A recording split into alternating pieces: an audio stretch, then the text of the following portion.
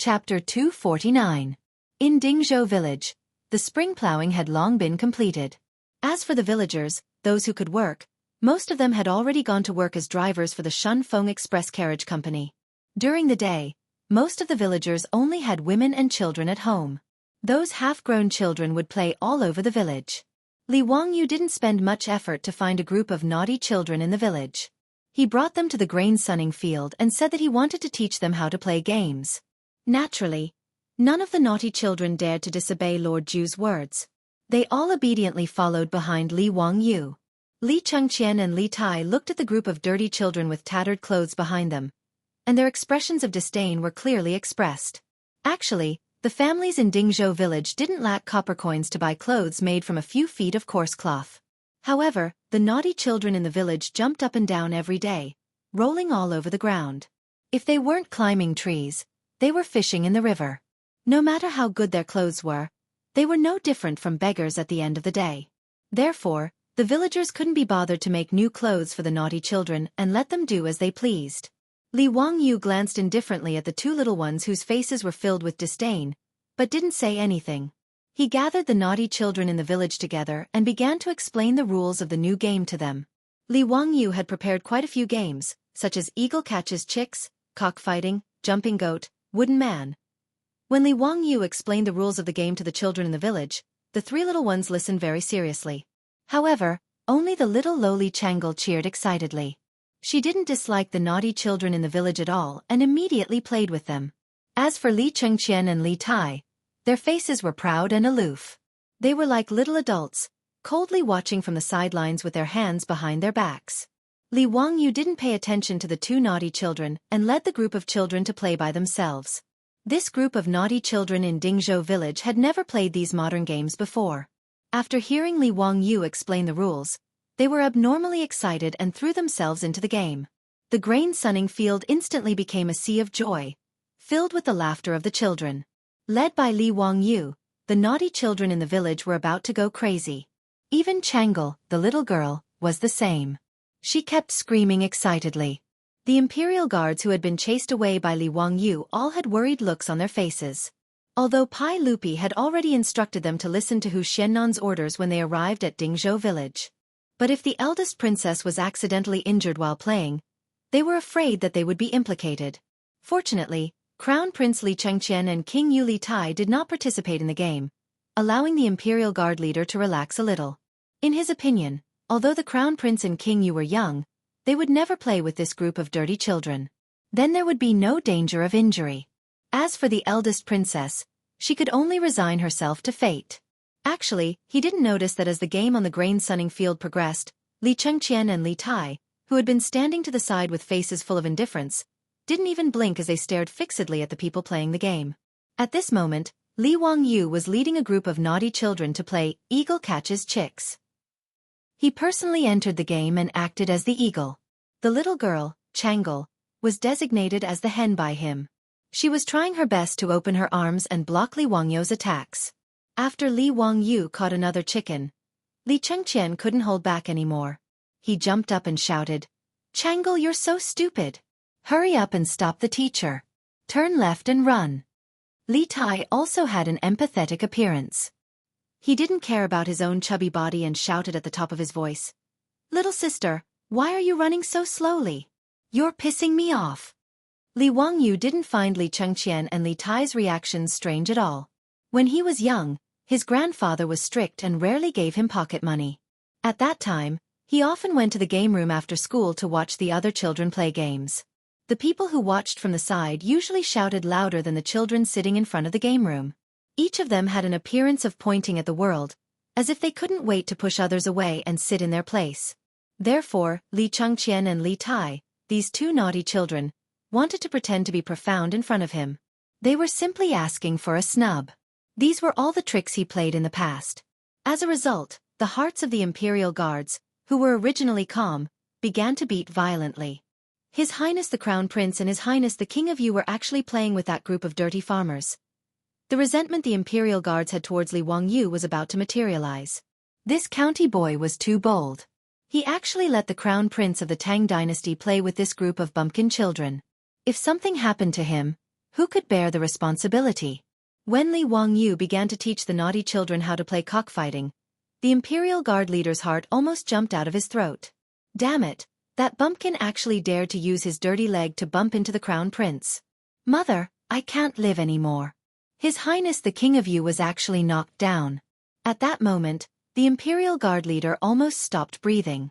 He really wanted to rush up and grab all of these rebellious naughty children and give them a heavy beating. However, when he thought of Pai Lupi's orders and Li Wangyu's threatening glances from time to time, the Imperial Guard leader could only grit his teeth and endure. He swore that when he returned to Chang'an City, he would find a door and use his connections. Even if he had to spend money, he would be transferred to another place. He was determined not to be the Imperial Guard leader anymore. If he was scared like this every day, he was sure that he wouldn't live past 40 years old.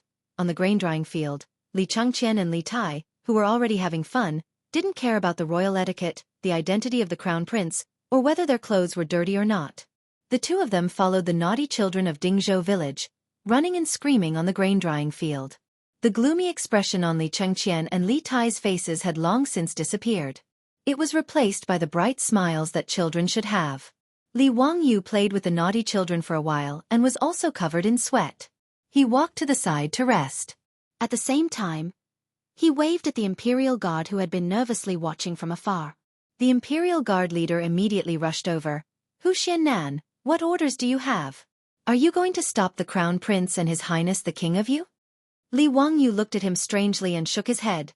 "Send someone back to my residence and send some cold drinks and food. Remember to send more, all of the children must have some." The Imperial Guard leader became even more depressed. Not only did he not stop the Crown Prince from playing such a dangerous game, but he also made him run errands and send food and drinks to the naughty children of the field. Uncle can endure, but Aunt can't. The Imperial Guard leader who couldn't bear it anymore punched his left chest and stood up. "Yes, Hu Xiannan. Wait a moment. I'll go immediately." He ran back like a wisp of smoke, called for his subordinates, and ran in the direction of the Li family. He was just the Imperial Guard leader. In the face of Pai Lupi's orders, Baron Hu Xiannan couldn't ignore them. He couldn't bear it anymore. He still had to bear it. The Imperial Guard leader felt wronged, but he didn't say anything. Chapter 250. Under Li Wangyu's painstaking enticement, the proud and pampered crown prince of the Tang dynasty and His Imperial Highness, the Prince of Yu, did not last long before succumbing. Together with Princess Chang'e, the two little brats played happily with the naughty children of Dingzhou village. It didn't take long for the originally gorgeous clothing of the three little ones to become no different from the naughty children of Dingzhou village. Seeing that they were covered in mud and had been scratched in many places, the Imperial Guard leader's eyes continuously twitched. Li Changqian, Li Tai, and the eldest princess did not care about these things. Today, the three little ones had completely let themselves go. In the world of children, making friends was always a simple matter. Even the proud and pampered Li Changqian and Li Tai, after a day of playing, each of them had made friends with a few pleasing little friends. Even when the Imperial Guards repeatedly urged them to return to the palace, they became reluctant to part with each other. Seeing this, Li Wangyu inwardly laughed. With such a good beginning, Li Wangyu was very confident that he could correct Li Changqian, who had been pampered since childhood, indulged in sensual pleasures, and led an increasingly absurd and dispirited life. As for Li Tai, he had been completely spoiled by Pai Lupi.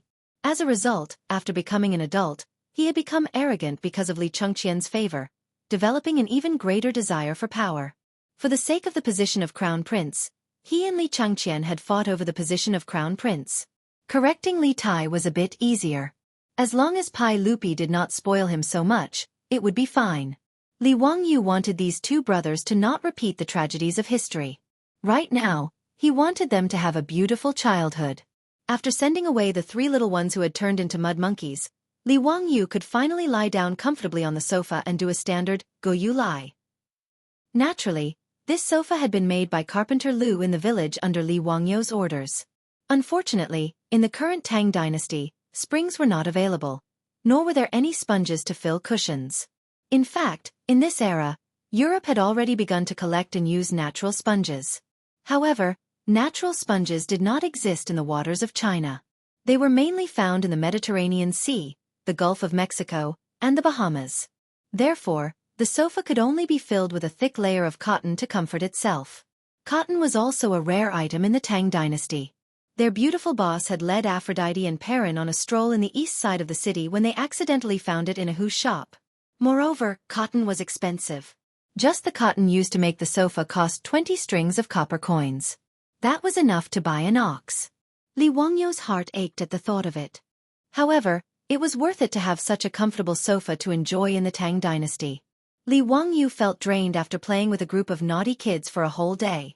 Slumping on the sofa, he wondered if he had done something wrong in his previous life that caused his soul to be tortured by Pai Lupi and his family after transmigrating to the Tang dynasty. Not only did he have to help Pai Lupi scare the rich and powerful families, but he also had to help him discipline 2 troublesome brats. It was really enough. However, when he thought about his manor that had already started construction and was expected to be completed in half a year, Li Wangyu felt that it made sense. Pai Lupi, this big boss, had given him a sufficient salary. As a wage earner, Li Wangyu's mentality was still very good.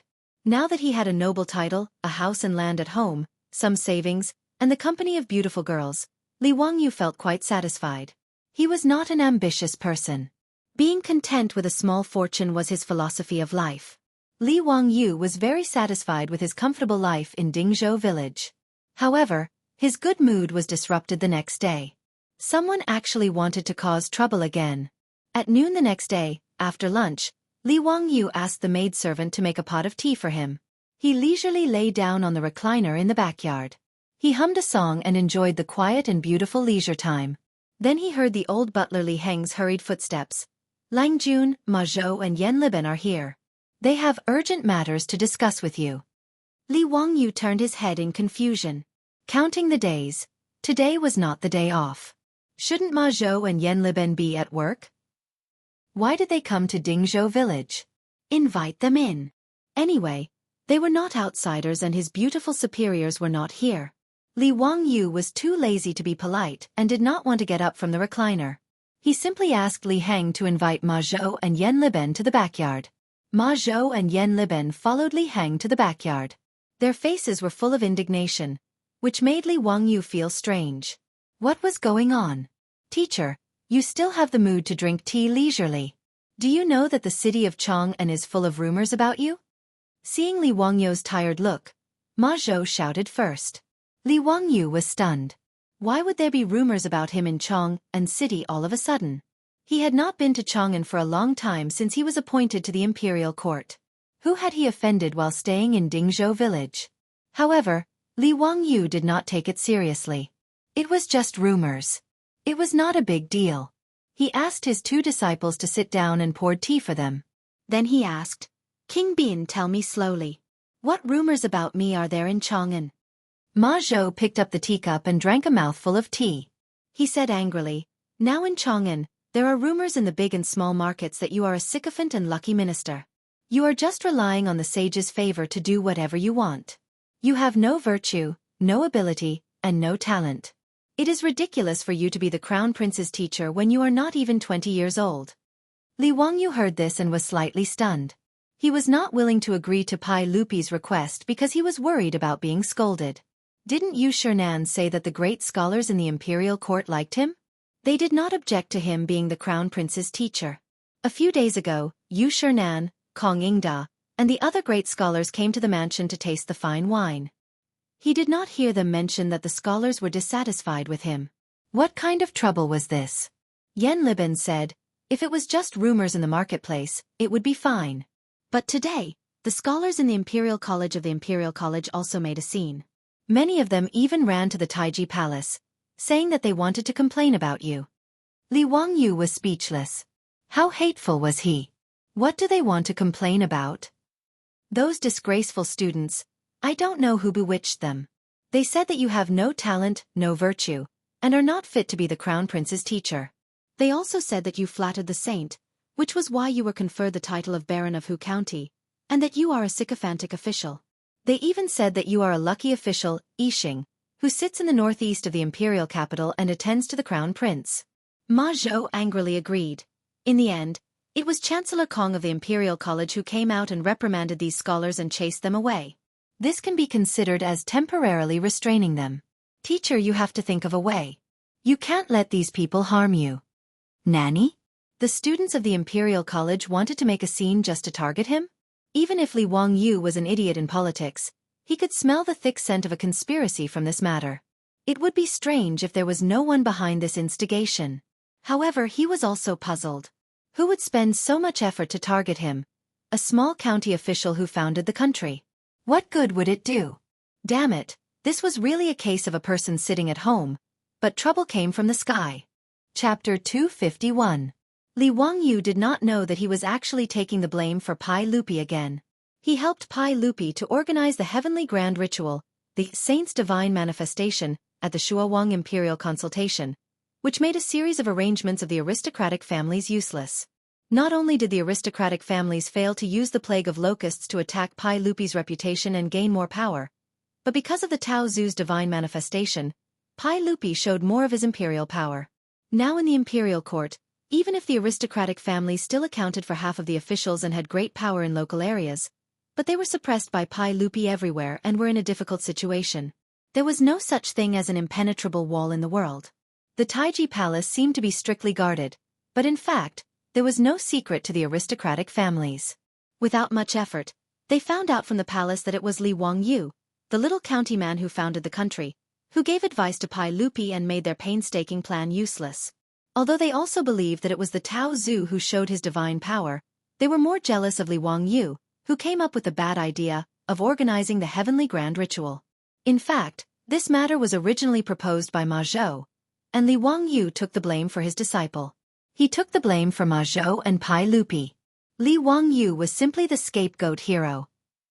Therefore, the aristocratic families such as the Zheng family of Xingyang and the Wang clan of Taiyuan regarded Li Wangyu as a thorn in their side. However, Li Wangyu was only appointed as the county man who founded the country. He did not enter the imperial court to hold an official position, so there was no evidence for them to use against him. However, this 16-year-old county man who founded the country was actually invited by Pai Lupi to be the crown prince and the king of Yu's army. This was beyond the aristocratic family's expectations, but it also gave them an excuse to attack Li Wangyu. The aristocratic family's usual tactic was to use their pen as a knife and use their influence in the scholarly circles to discredit others. Words hurt people more than swords and sabers. Even Pai Lupi, the emperor of the Tang dynasty, was put in a difficult position by the aristocratic families using such means. If it weren't for Li Wangyu's shenanigans, Pai Lupi probably wouldn't have had an easy time either. Originally, the Wang clan of Taiyuan was dissatisfied with Li Wangyu because of the annulment of the engagement. The Zhang clan of Xingyang was even more disgraced because of Zhang Kongbua. As for the Zhang clansman, Zhang Shangyi was demoted to the Yeding Palace, which made the Zhang clan of Xingyang hate Li Wangyu even more. Even if he couldn't touch Pai Lupi, he could still deal with a little boy from Huxian. Thus, under the manipulation of the aristocratic families, they used their usual methods to attack Li Wangyu. They asked people to spread rumors in the marketplace and then asked people to encourage students and scholars to make trouble in the Imperial College. These were all manipulated by the aristocratic families behind the scenes. Their purpose was to make Li Wangyu's reputation so bad that everyone wanted to beat him up. This move could not be said to be not vicious. If Li Wangyu's reputation was really bad, no matter how much Pai Lupi liked him and thought highly of him, he couldn't compete with the boiling public opinion. Public opinion could distort gold, and accumulation could destroy bones. Rumors were terrible. They could reverse right and wrong and put people to death. This was also the reason why Ma Zhou and Yan Liben hurried to Dingzhou village after the Imperial College students made trouble today. Li Wangyu was also stunned by the scene in Chang'an. This was the method of using public accounts and Weibo influencers to discredit their opponents in the entertainment circle of the future. He was originally quite calm, but because he was being smeared for no reason, he was also angered. Li Wangyu pretended to be calm and comforted his two students. He told them not to worry and that he had a plan. Ma Zhou and Yan Liben were worried that their little teacher would be at a disadvantage and wanted to say something, but they were stopped by Li Wangyu. After sending away Ma Zhou and Yan Liben, who came to report, Li Wangyu immediately jumped up from the recliner. Counterattack. This kind of thing must be counterattacked. Did they really think that he, Li Wangyu, was made of clay? If the tiger doesn't show its power, you think I'm Hello Kitty? He also vaguely guessed who was targeting him. It seemed that in the Tang dynasty, other than the Li clan of Hu County, He only had grudges with the Zhang clan of Xingyang and the Wang clan of Taiyuan. The Li clan of Hu County probably didn't have the ability to set up such a trap. Other than the 5 clans and 7 nobles, there was no one else who could incite the students of the Imperial College to make trouble. Thinking of this, Li Wangyu became more and more angry. The Wang clan of Taiyuan and the Zhang clan of Xingyang were really haunting him. He just stayed in Dingzhou village and lived in a remote place, but they still remembered him. They were really domineering and unscrupulous. Wang Ziqiao of the Wang clan of Taiyuan found the head of the county government who had been working for 10,000 years and wanted to frame him. He hadn't taken revenge yet, but now they attacked him. It was really hateful. The cynical man paced back and forth in the backyard, thinking about how to fight back. Since they said that Li Wangyu had no talent and no virtue, then he would show his talent to the world and make them blind. But how to show his talent was a bit troublesome. After thinking about it, Li Wangyu decided to ask for help. Niu Wu, go to the carriage shop in Chong and City and find Su Chongqing. I have something urgent to find her. For crisis public relations, well, it was reliable to ask the beautiful boss to give him advice. This was the specialty of the top students of the University of Pennsylvania. Li Wangyu didn't feel that there was anything embarrassing about asking a beautiful superior to give him advice. After Su Chongqing hurriedly returned from Chong'an City, Li Wangyu pulled her into the study and closed the door. The two of them discussed in whispers for a long time. When the door of the study was opened again, Li Wangyu called Niu Wu again and told him a few words. Niu Wu nodded and rode to the county seat of Hu County. The next day, in the legislative hall of Taiji Palace, Pai Lupi was losing his temper. Yesterday, the students of the Imperial College made trouble, which made Pai Lupi aware that someone was targeting Li Wangyu. Before he could ask the 100 Horsemen Department to investigate the cause, the Imperial Censor had submitted a memorial to impeach Li Wangyu from Hu County. He was young and inexperienced, without talent or virtue, and was unfit to be the Crown Prince's tutor. Li Er had vented his anger in front of all the officials in the imperial court. It could be said that he had used his dignity as an emperor to temporarily suppress this matter. If Li Wangyu could guess who was targeting him, so could Pai Lupi. Other than those aristocratic families, no one else would dare to do such a discrediting method. Only the noble clans had such influence. Pai Lupi knew that Li Wangyu had probably taken the blame for him, causing the noble clans to hate him. That was why he was targeted like this. It was precisely because of this that Pai Lupi was so furious. His own nephew had taken the blame for him. How could Pai Lupi not be angry? What made Pai Lupi even angrier was that he still didn't know how to clear Li Wangyu's name. If he issued an edict to refute it, he was afraid that it would add fuel to the fire and confirm that Li Wangyu was a lucky subject. This feeling of having power but not being able to use it made Pai Lupi feel suffocated. Just as Pai Lupi was sulking, he saw the eunuch from the 100 Horsemen Department, who was responsible for passing messages in the palace, enter the hall with a piece of paper. "What's the matter?" Pai Lupi asked in an unfriendly tone. The eunuch's expression was strange. He respectfully presented the piece of paper with both hands. "Your Majesty, you will know once you see it." Pai Lupi reached out his hand to take it and carefully looked it over. A moment later, the sound of Pai Lupi's loud laughter could be heard from the legislative hall. Chapter 252. The schools of the Tang dynasty were known as the 6 schools and 2 halls. The 2 halls referred to the Hongwen Hall and the Chongwen Hall. They were located in the East Palace and recruited the children of the royal family. They were the top-notch schools and had the fewest students. The 6 schools referred to the Imperial College, the 4 schools, law, calligraphy, and mathematics, all under the Imperial College. Although the Imperial College, and the 4 schools all studied the Confucian classics, they recruited students based on the grades of officials. The Imperial College recruited the children of officials of grade 3 and above and had 300 students. The Imperial College recruited the children of officials of grade 5 and above and had 500 students. The 4 schools recruited the children of officials of grade 7 and above and had the most students. They were mainly selected from the counties and provinces and were mostly outstanding children of officials. There were a total of 1,300 students. The law, calligraphy, and mathematics were for children of grade 8 and below and commoners. Those who studied law, those who studied calligraphy, and those who studied mathematics added up to less than 100 people. It was a pitiful sight. The Imperial College of the Tang Dynasty was located in the Zhongwu workshop of Chong'an City. The Imperial College took up half of the workshop in the west. The Zhongwu workshop and the Pingkong workshop were only separated by a 100-meter-wide Xiamen Street. It was really convenient for these students to search for artistic inspiration. The students who caused trouble were mainly from the Imperial College. The main reason was that close to half of the students in the Imperial College were born in aristocratic families. Yesterday, these students were scolded by the Imperial College's Chancellor Kong Yingda and were forced to disperse. However, they were not going to let the matter rest. Within the Imperial College, students from the Zhang family of Xinjiang and the Wang family of Taiyuan gathered a group of Imperial College students and prepared to cause trouble outside the Imperial City again. The leading student of the Zhang family raised his arms and shouted, "If we don't get rid of the traitors, the country will not be at peace. How can we, the Imperial scholars, sit by and watch such a scoundrel without virtue and talent lead the crown prince astray? Everyone, that Li Wang Yu from Hu County is bewitching the saint. How can we sit by and do nothing?" The Imperial College students all felt that they were righteous people who were helping the country get rid of evil, so they all agreed.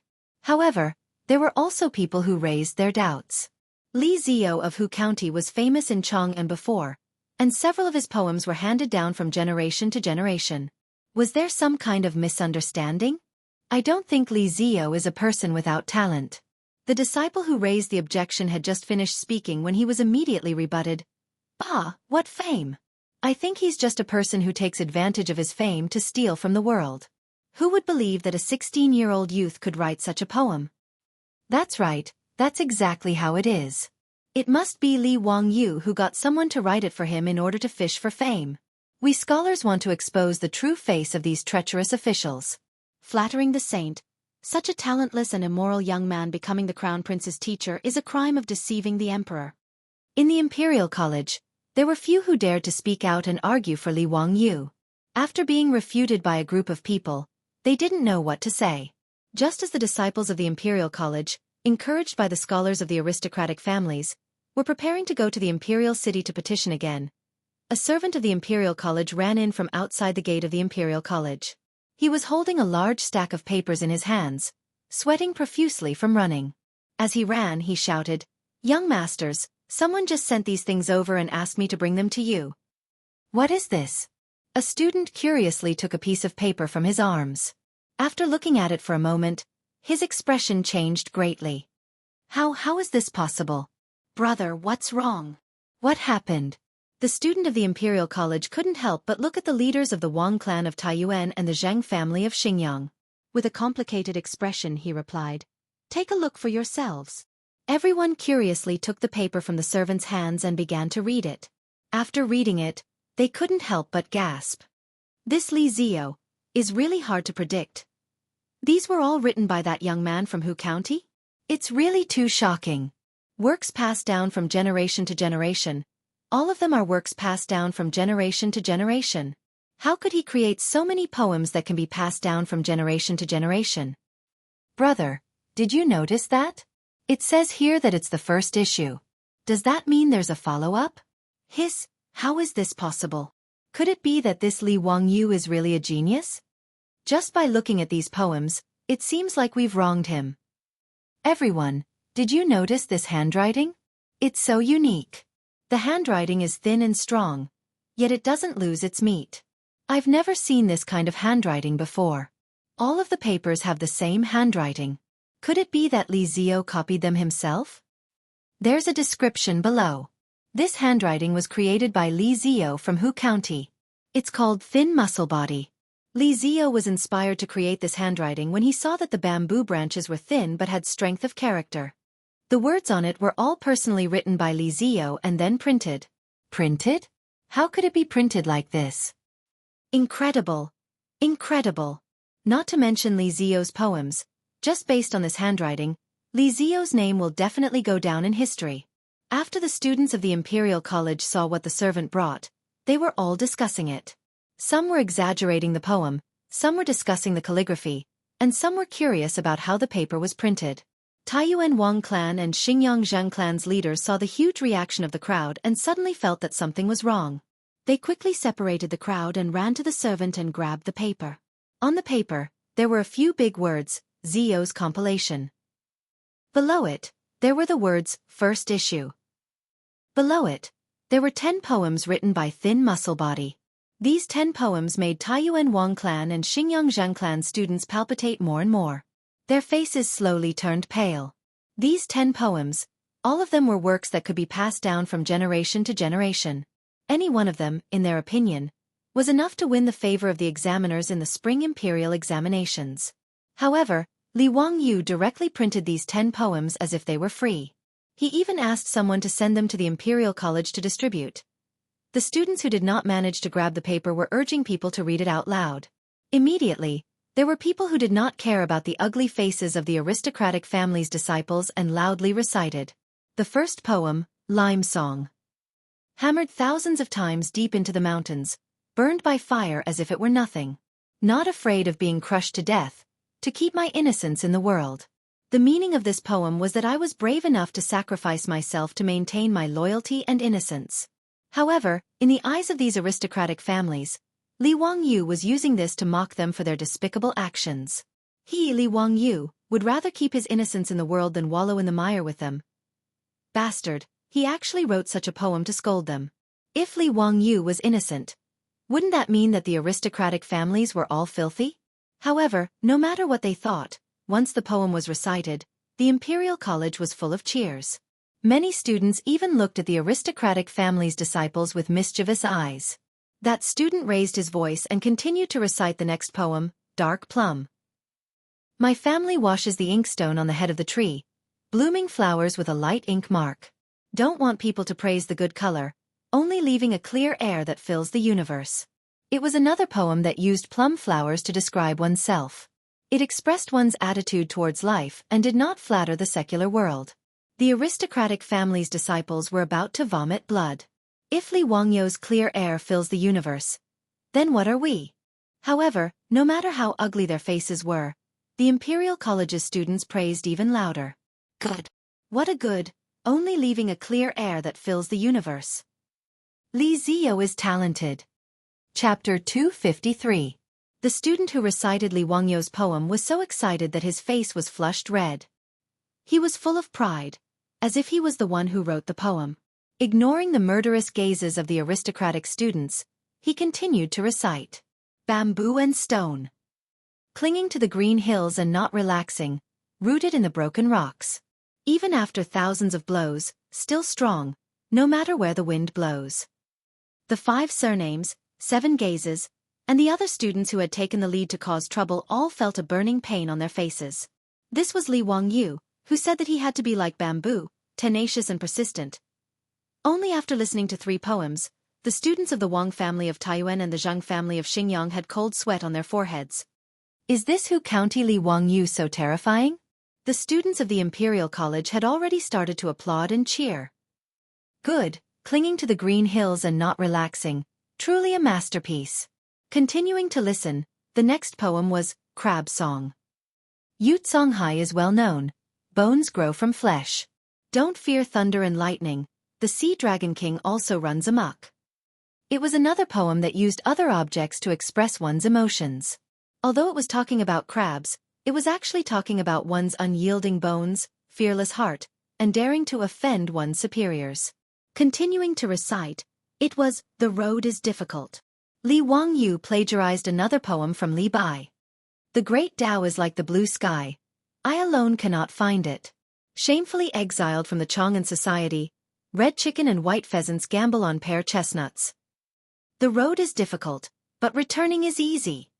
This was Li Bai saying that he was unwilling to follow those aristocratic students in Chang'an and fight like a dog. Bowing to the aristocratic families was not what Li Bai wanted. The road is difficult. I can only return. However, the students of the Imperial College thought that Li Wangyu was talking about his own experiences. Everyone seemed to see a young man who was unwilling to follow the aristocratic families. They could not help but feel that he was wronged. When they thought about how they almost helped the tyrant and beat this young man into a traitor, they felt ashamed. How could a young man who could write such a poem be a treacherous traitor?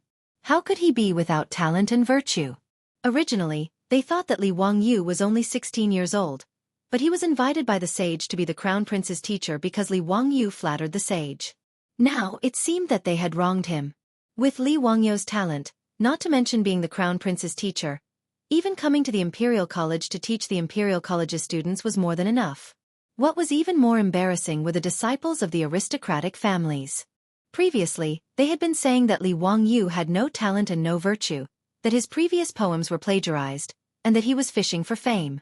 In the end, Li Wangyu threw out 10 masterpieces without a word. This made the words and actions of these aristocratic descendants to encourage the crowd just now become as laughable as clowns in a comedy show. "Everyone, are we still going to the Vermilion Bird sect?" a student suddenly asked, causing everyone to look at him as if he was an idiot. "F***ck your sister. Are you going to embarrass yourself?" A scholar from the Wang clan of Taiyuan tore the paper in his hand into pieces and roared, "I don't believe it. I definitely don't believe that this was written by a 16-year-old young man. He must have plagiarized." His angry words caused the Imperial College's students to look at him with disdain. "Plagiarism? Why don't you copy it for us to see? How could someone who could write such a poem be someone else's weapon?" Actually, he didn't believe these words himself. After roaring, the Wang clan's student angrily separated the crowd in front of him and ran out of the Imperial College. Many students from aristocratic families followed closely behind. They all needed to rush back to their families to ask how to deal with this matter. Before these aristocratic descendants could return to report, the matter had already spread throughout Chang'an City. This was because at this moment, there were four-wheeled carriages running past every square in Chang'an City, continuously scattering the Zio's compilation that they had seen just now. Li Wangyu's name today had become a hot topic in Chang'an City. In fact, the Wang clan of Taiyuan really didn't wrongly accuse Li Wangyu. Li Wangyu really did plagiarize the poems. However, he only copied the poems of the big shots of the later generations. There were 300 poems of the Tang and Song dynasties, and there were many poems in his mind. Originally, Li Wangyu would have taken the initiative to plagiarize the poems of the big shots in a high-profile manner. He was forced to throw out 1 or 2 poems to deal with the task. However, yesterday, when he learned that the aristocratic families had actually mobilized the scholarly community to attack and discredit him, Li Wangyu couldn't care less. He could only walk his own path and leave the big shots of the later generations with nowhere to go. He and his beautiful boss discussed for a long time and felt that if he wanted to resist the pressure of the aristocratic family's public opinion, he could only display his talent in a high-profile manner. However, the Tang dynasty wasn't like the later generations, where one could post videos on Weibo and TikTok to quickly accumulate popularity. There were also no newspapers or media outlets to use. How to quickly display oneself was a problem. Li Wangyu couldn't help but sigh and say, "Sigh, it would be great if there were newspapers. They could pay for an exclusive interview or something. The effect would be great." Su Chongqing couldn't help but roll her eyes at him. "Newspapers? Do you want to go on TV? If there were newspapers, would you have the chance to plagiarize 300 poems of the Tang and Song dynasties?" After being rebuked by his beautiful boss, Li Wangyu could only touch his head and smile foolishly. He thought of the flyers and small advertisements he often distributed when he was in college and couldn't help but have an idea. He couldn't do newspapers. After all, there was no movable type printing in the Tang dynasty. Although Li Wangyu and Su Chongqing both knew a little about the principles of movable type printing, they couldn't do it without spending time experimenting. However, there was no problem with using engraving printing to print flyers or something. He could completely print and distribute the poems he plagiarized on a large scale to prove his innocence. Li Wangyu, who originally didn't want to be famous, now realized that in the Tang dynasty, fame was also very important. Wasn't the reason why the aristocratic families could compete with Pai Lupi in such a high-profile manner because of the fame they had accumulated over thousands of years? If Li Wangyu was a famous scholar like Yu Shernan or Kong Yingda, would the aristocratic families dare to smear his name? Li Wangyu's idea was supported by Su Chongqing. In the absence of effective dissemination channels, distributing flyers like the later generations seemed to be a good choice. After the two discussed the details, they decided on the plan to spread their fame by distributing flyers. Li Wangyu immediately copied the poems and gave them to Niu Wu. He asked him to go to the county seat of Hu County and find a printing house to print them. However, to Li Wangyu and Su Chongqing's surprise, Niu Wu went to the county seat of Hu County and quickly returned with a piece of bad news. The printing house in Hu County didn't have the ability to print Li Wangyu's flyers because no one had ever heard of engraving printing. Li Wangyu was stunned for a while when he heard this. Then he slapped his head. "Damn, I forgot. Not only did movable type printing not appear in the beginning of the Tang dynasty, but engraving printing wasn't even invented yet. Chapter 254. Li Wangyu had also forgotten that books in the early Tang dynasty were still handwritten. Engraving printing did appear in the Tang dynasty, but it was only the second year of Zhengguan, so there was no engraving printing. Li Wangyu remembered that the earliest record of engraving printing was after Empress Zhang's son passed away. In grief, Pai Lupi ordered people to use engraving printing to print out Empress Zhongxuan's female principles. However, that was 10 years after Zhengguan. In the Tang dynasty, there were many poor scholars who relied on helping people copy books to earn a meager income to support their families. Because of this, it was very difficult for books to spread. The reason why the aristocratic families were able to obtain so much political power and influence was also greatly related to the value of books. Books represented knowledge, and the aristocratic families that monopolized knowledge were naturally able to obtain many benefits from it. The reason why the aristocratic families disappeared in the river of history at the end of the Tang dynasty was not only related to the prosperity of the imperial examinations and the large-scale massacres of aristocratic families in the Huangqiao uprising, but more importantly, with the development of printing, books became cheaper and cheaper. The large-scale dissemination of knowledge caused the aristocratic families to lose their monopoly. The bookstores in the Tang dynasty should be called copying bookstores. The owners of the bookstores hired poor scholars to copy books and sell them. These books that were manually copied were very expensive. Of course, there was also printing, but printing mainly referred to rubbing, which was to use stones to carve tablets and then make rubbing. It was because printing was not popular that there were no bound books in the Tang dynasty. Instead, scrolls were popular. Reading a book was like looking at a painting, which needed to be slowly unfolded. Every time Li Wangyu saw Guan Yu reading a thread-bound book on TV in the Three Kingdoms, he couldn't help but want to spit at the director. Did you transmigrate into the past as well? Where did the thread-bound books come from in the Three Kingdoms? Before the invention of papermaking in the Han Dynasty, it was bamboo slips and books. From the Han Dynasty to the Tang Dynasty, it was scrolls and books. After the invention of engraving printing in the Tang Dynasty, thread-bound books began to appear, which was the book style that the later generations were used to. Niu Wu went to the bookstore in Hu County and naturally returned without any results. Regarding this, Li Wangyu also had a headache.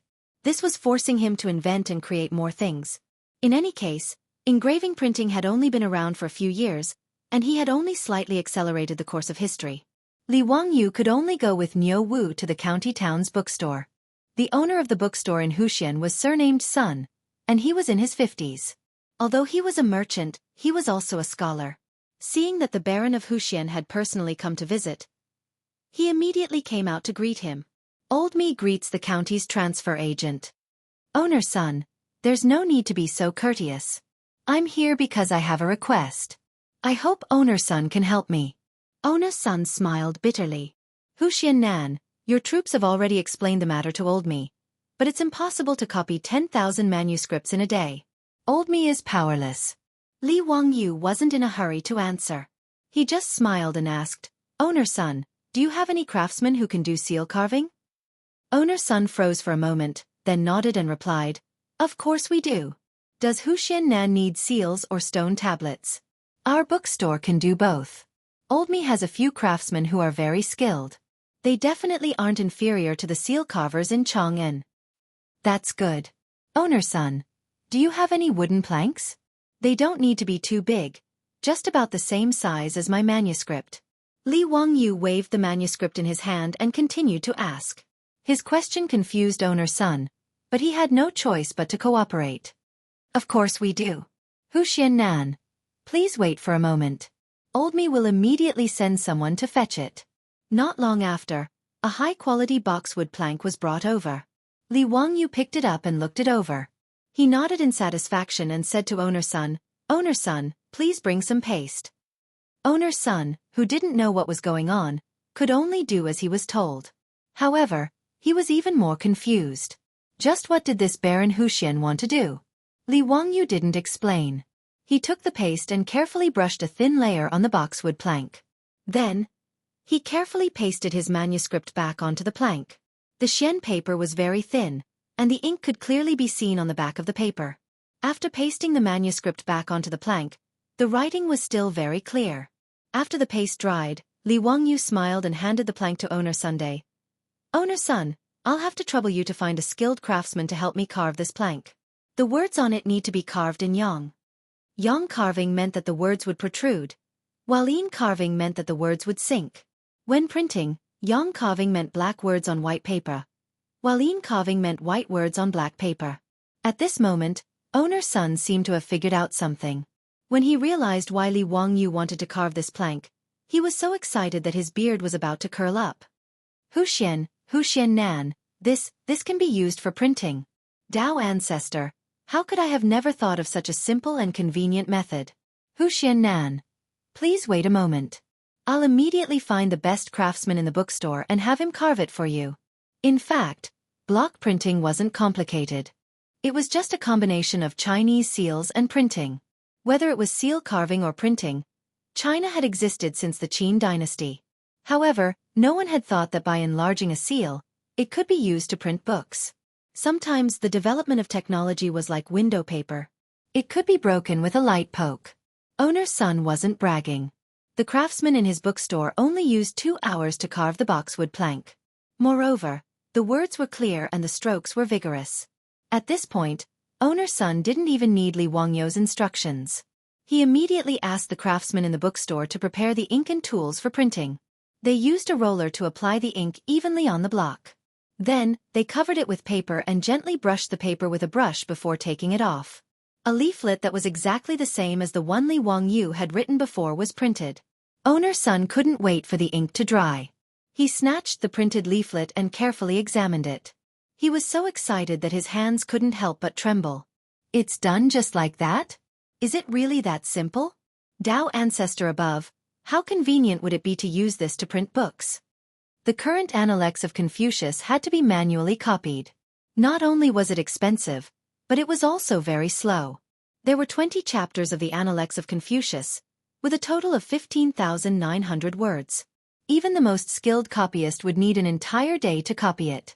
Just now, he'd asked the craftsman in the bookstore to try printing with the block. Not only was it beautiful and the words were clear, but a craftsman could also print thousands of copies in a day. Although a block could only print a portion of the book's contents, he could carve many blocks and print them at the same time. In other words, if necessary, his bookstore could print thousands of copies of the Analects of Confucius in a day. Moreover, the price might be 1/10 of the original copy, or even less. After a simple calculation, the result left owner Sun on the verge of fainting. Happiness had come so suddenly. Chapter 255. With the engraving printing technique, the 10,000 leaflets that Li Wangyu needed were not a problem at all. He just needed to carve 2 more engraving plates and print them together. Owner Sun calmed down his excited mood, rubbed his hands, and looked at Li Wangyu uneasily. Huxian man, look at the engraving technique. Li Wangyu naturally understood what he meant. Li Wangyu did not value the engraving printing technique, so he just nodded indifferently. I'll give you the engraving printing technique, but I have to print a lot of things these days. Before Li Wangyu could finish his words, owner Sun immediately patted his chest and promised, Old me will only take the cost of the paper. The engraving, ink, and labor will all be borne by old me. Huxian man, what do you think? Seeing that the owner of the bookstore was so agreeable, Li Wangyu naturally nodded and agreed. Although paper was invented in the Han Dynasty, the price of paper was still high until the Tang Dynasty. His leaflets this time used a lot of money, so owner Sun of the bookstore did not dare to pat his chest and say that he would bear the cost alone. After settling the matter of the engraving printing, Li Wangyu's propaganda offensive began smoothly. The next day, after getting the leaflets from the bookstore, Li Wangyu asked Niu Wu to send all the leaflets to the Shunfeng Express Carriage Company, and use 4-wheeled carriages to throw out a large number of leaflets. In particular, he asked people to send a large number of leaflets to the directorate of Ziban Square to vent his anger. That was why the previous scene happened. And what the 100 Horsemen Department reported to Pai Lupi was exactly this. Pai Lupi laughed and praised Li Wangyu's counterattack. Li Wangyu's move also stunned the aristocratic families. In an era where news was spread by word of mouth, they had never heard of someone who could print his own work on a large scale and then distribute it everywhere as if it did not cost money. Previously, they tried their best to smear Li Wangyu, but they could only send people to various markets in Chang'an City to spread rumors. How could the effect be compared with Li Wangyu's generous leaflets? Yesterday, it was still widely known in Chang, and that Li Wangyu of Hu County was a lucky courtier. Today, Li Wangyu's Zio's compilation was being circulated all over the capital, making the aristocratic families even depressed. Their method of smearing their political opponents could be said to be successful, but they did not expect that Li Wangyu would stumble. None of the discerning people in Chang'an City would believe the rumors that they had been spreading. If someone said that Li had no talent and virtue, they would be spat in the face. To be able to write such a poem, not afraid even if my bones are crushed, I want to keep my chastity in the world, how could he be a sycophant without virtue and talent? In an era when paper was still expensive and most people were illiterate, people naturally had a sense of trust for the words written on the paper. Even the illiterate residents of Chang'an City kept the leaflets carefully when they got them. There were even scholars in Chang'an City who held the leaflets and read it aloud while shaking their heads. The passers-by were amazed and talked about it. In the Peace House and the Hu People's Taverns in the West Market, there were immediately prostitutes who began to sing Li Wangyu's 10 poems, which made the guests in the brothel applaud. Li Wangyu's pamphlet did not have a single word of defense for himself. However, those 10 poems had made everything clear. They had also silently slapped the faces of those aristocratic families with loud slaps. In just half a day, the atmosphere of public opinion in Chang'an City was turned around by Li Wangyu's leaflets. Even in the directorate of Wuban Square, no students were discussing whether Li Wangyu was a sycophant. Instead, they were discussing his poems with interest and whether there would be a second issue of Zio's compilation. On the other side of the daily court, Pai Lupi proudly asked the ministers in the hall with Li Wangyu's leaflets in his hand. "My lords, yesterday there was an imperial censor that impeached a man from Wuxia County for being young and inexperienced, lacking talent and virtue. What do you think about this?" Zhang Sun Wuji, Fang Xianling, Du Ruhui, and the others were all smiling. They naturally knew that Li Wangyu had made such a big fuss. The imperial censor who impeached Li Wangyu yesterday was now blushing like a monkey's butt. The aristocratic families and ministers who agreed with him were also embarrassed and did not know how to answer Pai Lupi. "No one says anything? Humph. Zhan has here a few poems written by Hu Xiannan. Why don't you read them for everyone?" Li Er handed the leaflet in his hand to the eunuch, indicating for him to read it for the officials. In the hall, the chamberlain read the poems loudly with a sharp voice. Zhang Shangua, Zhang Yuanshou, and the others became more and more angry, but they could not do anything.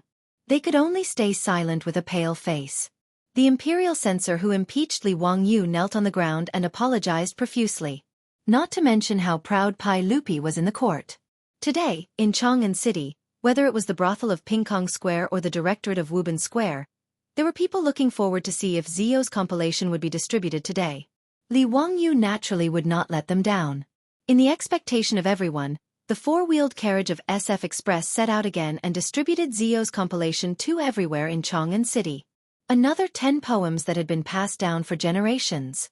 On the third day, there were still 10 poems. On the fourth day, there were no more poems on the paper. Instead, there were 2 essays, Love of Lotus and Epigraph of My Shack.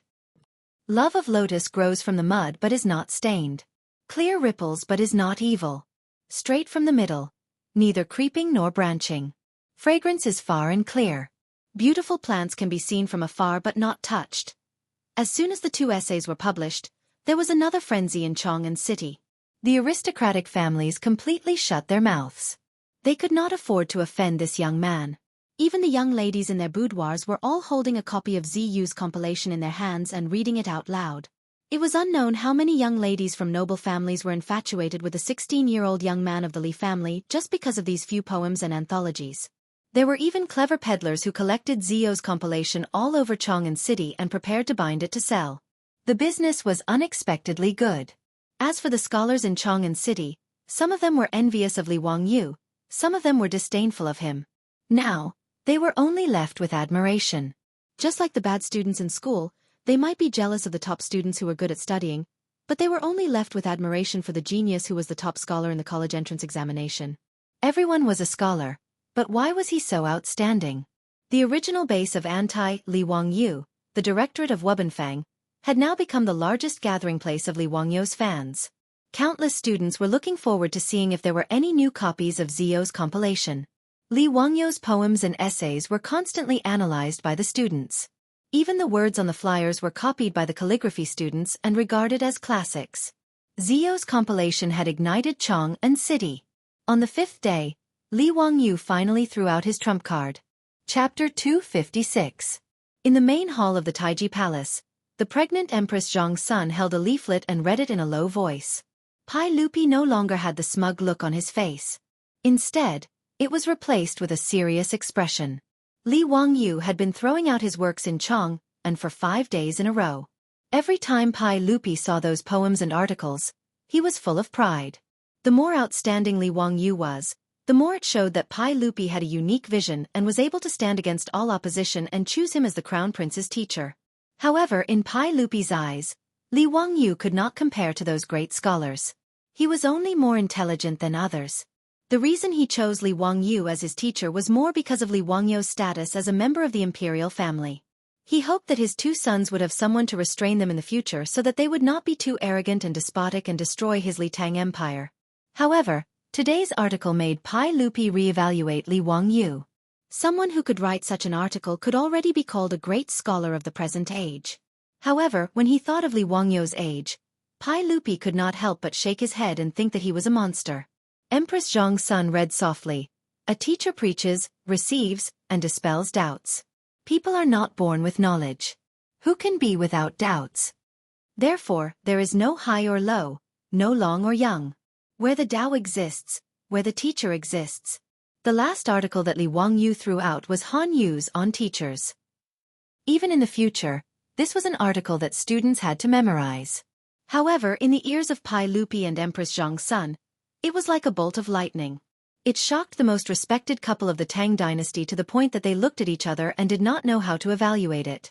After reading the article, Empress Zhong's son let out a long breath and said leisurely, "Erlang, Zio is a great talent. You have chosen a good teacher for Chengqian and Qingke." Pai Lupi replied, "Yes, I didn't expect Ziyu's talent to be so outstanding." "Haha, Maid Guanyin. You didn't see the expressions of those aristocratic family officials in the main hall today. They looked as if their fathers had died. How delightful." However, Empress Zhongxuan's beautiful eyes flickered. "Erlang, Chengqian, Qingke, and Cheng'll only go to Ziyu Manor to study for 2 days every 10 days. Isn't that too little?" Pai Lupi paused for a moment before nodding his head. "That's right, but it's too little. As the teacher of Chengqian and the others, how could Ziyu be so irresponsible? I think it would be best to visit Ziyu's residence every other day. I'm just afraid that Zio won't be willing." "How dare he? Second young master, why don't we do this?" In Lijiang Hall, the male and female lowered their voices and began to discuss. Far away in Dingzhou village, Li Wangyu couldn't help but sneeze a few times. His beautiful boss couldn't help but look at him with worried eyes. "Wangyu, be careful not to catch a cold." "It's fine.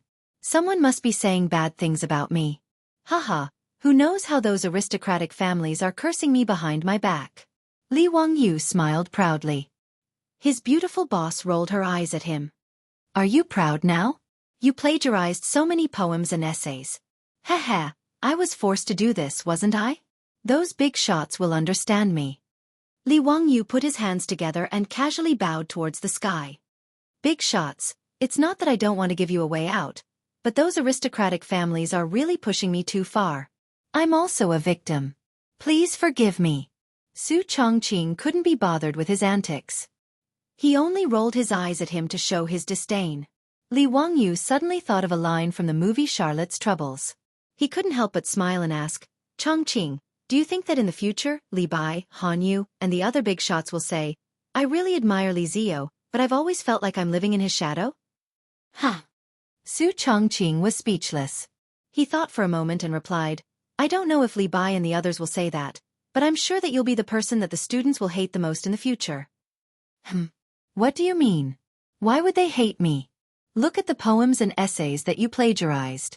How many of them are required to be memorized in the language classes of the future? Half of the book is signed by you, and they all have to be memorized and tested. Tell me, don't you think you'll be hated?" Li Wangyu was momentarily stunned by Su Chongqing's words. After pondering for a long time, it seemed to be true. A drop of cold sweat slid down Li Wangyu's forehead. F***ck, how much hatred would he receive in the future? Li Wangyu felt a chill down his spine when he thought of the countless students who would grit their teeth and memorize all the essays that were signed by him. Forget it. Anyway, that was more than 1,000 years in the future. They could do whatever they wanted. It was none of his business. Li Wangyu quickly threw this question to the back of his mind. He moved closer to his beautiful boss and began to flatter her with a cheeky smile. However, he didn't know that a huge wave had been set off in Chang'an City because of this on teachers. Previously, the poems and essays that Li Wangyu threw out were only indirect responses to the slandering of him by the aristocratic families. However, this on teachers was seen by the public as Li Wangyu's public reply and refutation of the slandering. This on teachers had a clear argument, a strict structure, a thorough reasoning, and a majestic momentum.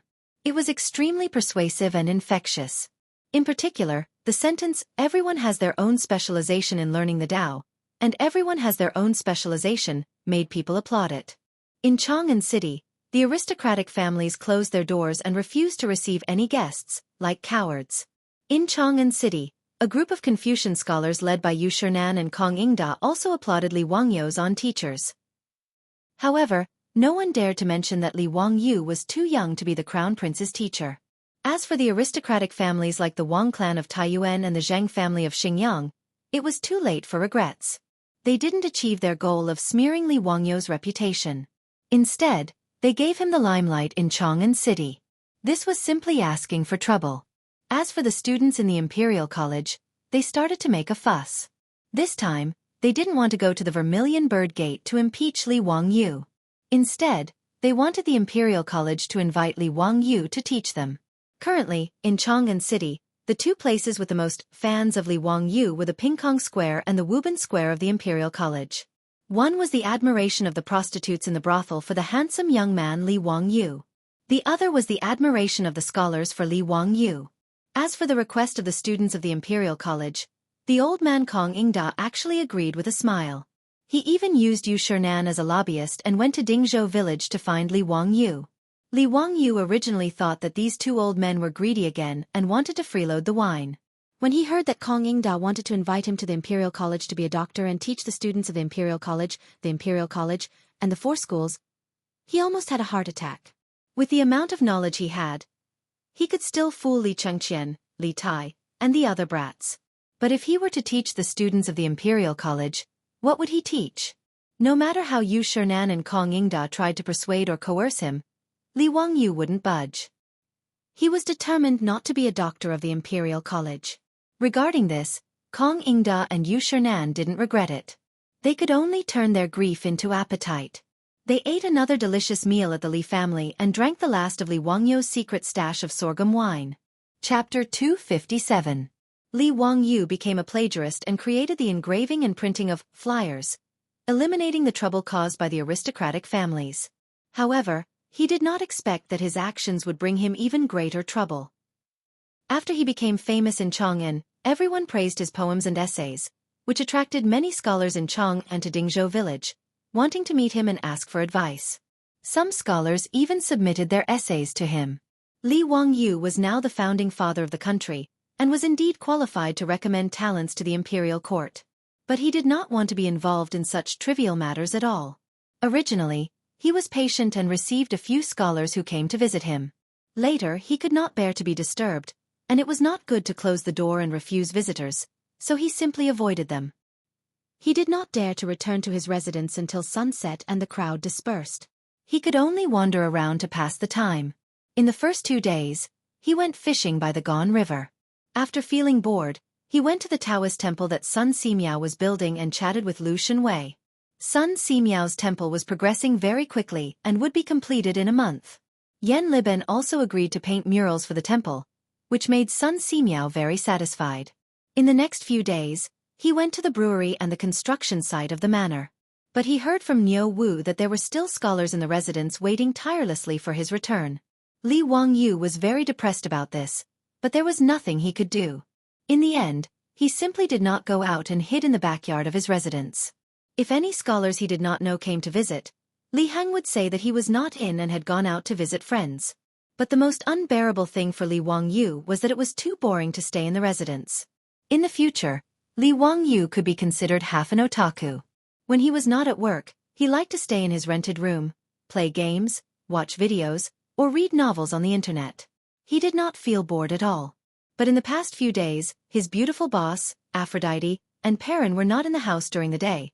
So he found that the Tang dynasty was really too boring and seriously lacked entertainment.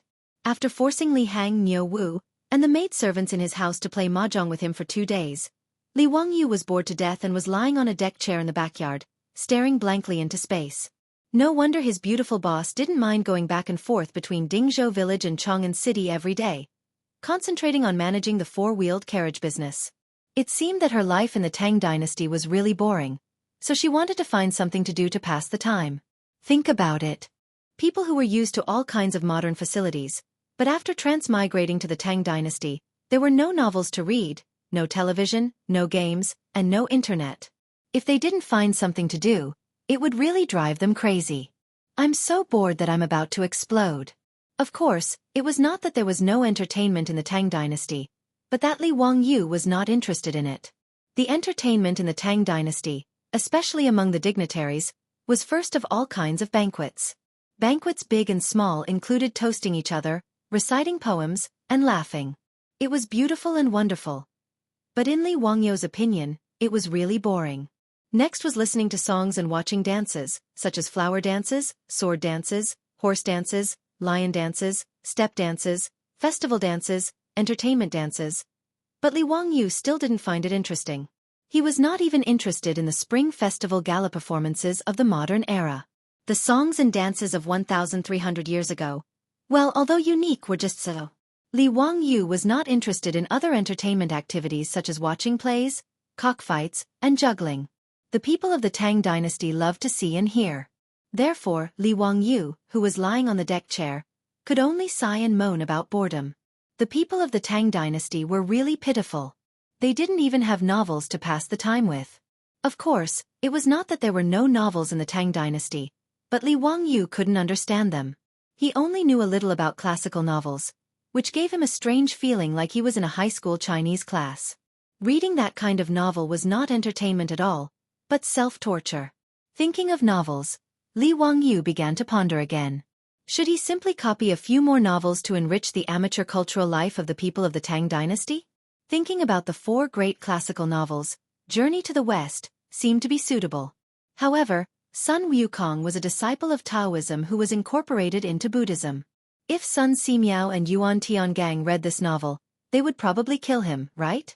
Forget it. I'm not afraid of this bad luck. I'll leave Wu Qinzhen to write it. Naturally, he couldn't write water margin either. Not to mention that he needed to modify the background of the story. The key was to write a story about a group of rebels. If Pai Lupi read it, he would probably ask him to explain clearly who he was trying to rebel against. Dream of the Red Chamber was a good book. If he modified it and brought it to the Tang dynasty, it would probably make those scholar ladies love it to death. But the biggest problem was that Li Wangyu had never read Dream of the Red Chamber. In fact, it wasn't that he hadn't read it.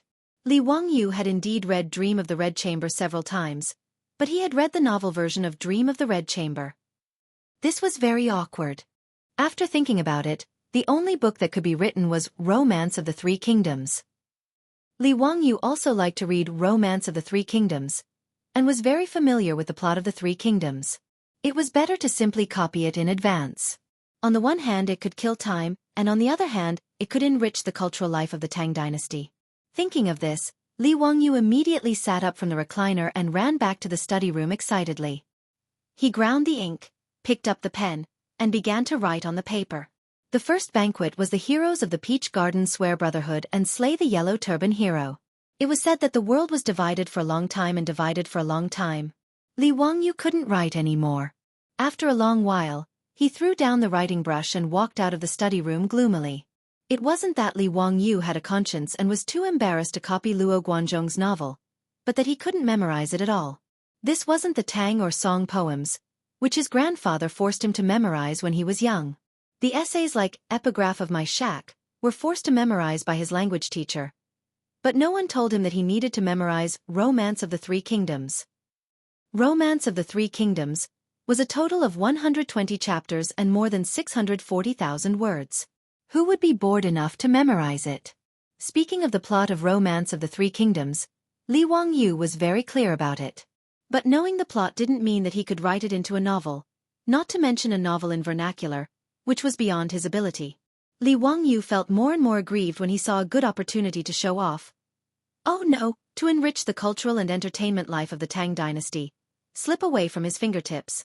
After his beautiful boss came back, he gloomily mentioned his failed attempt to copy Romance of the Three Kingdoms, which made Su Chongqing laugh for a long time. However, after Su Chongqing laughed, he also felt a little regretful. If only my phone still had battery. Nonsense, I know that I can listen to music and play games. I've already regretted it 100 times. Su Chongqing shook his head. No, I mean I have a lot of novels saved in my phone like the 4 great classical novels. Li Wangyu looked at her with disdain. Even if your phone can call back to the 21st century, it's useless. A phone without battery is worse than a brick. Chapter 258. Li Wangyu was complaining about the unreliability of his beautiful boss when his body suddenly froze. After a long while, he whispered, Chongqing, do you still remember the content about generators in high school physics? Su Chongqing was also stunned when he heard this. After thinking for a while, he replied with uncertainty. It seems that when a conductor does the motion of cutting magnetic induction lines in a magnetic field, it will generate electric current? Is that so? Li Wangyu nodded and swallowed a mouthful of saliva. It seems that the Tang dynasty was also a magnet. His words made Su Chongqing couldn't help but cover his mouth with his hand, for fear of screaming out loud. After hesitating for a long time, Su Chongqing asked carefully, What do you mean? We can make generators in the Tang dynasty ourselves? Charge mobile phones? Li Wangyu wasn't convinced. He nodded and shook his head. I don't remember very clearly. That's middle school physics knowledge. My physics knowledge is very ordinary. Otherwise, why would I only be admitted to a second-tier university? Chongqing, you're a top student at the University of Pennsylvania. You should know how to do it, right? Su Chongqing glared at him angrily. I'm a liberal arts student. These words made the two of them stare at each other for a long time. After a long time, Su Chongqing couldn't help but laugh out loud. Forget it. If there's no electricity, then there's no electricity. Li Wangyu stubbornly said. No, I have to try. I don't believe that I can't make a simple generator. Generating electricity in the Tang dynasty 1,300 years ago, no matter how you looked at it, it felt like a fantasy. Even Li Wangyu himself was grumbling in his heart. Why did it feel like a novel from the modern era, with a strong taste of fantasy in it? But after thinking about it carefully, it didn't seem to be impossible. He remembered that in his middle school physics class, the chubby physics teacher had demonstrated the structure and function of a hand-crank generator to them in class. It was a coil rotating in a magnetic field, and it seemed to generate electricity. The principle wasn't complicated at all. When he shook the handle of the generator, the small light bulb lit up. To Li Wangyu, who had just come into contact with physics for the first time, it was very magical and left a deep impression on him. In fact, if Baidu existed in the Tang dynasty, it would be easy to make a simple hand-crank generator to charge a mobile phone after searching it on Baidu. Even many high school students with strong hands-on skills could do it. But Li Wangyu was a bad student, and Su Chongqing was a liberal arts student. It was not easy for them to come up with a generator that could charge mobile phones in the Tang dynasty. The two of them were clear about the principle of the generator, but how to cut the magnetic coil to generate the current was a very technical problem. Li Wangyu said that there were magnets in the Tang dynasty, but that was not true. Magnets were made using modern technology. In ancient China, only natural magnets could be used. Magnets were also known as compassion stones, magnets, and magnets. However, in the Tang dynasty it was very easy to buy natural magnets. All the major pharmacies sold them. That's right, natural magnets were a type of medicinal material used in traditional Chinese medicine. It was salty and cold. It was the meridians of the liver, heart, and kidney. It was used for palpitations, insomnia, dizziness, blurred vision, tinnitus, deafness, kidney deficiency, and wheezing. It was recorded in the Compendium of Materia Medica. No matter what, Li Wangyu intended to give it a try. If he could really make a generator that could charge mobile phones, it would be amazing. He asked Niu Wu to buy a large piece of natural magnets from the pharmacy and copper wire from the jewelry shop. Li Wangyu was ready to start his physics experiment class in the Tang dynasty. He pulled Su Chongqing with him, and the two of them racked their brains to recall the physics knowledge they learned in junior high and high school.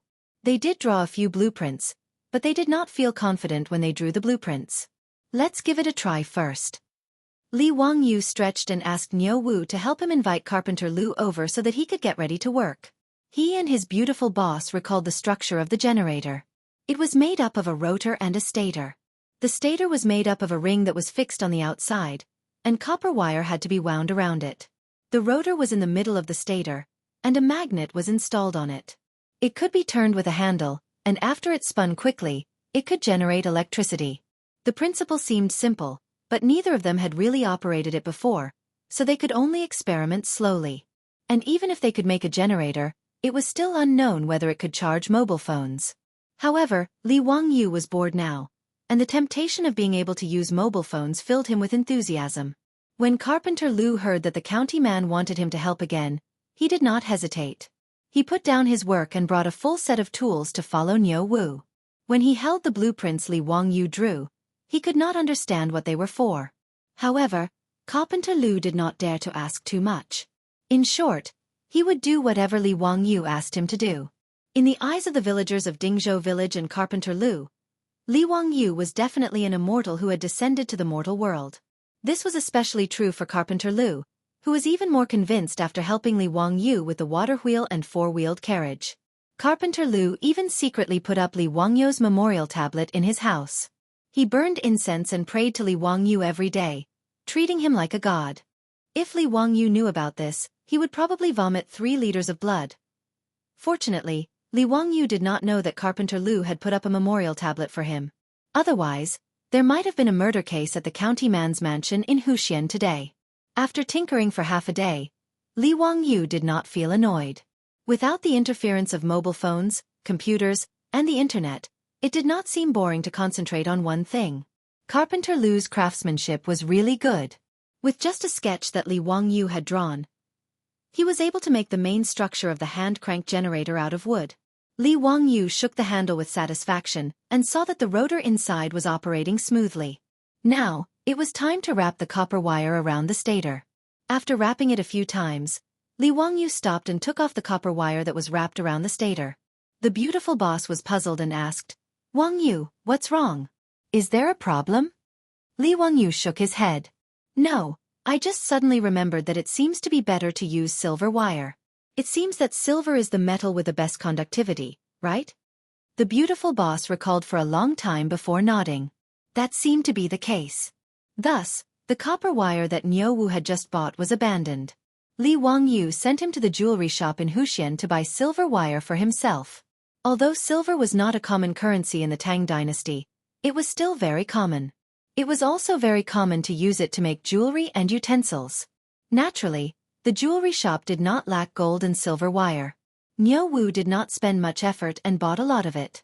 Although the handmade silver wire could not be compared with the industrially processed ones in the future, it was still quite exquisite. Li Wangyu could only say one word about the exquisite craftsmanship of the Tang dynasty's craftsmen. Seeing that Li Wangyu was about to wrap the silver wire around the stator, the beautiful boss called out to him. "Wait, Wangyu, why do I seem to remember that there were wires wrapped around the stator in the physics class?" Li Wangyu did not understand.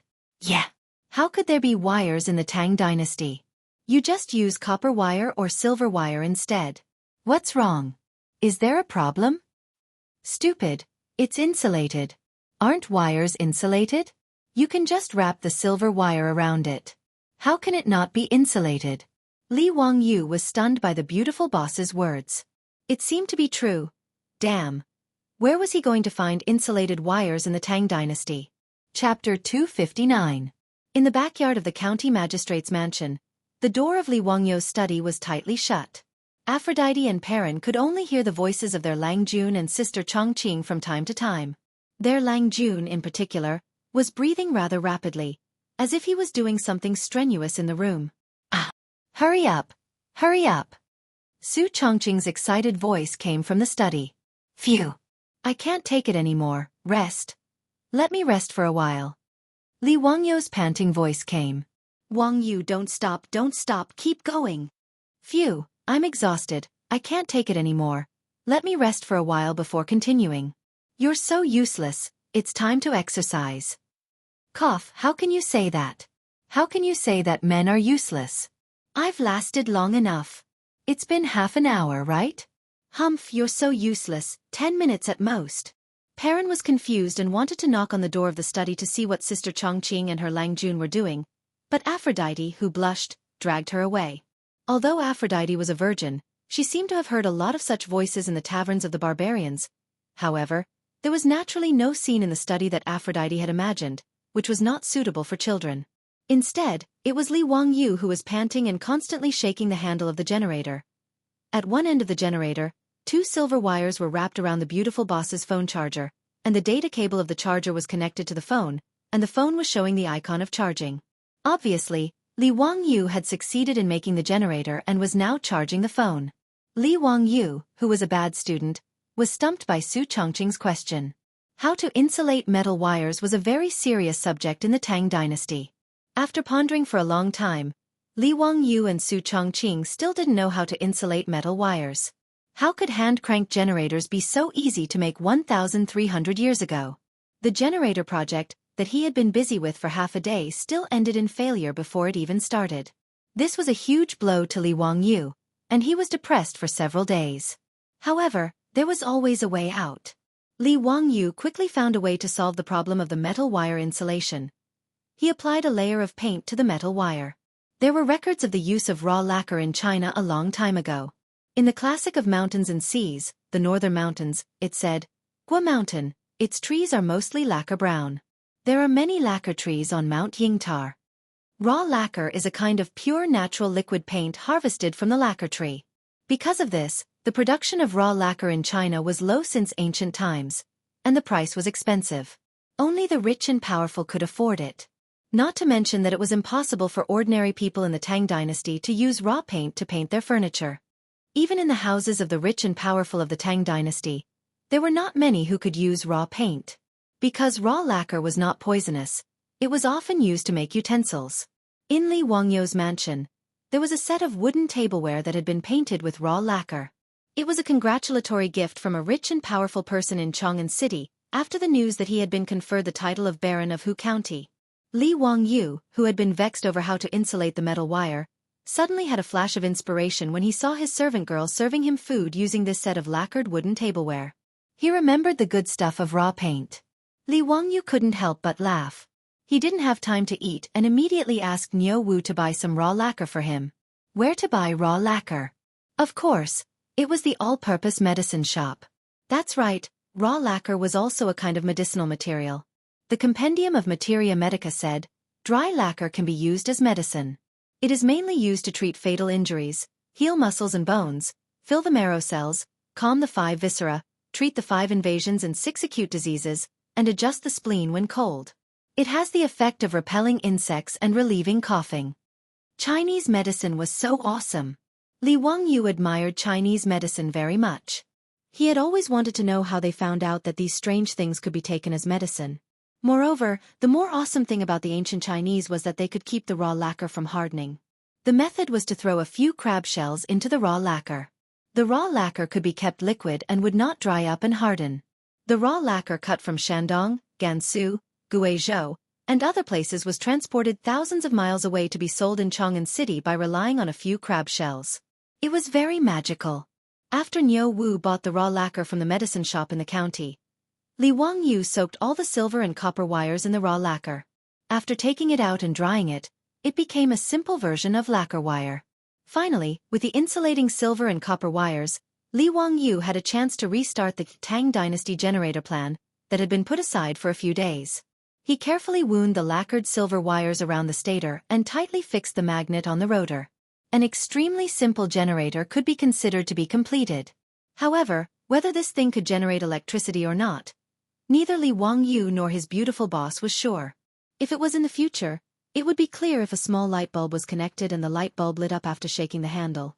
However, there was no such thing as a light bulb in the Tang Dynasty. To test whether the generator could generate electricity or not, they had to rely on a human experiment. Li Wangyu called Niu Wu over with a sneaky smile and let him hold the 2 ends of the silver wires. Lang Jun, what are you doing? Niu Wu asked foolishly. Li Wangyu held back his laughter and said casually, "Nothing. I made a little thing and let you try it.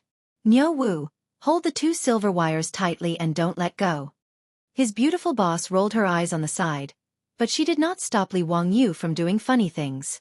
Anyway, now, except for the human body directly sensing it, she did not know whether the thing Li Wangyu fiddled with could generate electricity or not. Niu Wu was confused, but he did not feel that there was anything wrong. He held the 2 silver wires tightly with both hands and watched Li Wangyu quickly shake the handle. Ah! Niu Wu let out a scream and instantly threw away the 2 silver wires in his hands. Lang Jun, why did the silver wires bite? Niu Wu shook his hands and looked at the 2 silver wires connected to the hand-crank generator with a frightened expression. Li Wangyu and his beautiful boss's eyes lit up and stared at Niu Wu. "Niu Wu, you really felt it?" "Yes, it hurts a lot." "Lang Jun, what kind of magic are you fiddling with? Why did the silver wires suddenly bite? Did you turn them into spirits?"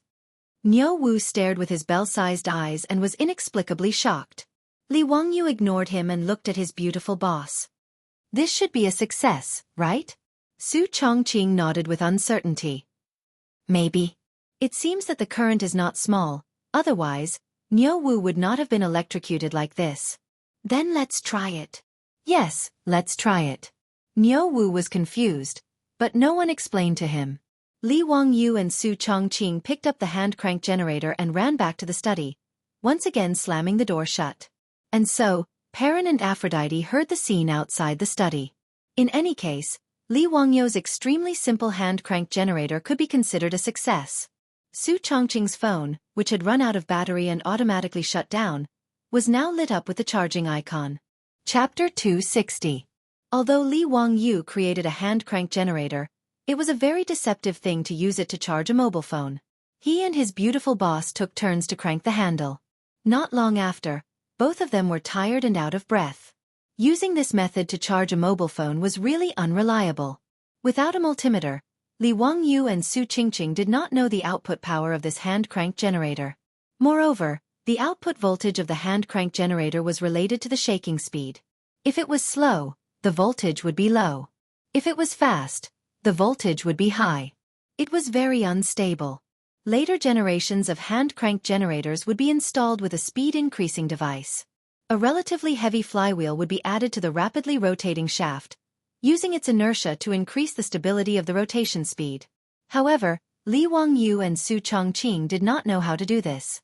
Being able to make the hand-crank generator generate electricity was already their limit. In order not to damage the mobile phone, Li Wangyu had to crank the handle at a constant speed to charge the mobile phone. And this task was impossible to complete without a few hours. I can't lift my hand." Li Wangyu cranked the handle for more than half an hour. He was so tired that he almost stuck his tongue out. The key was that his arm was sore and unbearable. He really could not continue. And the battery shown on the mobile phone screen was less than 10% charged.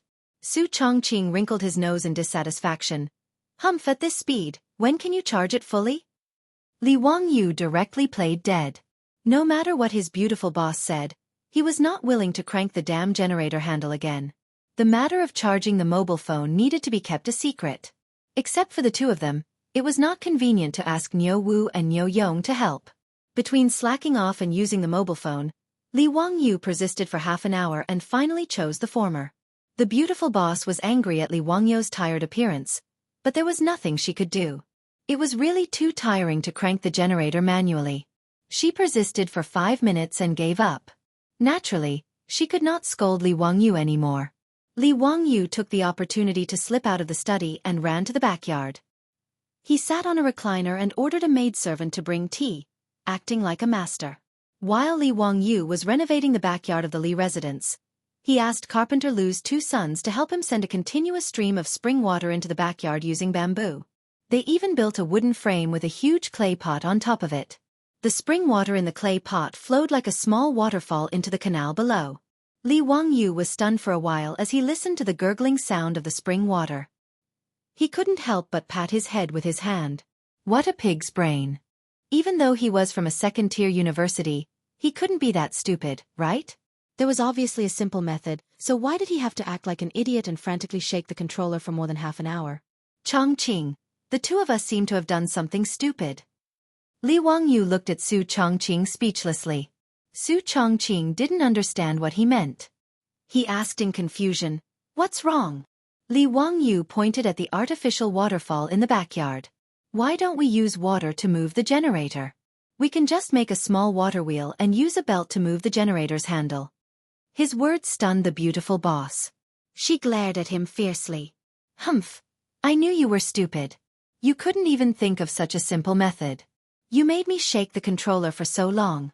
Why don't you go and find Carpenter Lu?" Li Wangyu was stunned by Su Chongqing's words. How could he be reasonable? This was clearly his idea. How could he say that he was in the wrong? Moreover, you clearly only shook it for less than 5 minutes, but he shook it for half an hour. Fortunately, Li Wangyu also knew that he couldn't reason with a beautiful woman.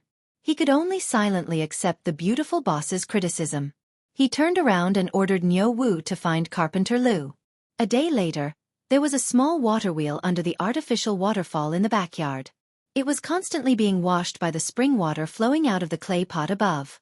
A round wheel was installed on the axle of the water wheel. Li Wangyu installed a belt on the wheel to replace the belt pulley. The other end of the belt was connected to the generator, driving the generator's rotor to rotate at a uniform speed. Li Wangyu also asked Carpenter Lu to build a small house the size of a sentry post with logs in the backyard and put the generator in it. In the future, he and Su Chongqing would come to the small wooden house to charge their phones to avoid exposing their secret.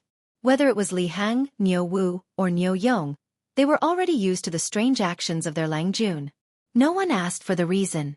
In the study, Li Wangyu looked at the phones that were finally charged. He was very excited. Before he was ready to turn on the phone, he went to wash his hands. He was just short of burning incense and praying.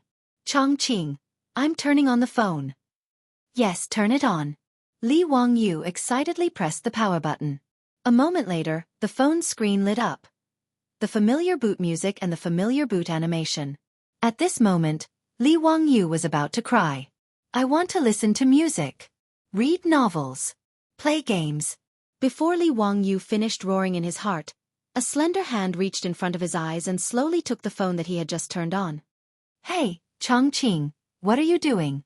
Li Wangyu asked unhappily. The beautiful boss smiled. "Nothing, this is my phone."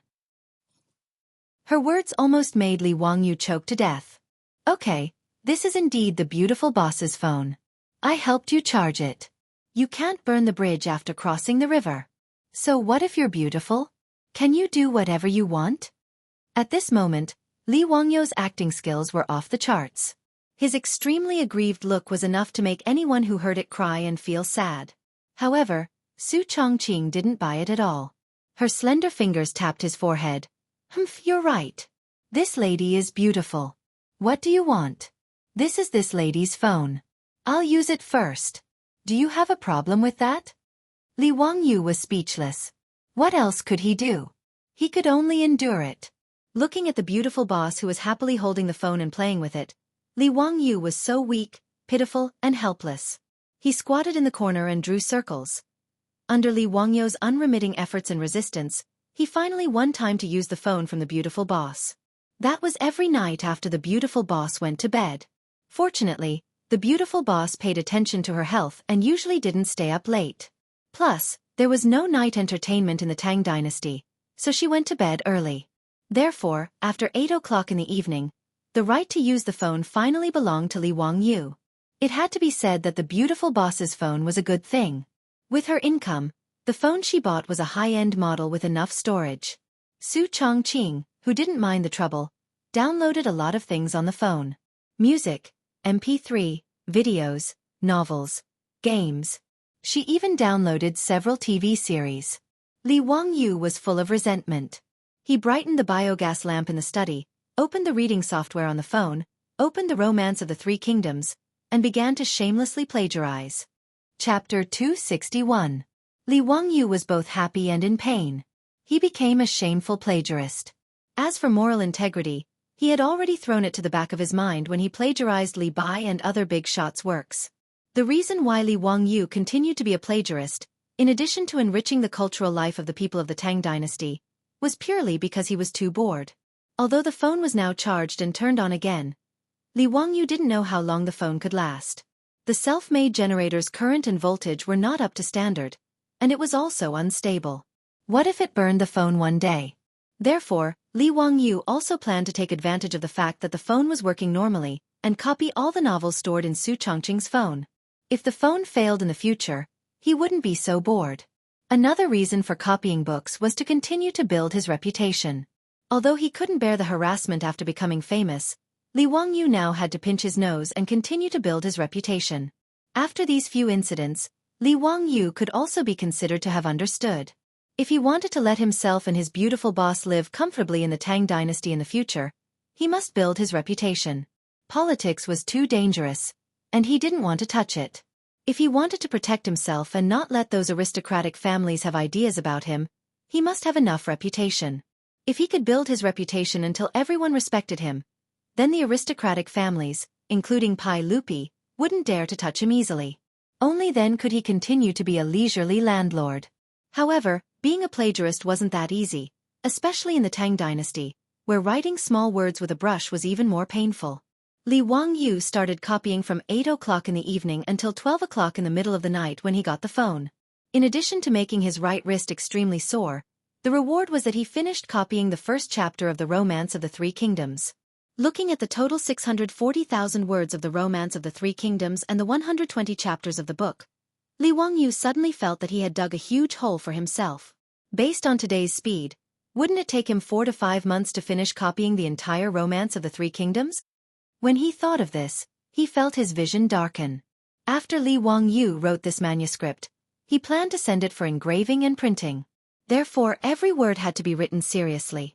He couldn't be careless. To be able to write more than 4,000 words in 4 hours was already considered extremely fast and talented. With such a calculation, Li Wangyu almost decided to give up. He felt that his life was dark. However, this was a hole that he had dug himself, so he had to continue copying it even if he had tears in his eyes. Li Wangyu was full of resentment. He turned off his phone and went back to sleep. For the next week, Li Wangyu hid at home every day and became a poor copyist. It didn't take long for him to copy a thick stack of manuscripts for the Romance of the Three Kingdoms. In fact, it was not how fast Li Wangyu copied, but how few words could be written in a manuscript. Even if the words were small, in order to be engraving and printing, the words couldn't be too small. At most, there would be no more than 200 words on a page. He could copy more than 4,000 words a day, which was more than 20 manuscripts. After copying for nearly 5 or 6 days, he actually accumulated more than 100 manuscripts. It was a thick stack in his hand. Looking at the stack of manuscripts in front of him, Li Wangyu suddenly couldn't help laughing. The cynical man had a bad idea in his mind. Since it was so painful for him to copy, why not drag everyone down with him and suffer with him? Just at this time, the old housekeeper Li Hang came to inform him that Ma Zhou and Yan Liben had arrived. Today was the day of rest every 10 days. Since Ma Zhou and Yan Liben worshipped Li Wangyu as their teacher, they would come to Dingzhou village to learn from Li Wangyu during their rest days. When Li Wangyu heard that Ma Zhou and Yan Liben had come, he couldn't help but smile. Well, I have a good lab rat. I can test whether my plan of dragging people down is feasible. Picking up the finished manuscripts, Li Wangyu went to find Ma Zhou and Yan Liben. Greetings. Teacher. Teacher, are you writing poems or articles again? As soon as Li Wangyu came out, Ma Zhou and Yan Liben immediately stood up and saluted respectfully. Seeing the thick stack of manuscripts in Li Wangyu's hands, they were surprised and thought that Li Wangyu had a new work. Some time ago, the aristocratic families asked people to attack and smear Li Wangyu. Ma Zhou and Yan Liben were the most anxious. As the Wangyu collection was spread all over Chong and city like flyers, Li Wangyu's reputation soared. Ma Zhou and Yan Liben also felt honored and felt lucky to be able to become Li Wangyu's disciples. Towards Li Wangyu, the two of them admired him beyond compare, and their respect for him was even greater than before. Li Wangyu chuckled. That's not it. This is just a long historical novel I wrote when I was bored. It's called Romance of the Three Kingdoms. Let me show it to you too. Hearing that it was not a poem or article, but a novel, Ma Zhou and Yan Liben's interest decreased a little. But since their teacher said so, they naturally couldn't refuse. He respectfully took the manuscript from Li Wangyu's hands. The two of them gathered together and started to read The Romance of the Three Kingdoms. The rolling Yangtze River flows to the east. The waves wash away the heroes. Right and wrong, success and failure vanish in a blink of an eye. The green hills are still there. The sunset is still red. The white-haired fisherman on the riverside is used to the autumn moon and spring breeze. A pot of turbid wine is a happy reunion. So many things in the past and present are just jokes. After reading the opening poem Riverside Immortals, Ma Zhou was so excited that he slapped his thigh.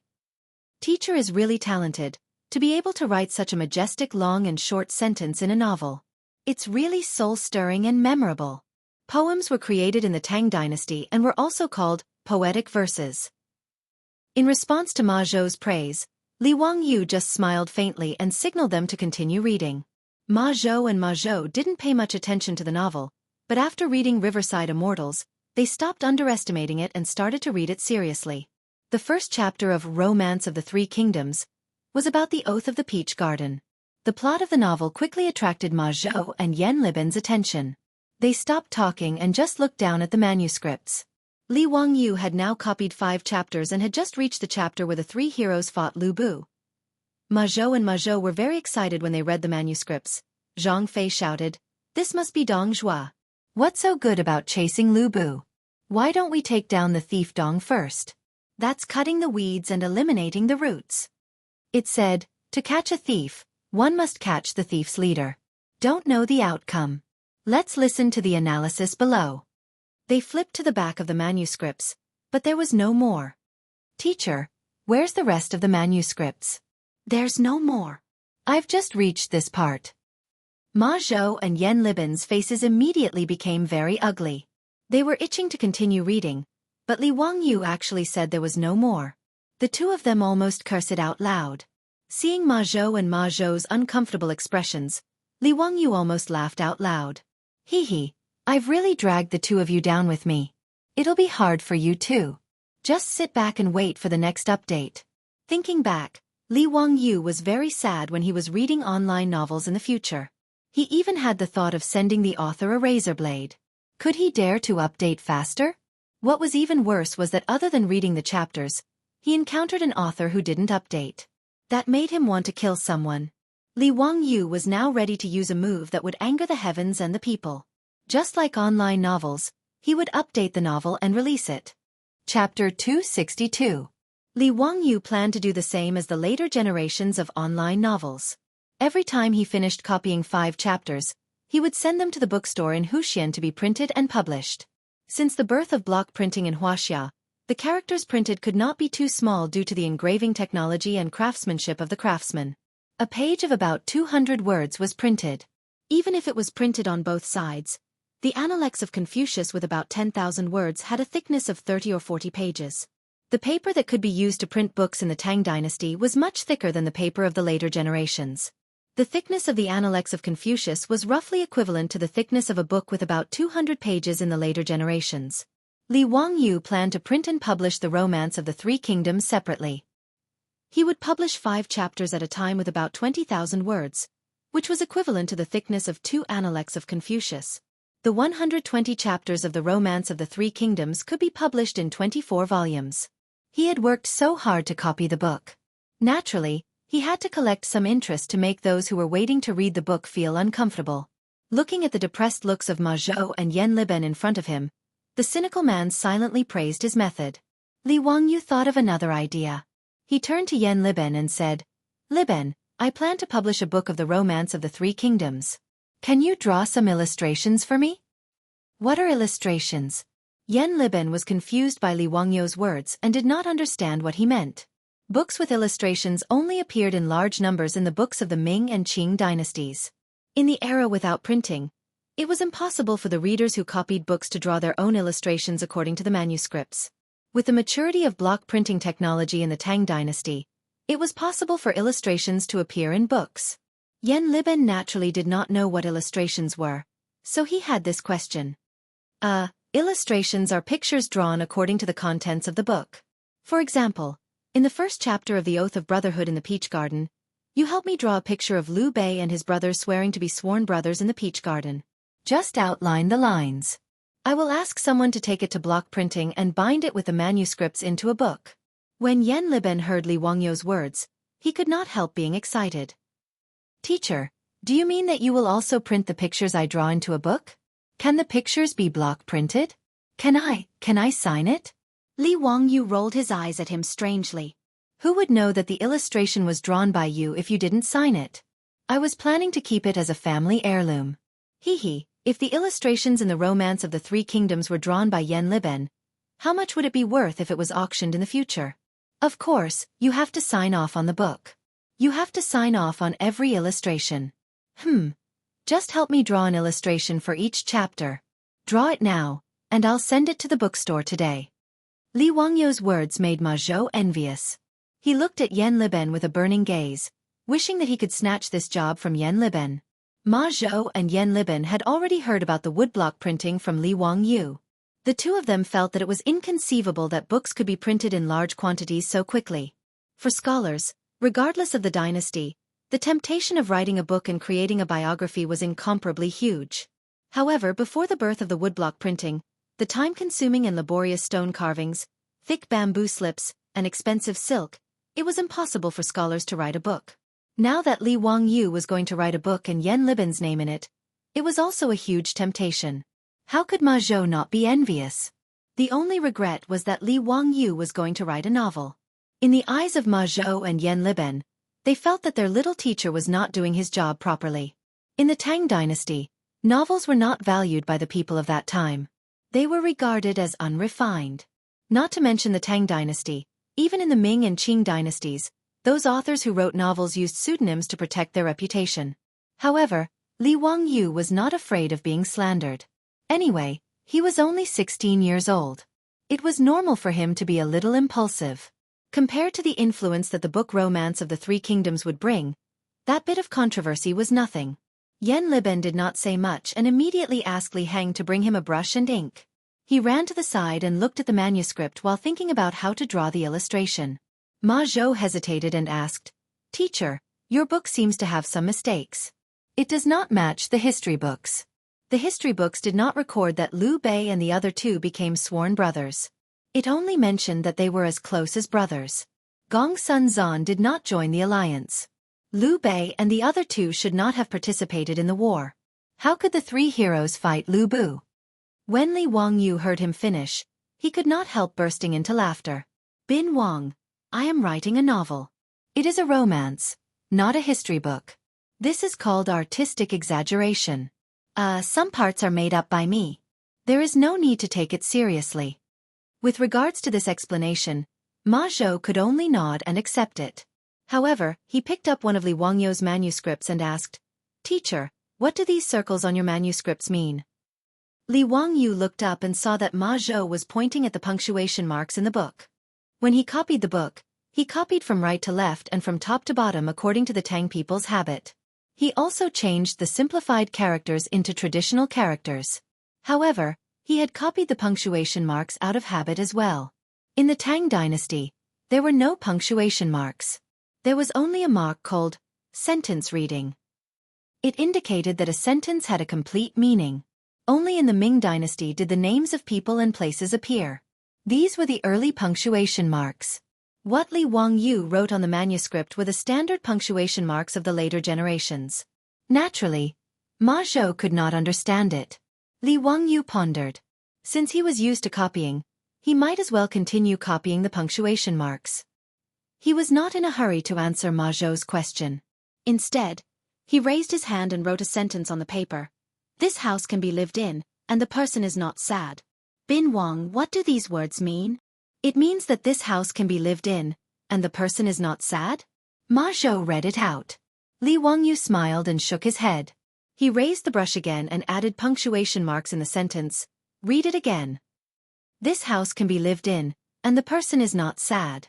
The person is not sad.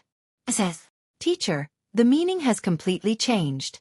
Ma Zhou immediately reacted. Li Wangyou nodded. Bin Wang, this is a symbol that I created to assist in reading. Yes, I call it punctuation marks. Look, this circle-shaped mark is called a period. It means that a sentence has ended. This tadpole-shaped mark is called a comma. It means. Li Wangyu took a piece of paper and wrote down all the punctuation marks on it. He also wrote the meaning of these punctuation marks at the side.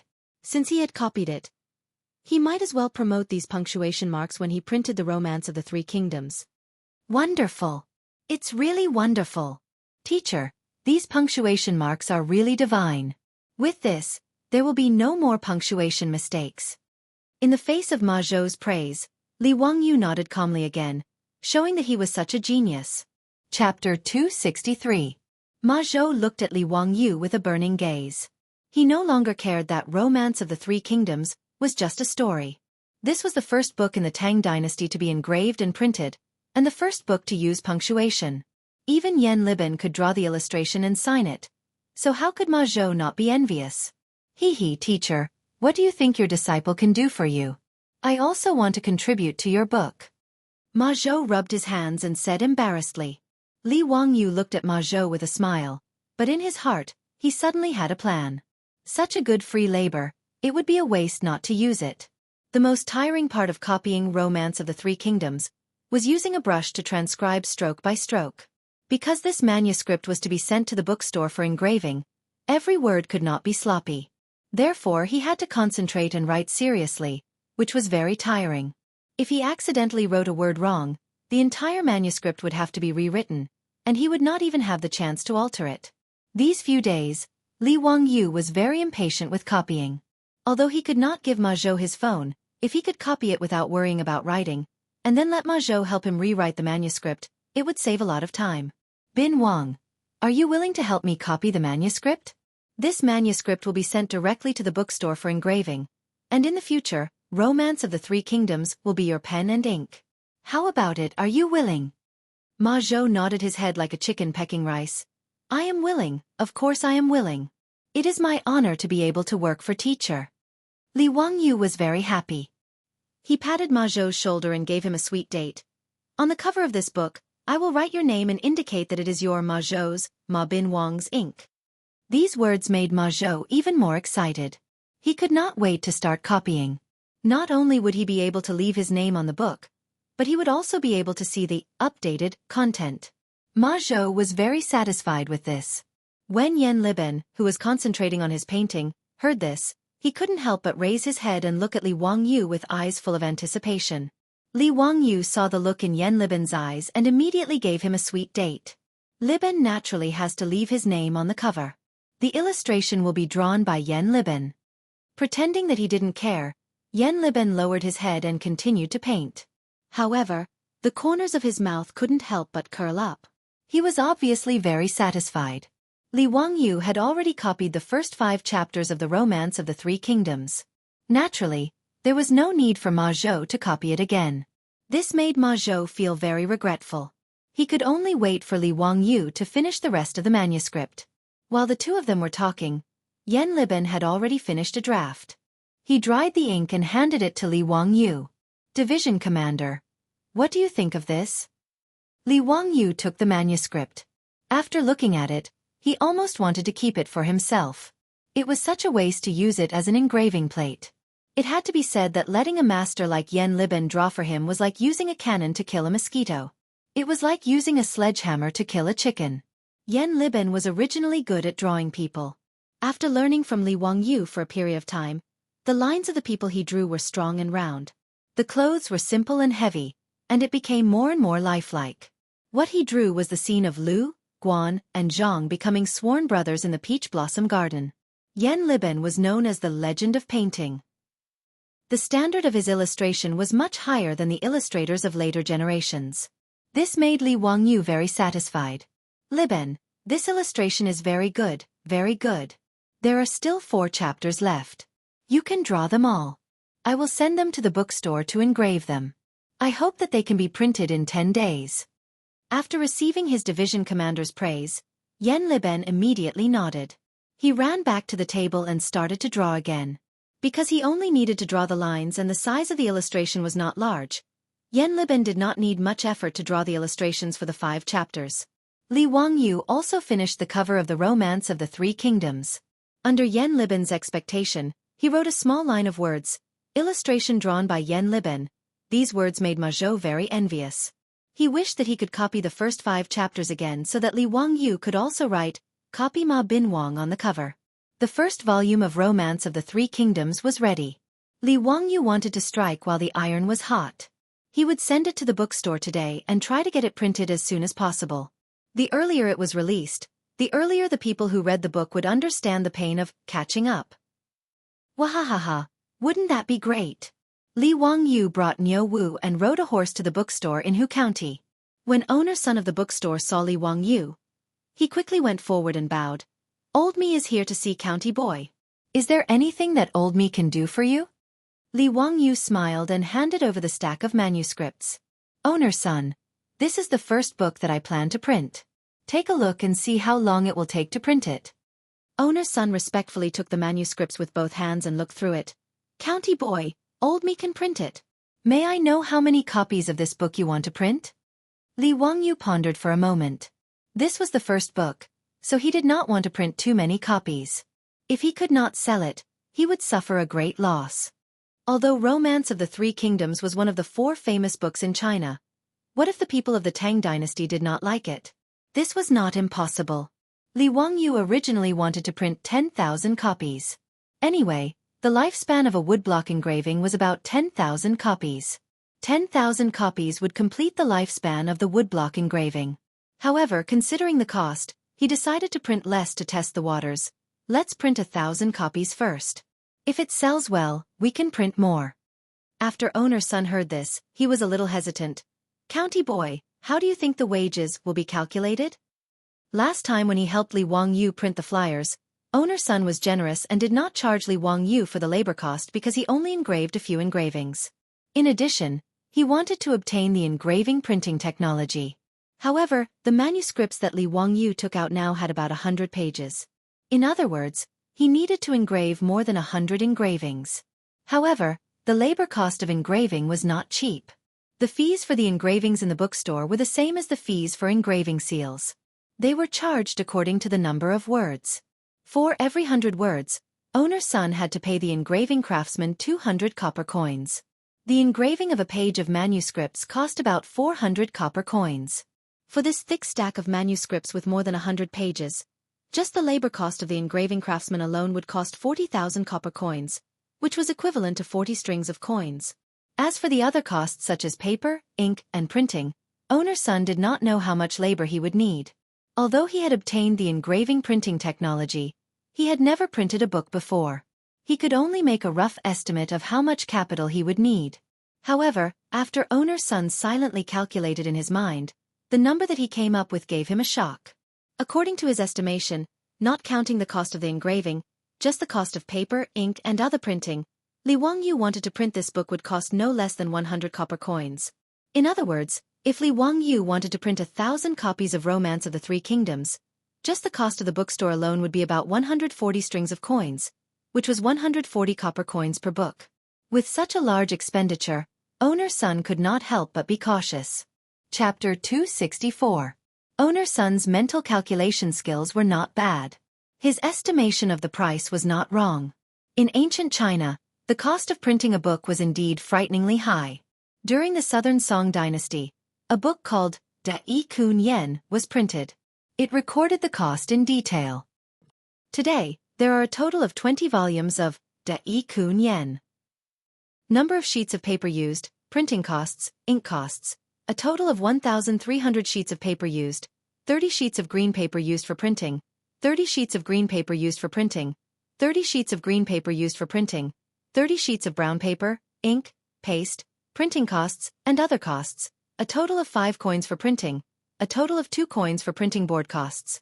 Experts in later generations did the calculations and concluded that each volume of Da Yi Kun Yen in the Southern Song dynasty cost 290 copper coins. On average, each volume was 160 copper coins. The purchasing power of 1 copper coin was equivalent to about 4 renminbi in modern times. In other words, the cost of printing a book was 640 renminbi. It was simply a sky-high price. However, compared to manual copies, the price was at least 10% cheaper. Li Wangyu naturally knew that the cost of printing a book was not low. However, he was not short of money now. He could afford to spend a few hundred coins to print it. Besides, He was planning to sell this book. He might even be able to earn some money back. He waved his hand generously. Owner-san, just name the price. I only have one request. The sooner the better. Of course. Countyman, your manuscript has too many words. It will take some time for the craftsman to carve more than 100 plates. Old Me estimates that it will take about 5 days to carve all the manuscripts. After 7 days, it can be printed and bound. In Owner-san's bookstore, there were only 2 or 3 skilled craftsmen. After all, these craftsmen were originally engravers. His bookstore could not afford to keep too many craftsmen. Sure. Owner-san, please hurry. Oh right, these 5 illustrations also need to be engraved and printed together. We need to add an illustration to the front of each chapter. Is there a problem? Owner-san nodded. No problem. Just leave it to old me. Li Wangyu said.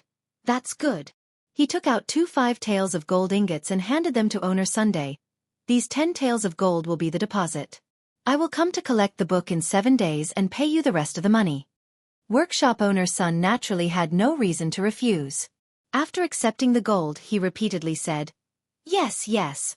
Don't worry, old me will have the book printed in 7 days. If you can't complete it, Huzianan, you can take old me's head and use it as a chamber pot. Li Wangyu laughed and scolded. Why would I want your head? Help me print it well. When I pick up the book, there will be a draft for you to print. Yes, old me understands. Owner's son smiled even more happily. There was no merchant who wouldn't like such a big customer. Seeing that Li Wangyu was about to leave, Owner's son hurriedly asked, May I ask Huxian, are you going to sell this Romance of the Three Kingdoms after you finish printing it? Li Wangyu nodded. Of course. Otherwise, why would I print so many? Owner's son said, I wonder if Huxian is willing to sell this book to old me? Sell it to you? Li Wangyu shook his head. Huxian is too small. I can't sell that many books. Besides, if it sells well, I plan to print another 10,000 copies. How can you sell your bookstore? Owner's son smiled and said, Huxian, don't worry. Old me actually runs a bookstore in Chong, an East City. Business is pretty good. Huxian, don't worry about selling it. The old man's words piqued Li Wangyu's interest. He had been thinking about how to sell this Romance of the Three Kingdoms after it was printed. Since Owner's son had a bookstore in Chong, an East City, it saved him a lot of trouble. Without waiting for Li Wangyu to nod in agreement, Owner's son continued, Huxian, based on old me's experience, this Romance of the Three Kingdoms of yours should be able to sell for around 400 to 500 copper coins. Old me's bookstore only takes 20% of the consignment fee. As for the cost of printing the book, old me only takes the capital. Huxian, what do you think? Li Wangyu thought to himself. Books from the Tang dynasty were really ridiculously expensive. A book with over 20,000 words was sold for so much. That would be around 2,000 yuan in the future. The key point was that he planned to produce 24 copies of the Romance of the Three Kingdoms. According to this price, if he wanted to buy the entire Romance of the Three Kingdoms, he would need 12 strings of copper coins. That would be 48,000 yuan in the future. If any profiteer in the future dared to sell books like this, they would definitely be beaten to death. However, looking at the bookstore, the price of the handwritten Analects of Confucius was actually 2 strings of copper coins. Li Wangyu felt that he was being too kind. Ma Zhou was now a 6th-rank court official, but his monthly salary was only 2 strings of 400 copper coins. If he came to the bookstore to buy books, his monthly salary would only be enough to buy 1 volume of the Analects of Confucius. Li Wangyu pondered over Owner's son's proposal for a while, then nodded in agreement. Having someone to help him sell books would save him a lot of trouble. Furthermore, Li Wangyu had a good impression of Owner's son, so he was naturally willing to continue working with him. The cost of printing the first volume of the Romance of the Three Kingdoms was 150 copper coins. If he sold it for 500 copper coins, he would have a profit of 350 copper coins. If he gave Owner's son 100 copper coins, he could still make 250 copper coins. 1,000 copies would be 250 strings of copper coins. If the sales were good, he could print another 10,000 copies. That would be a profit of 2,500 strings of copper coins. Furthermore, this was only the first 5 chapters of the first volume of the Romance of the Three Kingdoms. If the book really sold well, he would be able to make a small fortune just by selling the books. However, a profit of 250 per book? Damn, why does this number sound so awkward? Forget it, earning money is a good thing. 250 it is. Li Wangyu did not argue and immediately nodded in agreement to owner Sun's proposal. He was prepared to hand over the romance of the Three Kingdoms to this old man. When owner Sun heard that Li Wangyu was planning to write 24 volumes of the Romance of the Three Kingdoms, he was so happy that his beard started dancing. After reaching an agreement, Li Wangyu returned to Dingzhou village and prepared to continue his work as a plagiarist. Since Ma Zhou was willing to help him copy, Li Wangyu was naturally happy to save him the trouble. When he returned home, he began to think about how he could save time and energy to complete the difficult work of copying books. The most important thing was the brush. He definitely could not continue using the brush. Even though Li Wangyu was forced by his grandfather to practice writing with the brush since he was young. No matter what, using a brush to write was not fast. Naturally, there was no need to think about making a fountain pen or a ballpoint pen. Li Wangyu planned to try making a few goose feather pens first. However, there were no geese in Dingzhou village. Li Wangyu pondered and simply asked Niu Wu to bring a bow and arrow to help him kill a few crows. The feathers of the crows could also be used to make a feather pen. The effect was not inferior to a goose feather pen. Moreover, it was just right for writing small characters. Niu Wu was already numb to all of Li Wangyu's strange requests. He was too lazy to ask any more. Carrying the bow and arrow, he went out to look for the crows. With his archery skills, killing a few crows was a piece of cake. Without much effort, the corpses of the crows were placed in front of Li Wangyu. "Ah me tofu, I've sinned, I've sinned." Li Wangyu said that he had sinned, but his hands were not careless. He directly reached out and plucked a few of the longest feathers from the crow's wings. Chapter 265. Li Wangyu had tried making a feather pen because he found it fun when he was a child. In order to make a feather pen, he had even secretly plucked the feathers of several geese at home. For this reason, every time the geese at home saw Li Wangyu, they would immediately go into attack mode and chase after Li Wangyu. There was a saying in the countryside, "It's better to be bitten by a dog than to be pinched by a goose." The geese didn't look fierce, but they were actually ferocious guardians of the house. Not only did the geese bite, they would also fly and beat people, making ear-piercing cries as they did so. In addition, adult white geese were even bigger than house cats, so Li Wangyu was no match for them. Therefore, every time he was chased by the geese at home, he would be utterly defeated. He was in a very sorry state. But even at such a huge price, Li Wangyu didn't succeed in making a feather pen when he was a child. Making a feather pen wasn't as simple as plucking a feather. In order to make a feather pen, Li Wangyu even asked the European girl, Aphrodite, for an answer. But who would have thought that Aphrodite was also confused? She had never heard of a feather pen.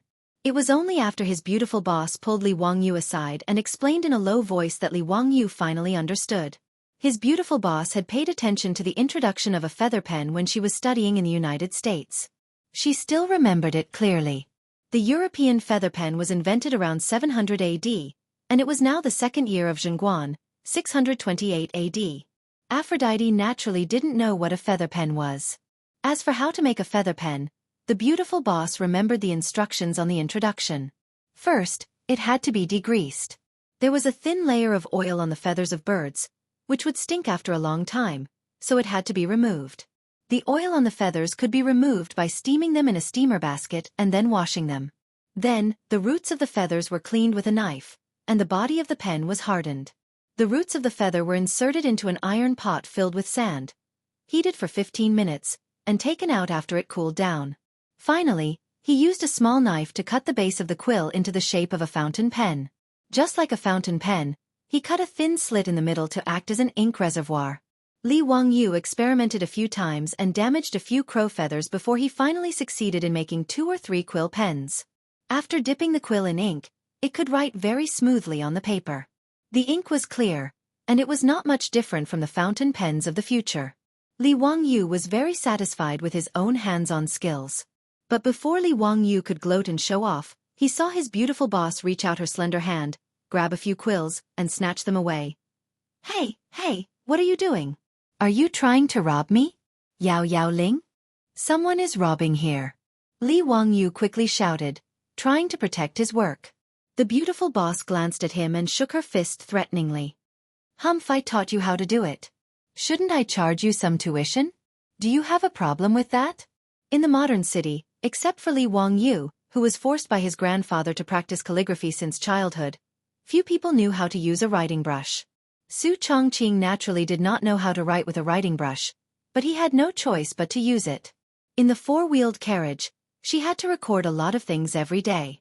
During this time, Su Chongqing could only pinch his nose and write ugly words with a writing brush. Although Li Wangyu didn't say it explicitly, the smile that often appeared in his eyes made his beautiful superior gnash her teeth in hatred. She was also confused for a moment and forgot that she could make a quill pen to write. When Li Wangyu said that he wanted to make a quill pen, the most happy person was the beautiful boss. So after the quill pen was made, Su Chongqing did not hesitate to directly reach out and forcibly seize the right to use these quill pens. In the face of the beautiful boss's threat, Li Wangyu immediately admitted defeat. No problem. It's what I should do. It's what I should do." The beautiful boss proudly raised her swan-like white neck and proudly left with her spoils of war. She quietly left, just as she quietly came, waving her sleeves, not taking away a cloud, only taking away my quill pen. Li Wangyu looked at the ceiling with tears in his eyes. He was full of sadness and grievance. At this moment, he only wanted to recite a poem. In desperation, he looked at Niu Wu again. Before he could speak, Niu Wu looked at him with disdain, grabbed the bow and arrow, and strode out. Damn, this poem was not good. He actually dared to look down on his Lang Jun. Li Wangyu became more and more speechless. Even Niu Wu dared to look down on him. Where was the dignity of the family head? After Niu Wu brought back a few more crows that were killed by arrows, Li Wangyu was busy again. Finally, he used a quill pen. Copying with a quill pen was much faster than using a writing brush. In addition, Ma Zhou was copying for him. Li Wangyu wrote even more flamboyantly. His speed was so fast that he almost flew. In one night, Li Wangyu copied almost 2 chapters, which made him very satisfied. Sure enough, tools were the ladder of human progress. After solving the problem of copying books, Li Wangyu's bitter days had finally come to an end. Although he still spent a lot of time copying books every day, the efficiency was much higher. Every day, he asked Niu Wu to ride a horse and send the manuscripts he copied to Chang'an City. He asked Ma Zhou and Yan Liben to copy and draw illustrations. Ma Zhou and Yan Liben were happy and didn't feel tired at all. Instead, they could see the latest chapters every day and were very satisfied. Sometimes, Niu Wu was delayed by something and was late. Ma Zhou and Yan Liben complained. Niu Wu could only silently roll his eyes. Sure enough, like teacher, like disciple. One day, because Li Wangyu was lazy and didn't want to copy books, he gave himself a day off.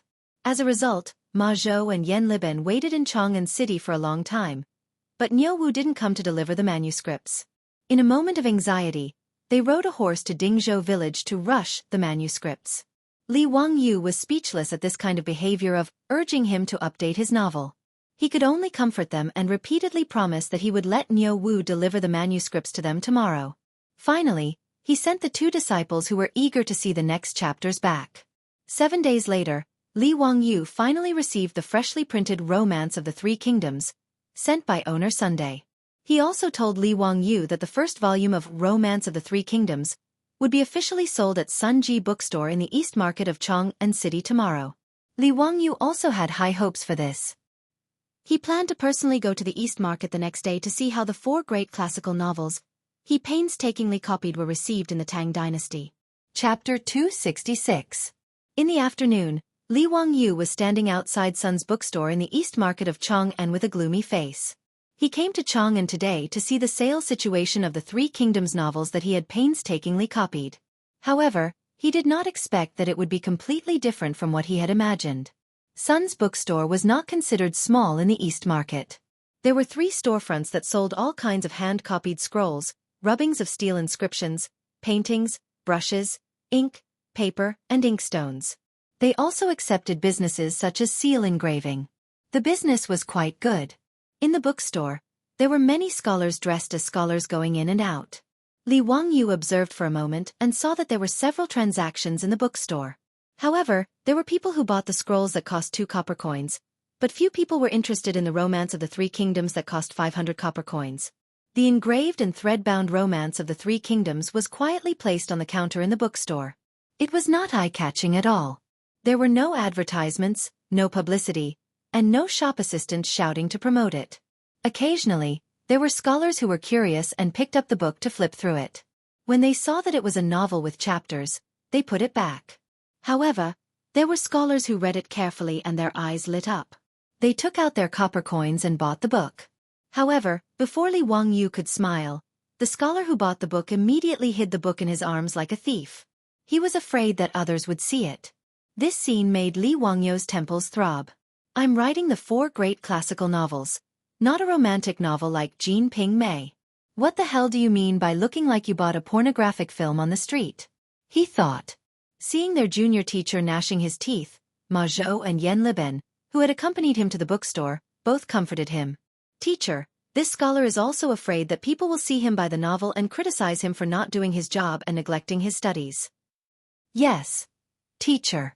Although we know that your novel is majestic and is not written in a game, in the eyes of the people, novels are not elegant. After being comforted by Ma Zhou and Yan Liben, Li Wangyu became even more depressed. This was exactly the same as what he had imagined. Shouldn't the romance of the Three Kingdoms be warmly welcomed by the people of all walks of life in the capital of the Tang dynasty as soon as it was released? Shouldn't it be that Luoyang paper was expensive, that the supply could not meet the demand, and that the goods were scarce and expensive? But in the end, it was completely deserted. Li Wangyu even had the thought of ejecting. No one was interested in the book that he had painstakingly copied, so what was the point of him continuing to copy? The few of them stopped outside the bookstore to observe. Owner Sun finally saw Li Wangyu and the others outside the bookstore and hurriedly came out to greet them. Owner Sun smiled and bowed to Li Wangyu. Congratulations to Mr. Huxian. Today, the Three Kingdoms will be on sale. In just 2 hours, 3 copies have already been sold. That's quite impressive. Nanny? Are you kidding me? The old man's words made Li Wangyu speechless. Did this old man misunderstand the concept of good sales? In 2 hours, that's 2 hours. Only 3 copies have been sold. You actually came to congratulate me? Is this good sales? Then how long will it take me to sell these 1,000 copies of the Three Kingdoms? In fact, in Owner Sun's eyes, selling 3 copies in 2 hours was indeed a very good result. This was mainly because the price of engraving printing in the Three Kingdoms was cheap. The price of 500 copper coins was considered very cheap compared to the price of 1 or 2 strings of copper coins per scroll. In his bookstore, the copies of the books such as The Great Learning, The Doctrine of the Mean, The Analects of Confucius, and Mencius could only be sold 1 or 2 volumes per day. Before the invention of engraving printing, due to the high price of books, bookstores did business a bit like the antique shops of the modern era. They paid particular attention to not opening a business for a year, but opening a business for 3 years. Therefore, in Owner Sun's eyes, selling 3 copies in 2 hours was already a very good business. However, Li Wangyu was getting more and more annoyed. This was too different from what he had imagined. The East and West markets were not open for business early in the morning. The Tang dynasty's rule was that the market was in the middle of the day. In other words, the East and West markets could only start trading at noon and end in the afternoon after the drum sounded. There was only half a day of business every day. According to today's sales speed, 10 copies of the Three Kingdoms would not be sold in a day. Owner Sun had printed 1,000 copies of the first volume of the Three Kingdoms. Based on the current sales, wouldn't it take more than 3 months to sell all of them? This was only the first volume of the Three Kingdoms. There was still 23 volumes after that. How long would it take to sell all of them? Moreover, Li Wangyu's goal was not only to sell 1,000 copies. He was also thinking of selling 10,000 copies, or even more. Although the literacy rate in the Tang dynasty was not high, there were at least hundreds of thousands of scholars in the Tang dynasty. In an era without any entertainment, was it difficult to write a novel and sell tens of thousands of copies? However, he did not know that if he could sell 1,000 copies of the Three Kingdoms in 3 months, he would make Owner Sun laugh his head off. In Sun's bookstore, the books that were originally the best-selling had only sold 40 or so in a month's time. In fact, Owner Sun was not the only one who thought so. Even Ma Zhou and Yan Liben felt that selling 3 copies in 2 hours was already considered a big hit. Seeing that they all had such a matter-of-fact expression, Li Wangyu was speechless. He could only ponder on how to increase the sales of the book. If his beautiful boss knew that he had sold 3 copies of the 3 Kingdoms that he painstakingly copied in 2 hours, she would laugh herself to death. Brother Ziqiao, let's go to the bookstore and see if there are any new paintings. Li Wangyu was pondering when he heard a voice behind him. He turned his head and could not help but show a look of disdain.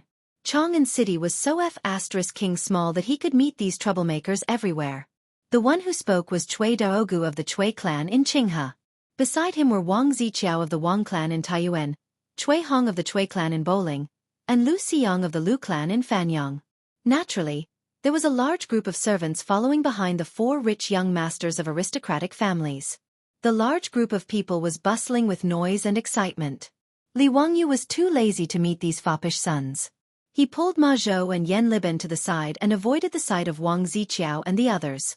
When this group of silk pants entered Sun's bookstore, the troops behind them immediately became extremely overbearing and chased away all the customers who were buying books and looking at paintings. Owner Sun could only pretend that he did not see such behavior of driving out his customers. He smiled and greeted them. "Gentlemen, may I know what you want to buy?" "Shopkeeper, do you have any new books?" Yes, this novel, Romance of the 3 Kingdoms, was just put on sale today. It was written by a man from Hu County. "Gentlemen, are you interested?" Owner Sun naturally did not know of the conflict between Li Wangyu and these foppish sons. He even enthusiastically picked up a copy of Romance of the 3 Kingdoms and respectfully handed it over. "Which man from Hu County?" Wang Ziqiao asked in an unfriendly tone. Owner Sun did not know and smiled. "Li Zio of Hu County, Baron of Hu County." Just as he finished speaking, Wang Ziqiao angrily tore the Romance of the 3 Kingdoms in his hand into 2. Chapter 267. Now the name that these aristocratic families, including the Wang clan of Taiyuan, the Cui clan of Bowling, the Lu clan of Fanyang, and the Cui clan of Qinghe, least wanted to hear about Li Wangyu of Hu County. In his previous life, these aristocratic families had wanted to vent their anger by spreading rumors in an attempt to smear Li Wangyu's reputation.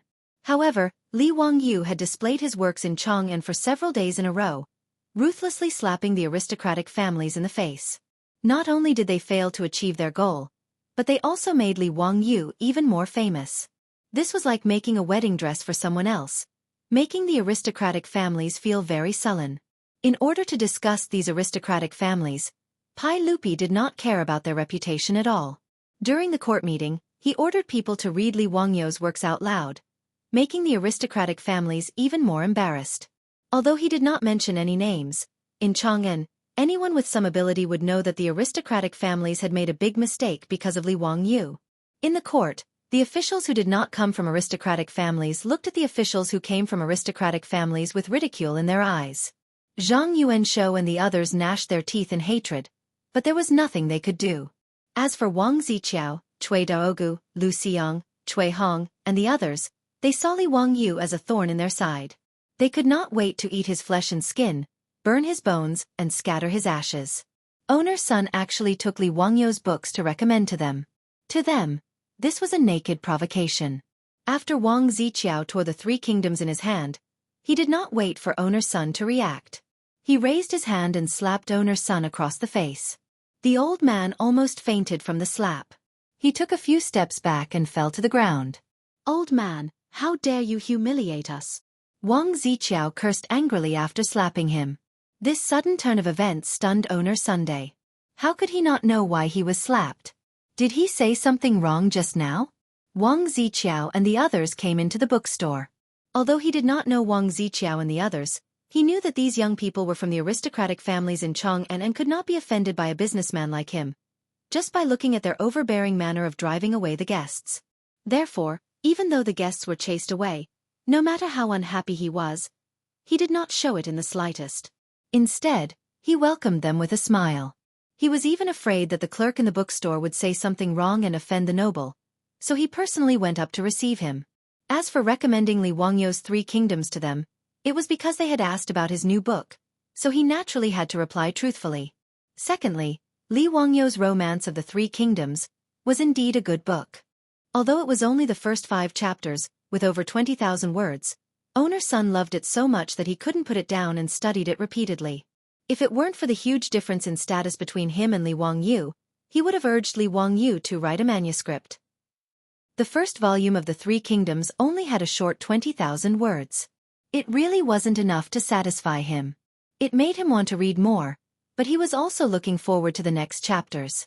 Therefore, owner's son did not care that it was a novel and recommended it to Wang Ziqiao and the others. However, he did not expect to be slapped in the face. Young masters, why do you say that? Old me did not offend you in any way? Owner's son was beaten, but he did not dare to complain. He was just a businessman. If he was beaten by this group of good-for-nothings, then so be it. Even if they smashed his bookstore, what could he do? Ever since the Tang dynasty, the status of merchants had greatly increased compared to the previous dynasties. However, the so-called scholars, farmers, businessmen were always a respectable and inferior profession. Old man, do you think that the Taiyuan Wang clan is easy to bully? Taiyuan Wang clan? Young master, why do you say that? Old me does not dare to humiliate the Taiyuan Wang clan. Young master, are you mistaken? Owner's son said innocently. He really did not understand what was going on. Pooey, old man, you still dare to say no? What's the meaning of this? Wang Ziqiao scolded, unwilling to let this matter go. Li Wangyu, this bastard's book, is it? When owner's son heard this, he realized that these nobles in front of him did not get along with Hu Xiannan. It was because he recommended Hu Xiannan's book that he was met with this disaster. He could only smile bitterly, crawl up to Wang Ziqiao and the others, bowing and apologizing repeatedly. It's a misunderstanding, a misunderstanding. How could this old man have such thoughts? This old man didn't know. No matter what, it's all this old man's fault, please forgive me. Owner's son's humble attitude did not earn the forgiveness of Wang Ziqiao and the others. They came to the East Market to relax because they were in a bad mood. When owner's son recommended Li Wangyu's book to them, they could not help but think of Li Wangyu's despicable face. They could not help but burn with anger and wanted to find trouble with the owner of the bookstore to vent their anger. Smash this bookstore for this young master. How dare you sell that bastard Li Wangyu's book? Pooey, are you trying to go against us? Do you think you're worthy? Smash it. Wang Ziqiao waved his hand to the troops behind him, indicating that they should smash the bookstore to vent their anger. You can't smash it. You can't smash it. Young masters, old me has apologized to you. Please let old me's bookstore go. You can't smash it. When owner's son heard that Wang Ziqiao and the others were going to smash the bookstore, he hurriedly stepped forward to stop them. However, how could he stop this group of wolf-like troops? He was pushed to the side and almost fell down again. The commotion in the bookstore, in addition to Wang Ziqiao's troops forcefully driving away the customers, had already attracted the attention of the crowd in the East Market. Outside Sun's bookstore, there were many people gathered to watch the commotion. Due to the deterrence of the fierce troops blocking the bookstore, no one dared to help owner Sunday. There were a few patrolling East Market martial marquis. Seeing so many people gathered here, they hurriedly ran over. But after seeing the situation inside Sun's bookstore, these martial marquis did not say a word and turned to leave. What happened to Sun's bookstore? Why was he blocked by someone? Owner's son is so young. How could he be beaten up? Why doesn't the East Market martial marquis do anything? Shoo, be careful with your words. Do you know who those people are? I don't know. Brother, please give me some advice. Those are all young masters with 5 surnames and 7 looks. The one who beat up owner's son is the son of Taiyuan Wang clan's first wife. Who do you think dares to meddle in their business? TSK, 5 surnames and 7 looks. How impressive. How did owner's son provoke these aristocratic families? No wonder the patrolling martial marquis does not dare to meddle. Who says so? Consider old man's son to be unlucky. Today, son's bookstore, I don't think he can keep it. Sigh, how pitiful. Just as owner's son felt that the end of the world had arrived, he heard a loud shout. Stop! In broad daylight, do you still have the laws of the land? Wang Ziqiao, Cui Daogu and the rest immediately glared at the source of the voice. They wanted to see who was so blind as to meddle in the business of their aristocratic families. Li Wangyu, why are you here? After seeing the person who spoke, Wang Ziqiao and the rest could not help but feel a little guilty. Although they hated Li Wangyu to the extreme, when Li Wangyu stood in front of them, The four of them felt a little guilty. The one who pushed the crowd aside and stood up to stop them was Li Wangyu. Behind him, Ma Zhou and Yan Liben also had angry looks on their faces. Hee, as expected of 5 surnames and 7 looks. How impressive! Li Wangyu said with ridicule. Chapter 268. Li Wangyu was too lazy to pay attention to Wang Ziqiao and the others. He felt that talking to these aristocratic families was polluting the air. Therefore, Li Wangyu pulled Ma Zhou and Yan Liben to the side. He did not want to see these people face to face, so as not to affect his mood. Who would have thought that just because owner's son recommended the 3 kingdoms that he copied to Wang Ziqiao and the others, he was implicated for no reason and even wanted to destroy the old man's bookstore. Wang Ziqiao and the others were so arrogant and despotic. Even if his uncle could tolerate it, his aunt could not. Li Wangyu naturally would not stand by and watch. 5 surnames and 7 hopes. How impressive! You want to destroy other people's shops at the slightest provocation. Does the saint know that you are so awesome? Li Wangyu mocked. Li Wangyu, don't talk nonsense. It was the owner of this bookstore who humiliated us. We were just teaching him a lesson. Cui Darogu hurriedly explained. He did not want Li Wangyu to mention this matter to Pai Lupi. Li Wangyu showed a look of disdain. Humiliate you? Are you worthy? You, don't be so arrogant. Do you want to be enemies with the 5 surnames and 7 hopes? Do you want to stand up for this insignificant merchant? How can we not teach such a disrespectful merchant a lesson? Hee, insignificant merchant? May I know what your official positions are? What are your titles now? Li Wangyu asked. His words made Wang Ziqiao and the others speechless. They did not know how to answer. The aristocratic families led by the 5 surnames and 7 hopes mainly relied on the local areas.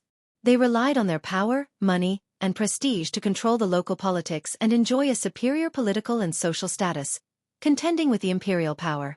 However, in terms of status and titles in the imperial court, they were far inferior. Pai Lupi naturally would not confer high positions and titles to officials from aristocratic families. Even the head of the Zheng family, Zhang Yuanshou, was only a 3rd-rank official of the Honglu Temple. As for the disciples of these aristocratic families, they actually didn't have any official positions, nor did they have any titles. If one really wanted to talk about it, they were nothing more than commoners. He was different from Pai Lupi's group of debauches. Although Cheng Chumo and the other debauches did not have a noble title, they all had official positions granted to them by the imperial court. Although most of them were fake titles, it was enough to show Pai Lupi's attitude. Normally, no one would be so tactless as to ask Wang Ziqiao and the others about their official positions and titles. The 5 surnames and 7 hopes were the best identities for the legitimate sons of these aristocratic families. Are you humiliating us? Wang Ziqiao roared in exasperation.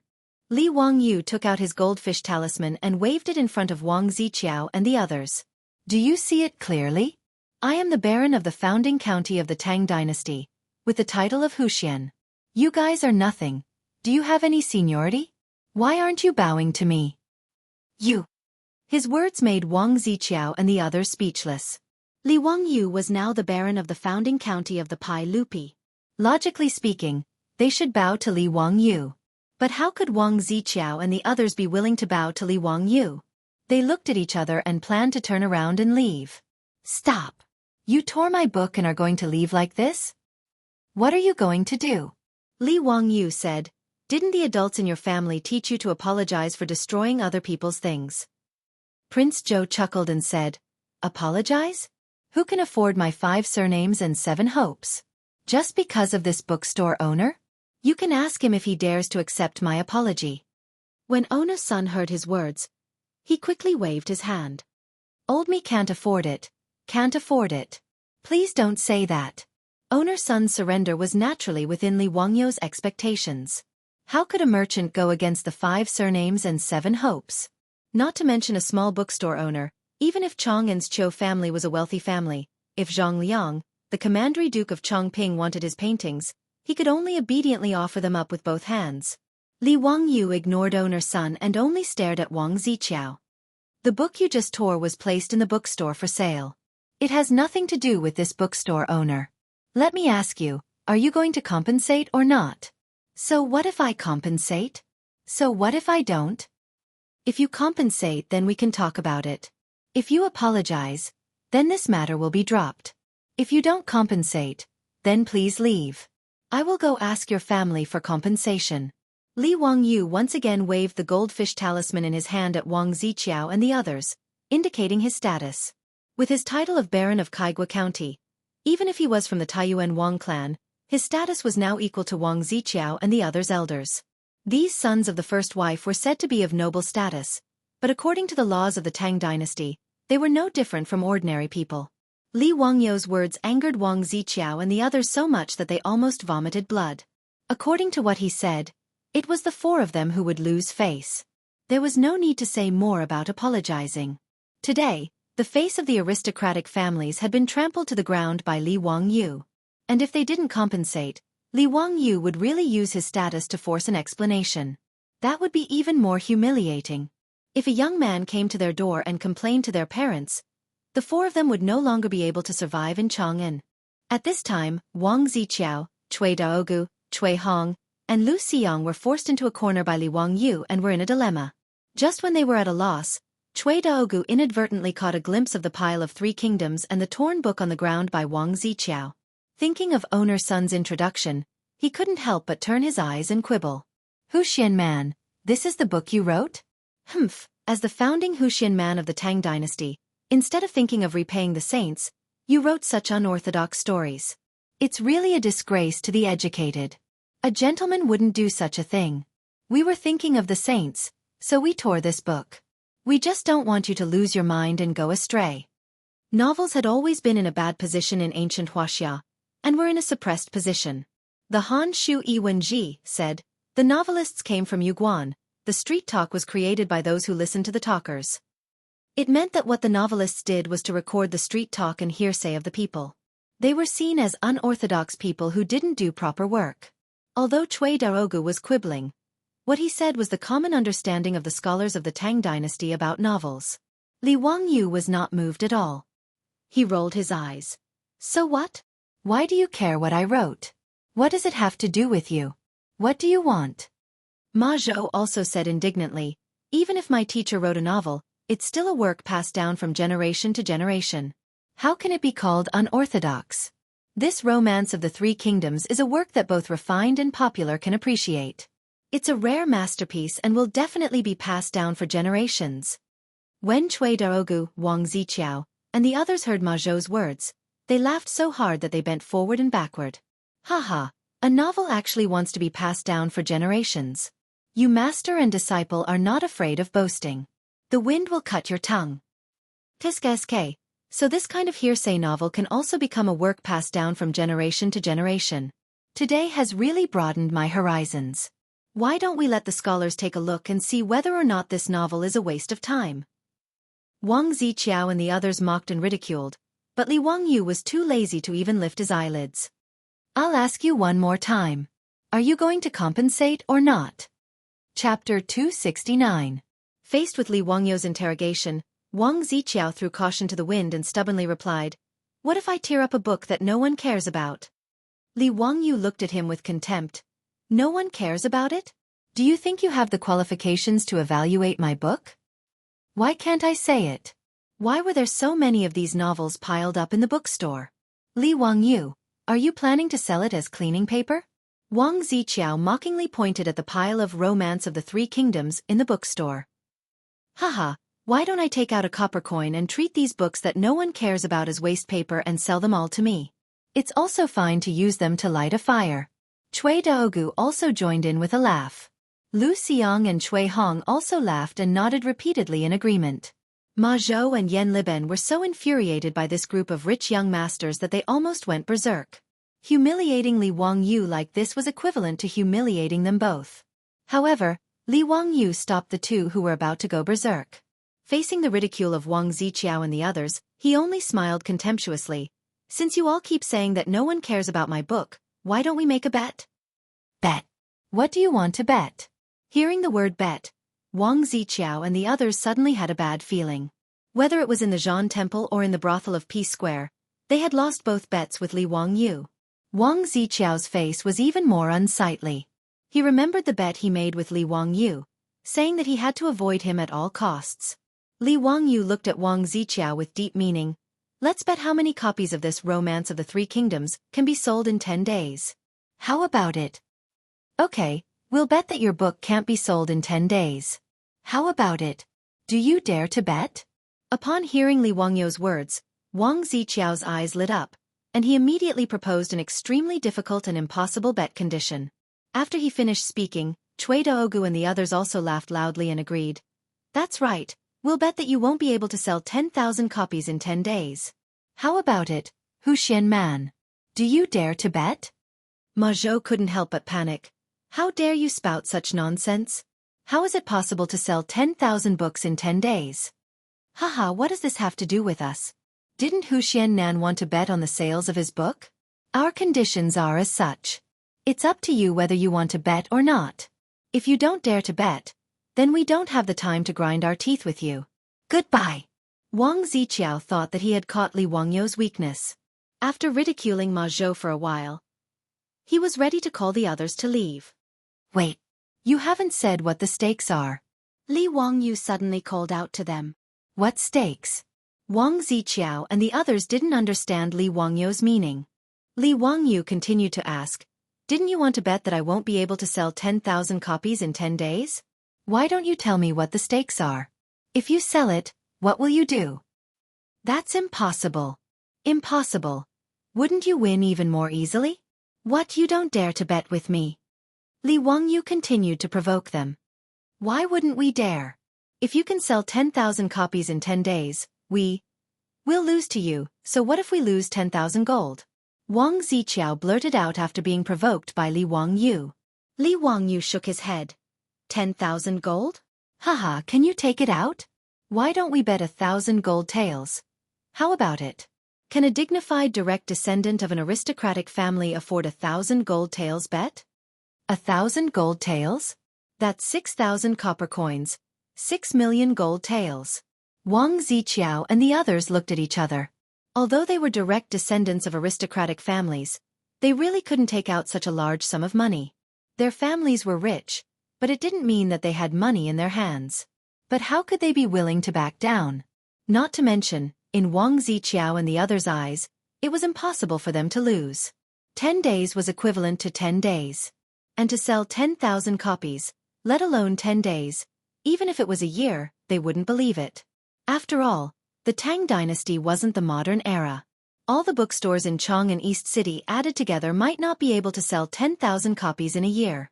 Although Li Wangyu's novel looked strange and wasn't a common book, so what? Hu Xianman, don't talk nonsense. Do you dare to make a written pledge and set a bet? Wang Ziqiao and the others were sure that they would win, so naturally, they were fearless. Li Wangyu laughed. Haha, that's right, lest some people lose the bet and don't admit it. Owner's son, please bring us a pen and paper. This. Hu Xianman, do you really want to bet with them? Why don't you just let it go? Why bother fighting based on personal feelings? Owner's son hesitated for a moment, but still tried to persuade him. He didn't want Li Wangyu to lose such a large sum of money just to stand up for him. Even Owner's son felt that Li Wangyu couldn't win. 10,000 books were sold in 10 days. This was too inconceivable. To sign such a bet, other than losing 1,000 taels of gold, there was no other possibility. Ma Zhou and Yan Liben were also shocked by Li Wangyu's words. Although they felt that Romance of the Three Kingdoms was a good historical novel, it was impossible to sell 10,000 copies in 10 days. Division Master. Ma Zhou wanted to persuade him, but Li Wangyu reached out and stopped him. Owner's son, I only have my own opinion. Just go and bring me a pen and ink. Seeing Li Wangyu's resolute attitude, Owner's son could only helplessly shake his head and bring over a pen and paper. Li Wangyu wrote down 2 bets on the paper and signed them. Okay, it's your turn. Sang. Li Wangyu put down the pen and raised an eyebrow as he looked at Wang Ziqiao and the others. Wang Ziqiao, Cui Daogu, and the other 3 were rather dumbfounded. They hadn't expected Li Wangyu to agree to such an absurd bet. Did he really have the confidence to sell 10,000 books in 10 days? How could this be possible? In the eyes of the Tang, the contents of this bet were no different from the modern era's demand to paint the Great Wall in 10 days. Sign. I don't believe that he can win. Wang Ziqiao coldly snorted as he wrote down his name on the bet. Cui Daogu and the other two glanced at each other and nodded, signing their bets. Li Wangyu chuckled as he picked up a bet, dried the ink, and put it away. That's good. With the contract in black and white, we'll see who's the winner in 10 days. Remember, prepare the gold. Otherwise, I'll ask the saints to collect the debt from your clan. Wang Ziqiao and the others only sneered. Wuxia man, you should prepare the gold yourself. If you can't produce the gold in 10 days, be careful that we don't sue you at Taiji Palace. After saying this, they didn't stay any longer. After putting away the bet, they called out to their troops, and the crowd retreated like the tide. Wuxia man, what should we do? Old me, it's all old me's fault for implicating Wuxia man. Owner's son bowed to Li Wangyu in fear and trepidation. Li Wangyu waved his hand. It's fine. I have my ways. Chapter 270. When Li Wangyu made such a bet with Wang Ziqiao and the others, Owner's son was the one who was the most frightened. He was worried that Li Wangyu would blame him in the future if he lost the bet. He was also worried that if Li Wangyu won, those young masters would vent their anger on his bookstore. What should he do then? For the old man, today's matter was in a dilemma. But no matter what, Owner's son still hoped that Li Wangyu would win the bet. After all, Li Wangyu had only made such an unfair bet with the young master of an aristocratic family because he wanted to stand up for him. If Li Wangyu lost, Owner's son would definitely feel guilty. The merchants of the Tang dynasty were very honest. The word unscrupulous merchant had not yet appeared. In fact, the word unscrupulous merchant had evolved from the word unscrupulous merchant, and the original meaning was unscrupulous merchant. In ancient times, when merchants did business, other than filling the bucket full, they would also scoop more to make the rice in the bucket full. In other words, as long as they did business, they would always add something to the customer. However, because of the changes in people's hearts, later generations slowly became unscrupulous merchants. It was also a kind of moral regression. Old me, if there is anything old me can do, I will not refuse. Owner's son patted his chest and promised Li Wangyu. Li Wangyu nodded and smiled. There is indeed something that I need your help with. Old me, please tell me. Inform the bookstore to quickly start printing. There are only 1,000 books of the 3 kingdoms in this bookstore. If there are no books printed, even if all these books are sold out, I will be the one to lose. Owner's son nodded and promised. Old me, rest assured. Old me will immediately return to Wuxia and arrange for the bookstore to start printing. Old me guarantees that within 5 days, the remaining 10,000 books will all be printed.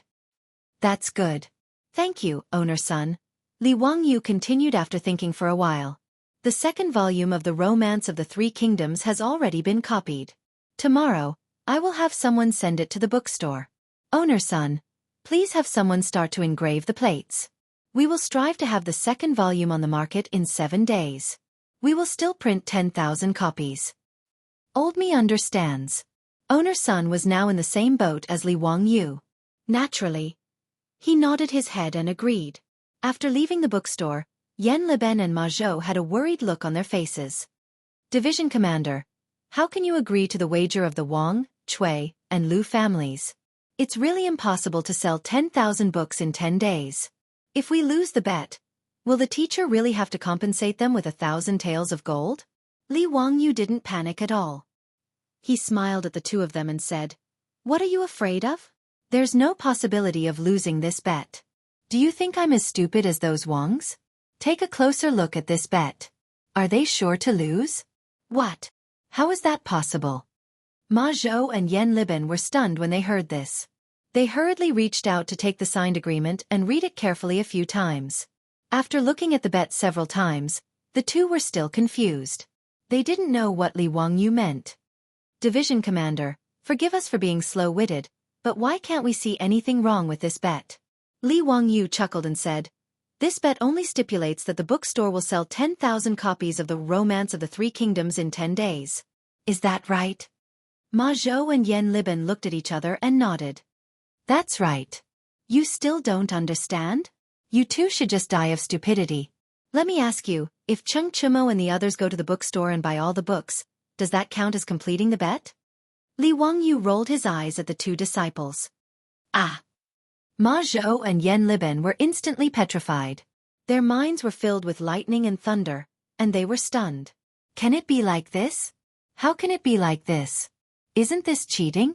But it seems like it really can be done. Anyway, it's nothing more than selling all 10,000 copies of The Romance of the Three Kingdoms to Cheng Chumo and the others. Afterwards, they can hand them over to the bookstore to slowly sell. In this way, Wang Ziqiao and the other aristocratic family disciples would really have to suffer in silence. Anyway, in the bet, there was no stipulation on who to sell these 10,000 copies of The Romance of the Three Kingdoms to. Division Commander, this is a bit. Ma Zhou was thinking about what words to use to describe Li Wangyu's shameless idea, but for a long time, he couldn't find the right words. Li Wangyu stared at him. What? Are you going to let me lose to those disgraceful debauches?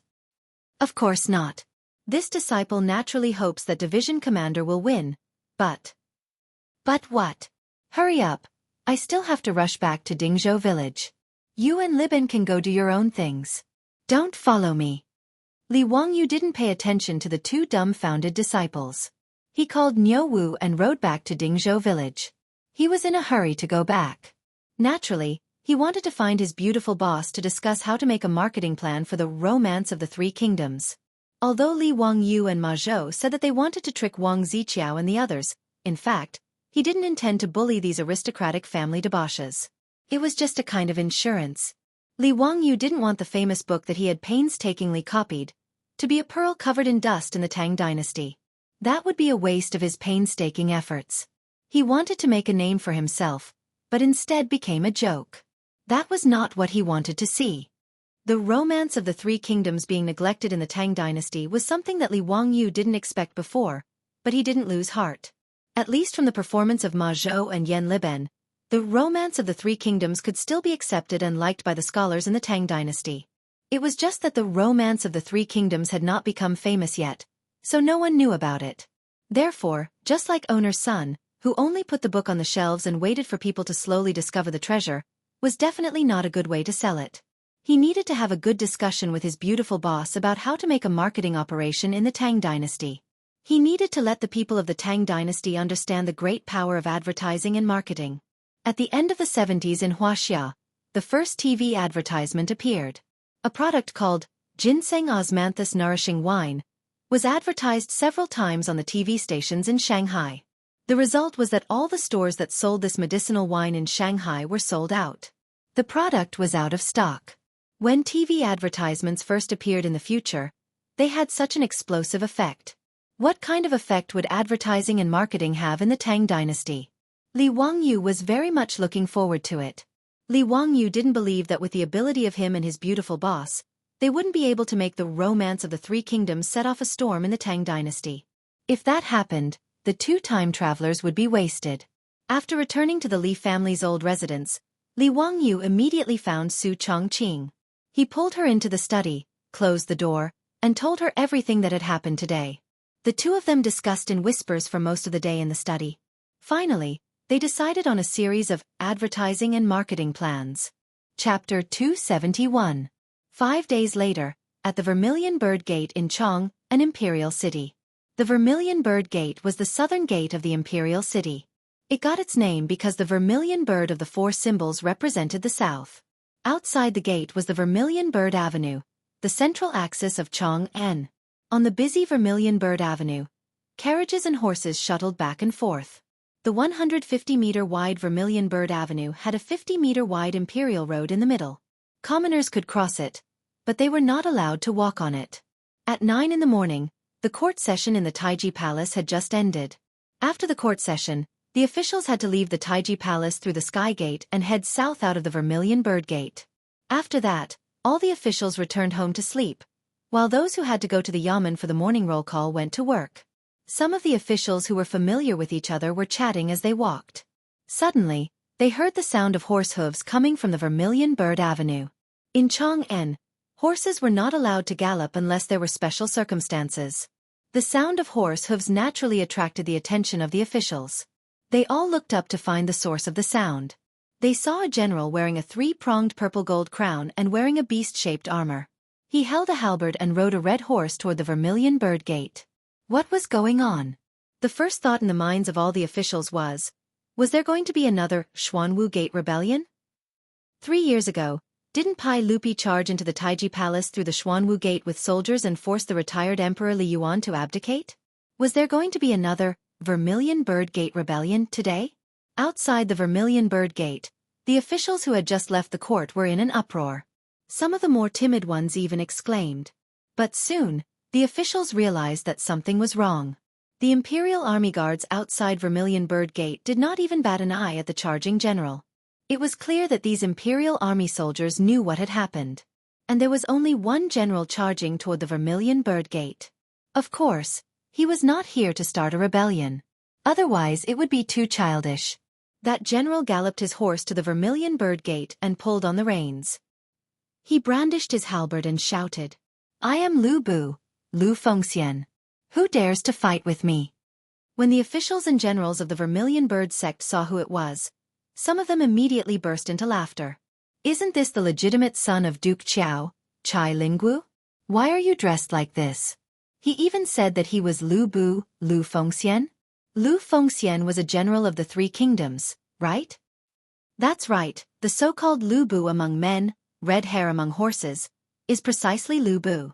In the records of the Three Kingdoms, it was said that Lu Bu had the courage to fight a tiger, and was unparalleled in battle. But what exactly is Chai Linggu doing? "Duke Qiao, what is your young master doing?" An official familiar with Chai Xiao couldn't help but make fun of him. In the crowd, Chai Xiao's eyes were twitching. If it weren't for the fact that they were in public, he would have dragged this bastard over to beat him up. Shameful, truly too shameful. Just as the crowd was laughing and enjoying the show, they saw a handsome horse charge out from not far away. On the horse was a dark-faced general with round eyes and a serpent spear in his hand. The horse shouted, "Slave of 3 surnames, don't run! Zhang Fei of Yan is here." The officials roared with laughter. If this wasn't Cheng Yaojin's legitimate son, Cheng Chumo, who else could it be? Cheng Yaojin, that old bastard, was also in the crowd. When he saw this scene, he wasn't angry at all. Instead, he laughed heartily. "Wahaha, this scoundrel, this brat is actually playing the role of Zhang Fei of Yan. Why didn't he call me over for such an interesting thing? When we get back to the manor, I'll definitely take care of this unfilial son." Cheng Yaojin's words stunned the officials who were watching the show. "Isn't your focus a bit off? You actually think this is interesting and want to personally participate." Unconsciously, the officials around Cheng Yaojin slowly moved a few steps away from him, afraid that this old bastard would infect them with his insanity. Cheng Chumo and Chai Linggu, these two people, began to fight on the main street of Vermilion Bird Gate. It was very lively. This caused more and more people to gather around Vermilion Bird Gate. They applauded and cheered, making these two people even more excited. The two people fought for dozens of rounds.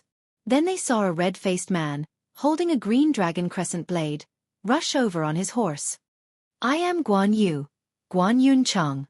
This time it was Yuqi Jingda, that old bastard, who began to cheer loudly. He shouted with his broken voice, "It's my family's child. Dog, you even painted your face red. Yuqi Baolin, if you can't beat them, don't go home." His words almost made Yuqi Baolin, who was disguised as Guan Yu, fall off her horse. She calmed herself down and pretended that she didn't hear anything. She raised her blade and attacked Chai Linggu. The 3 horses fought for 30 rounds. Then they saw another horse rush out from the side. On the horse's back was a white-faced general, holding a double-edged sword. "I am Liu Bei, Lu Xuanda. Little Lu Bu. Don't hurt my brother." Then he urged his horse forward. The 4 people fought on Vermilion Bird Gate. This time it was Feng Xuanling's turn to be stunned. The old man's temple suddenly throbbed. The one who called himself Liu Bei was his second son, Feng Jun, Feng Eai. Du Ruhui also poked him with his elbow. "Brother Xianling, your second son is also very brave." Feng Xianling was choked half to death by his words. He could only pretend that he didn't hear anything. He glared at his son, thinking about how to punish him when he returned home. Cheng Chumo, Yuqi Baolin, and Feng Eai surrounded Chai Linggu and fought. Seeing this, the officials and the common people on Vermilion Bird Gate stared straight at them, cheering louder and louder. No one noticed that on top of Vermilion Bird Gate's imperial city wall, Pai Lupi's figure quietly appeared, watching the four people fight with interest. Zio, is this the three heroes fight Lu Bu in your book? It is very interesting. Li Wangyu was also beside Pai Lupi. Hearing Pai Lupi's question, he smiled and nodded. Your Majesty, it is the three heroes fight Lu Bu. Pai Lupi asked again, a bit interesting. What about the chapter after that? Where did you write it? Has the second volume been printed? The second volume is being engraved and will be finished in 2 days. Once the book is printed, I will immediately send it to your Majesty for inspection. Pai Lupi nodded with satisfaction and continued to look below. Li Wangyu sighed. Damn, such a big shot reader. I can't afford to provoke him. If I provoke him, it won't be a problem of sending him razor blades. In order to advertise and market his Romance of the Three Kingdoms, Li Wangyu went to the palace a few days ago and presented the first volume of his Romance of the Three Kingdoms to Pai Lupi. Pai Lupi liked Romance of the Three Kingdoms immediately. This historical novel about the Three Kingdoms was very much to his liking. Li Wangyu also took the opportunity to make a series of requests to Pai Lupi, including today's performance outside Vermilion Bird Gate. After receiving Pai Lupi's approval, it was carried out. Outside Vermilion Bird Gate, the performance was still going on. Chapter 272. Outside the gates of Vermilion Bird City, the four playboys fought for a long time before Lu Bu was defeated and retreated. The four of them left on their horses and the crowd on Vermilion Bird Avenue cheered again. For the people of the Tang dynasty, it was worth it to be able to see such a scene. For the people of Chang'an City, the scene just now could make them talk for a long time. The civil and military officials were also discussing with each other, not understanding the meaning of the playboys' actions today. Although Pai Lupi knew that the playboys were imitating the plot of The Three Heroes Battle Lu Bu in the book, he was still suspicious when he saw them leave on their horses. Zio, is this your arrangement? Is it over just like this? Li Wangyu laughed. Your Majesty, keep watching, there's more to come. He had finally convinced Pai Lupi to allow him to hold a marketing event for Romance of the Three Kingdoms, in front of the civil and military officials as well as the people of Chang'an City. How could it end so anticlimactically? The performance of the four playboys just now was just to warm up the atmosphere and attract the attention of the crowd. After the four playboys left on their horses, the crowd thought that there was no more drama to watch and started to talk loudly, discussing the meaning of the scene just now. Some of the scholars who were familiar with history immediately showed off their knowledge and explained who Lu Bu, Zhang Fei, Guan Yu and Liu Bei were in the Three Kingdoms. Just as the crowd was about to disperse, a few singers in palace attire walked out from the crowd on both sides of Vermilion Bird Avenue with various instruments in their hands. Under the astonished gazes of the crowd, they slowly walked to the center of Vermilion Bird Avenue and faced the gate of Vermilion Bird City. They plucked the instruments in their hands and played pleasant music. The crowd that was just about to disperse immediately stopped. The singers opened their mouths and sang in unison. In the Han Dynasty, the heavens are Huan Ling, the red sun is about to tilt to the west. The treacherous minister Dong Zhuo deposed the young emperor. Zhang Jide of Yen appeared, holding the snake spear 8 zhang long. Lu Bu struggled to walk, looking at his home mountain from afar, flattering his horse. The song that the singers were singing was the poem from this chapter of the Romance of the Three Kingdoms. Accompanied by the singing, under the astonished gazes of Pai Lupi and the officials, more and more dancers, singers, and musicians walked out from the crowd on both sides of Vermilion Bird Avenue and merged into the group of singers. The chanting grew louder and louder, and the number of people in the group increased as well. Along with the music and singing, the people on the Vermilion Bird Avenue started to dance. This scene left Pai Lupi and the civil and military officials dumbfounded. How could it be done like this? Weren't these people just watching from both sides of Vermilion Bird Avenue? Why did they suddenly walk to the Vermilion Bird Avenue one after another and start singing and dancing? Vermilion Bird Avenue, which was more than 100 meters wide, was now filled with hundreds of people.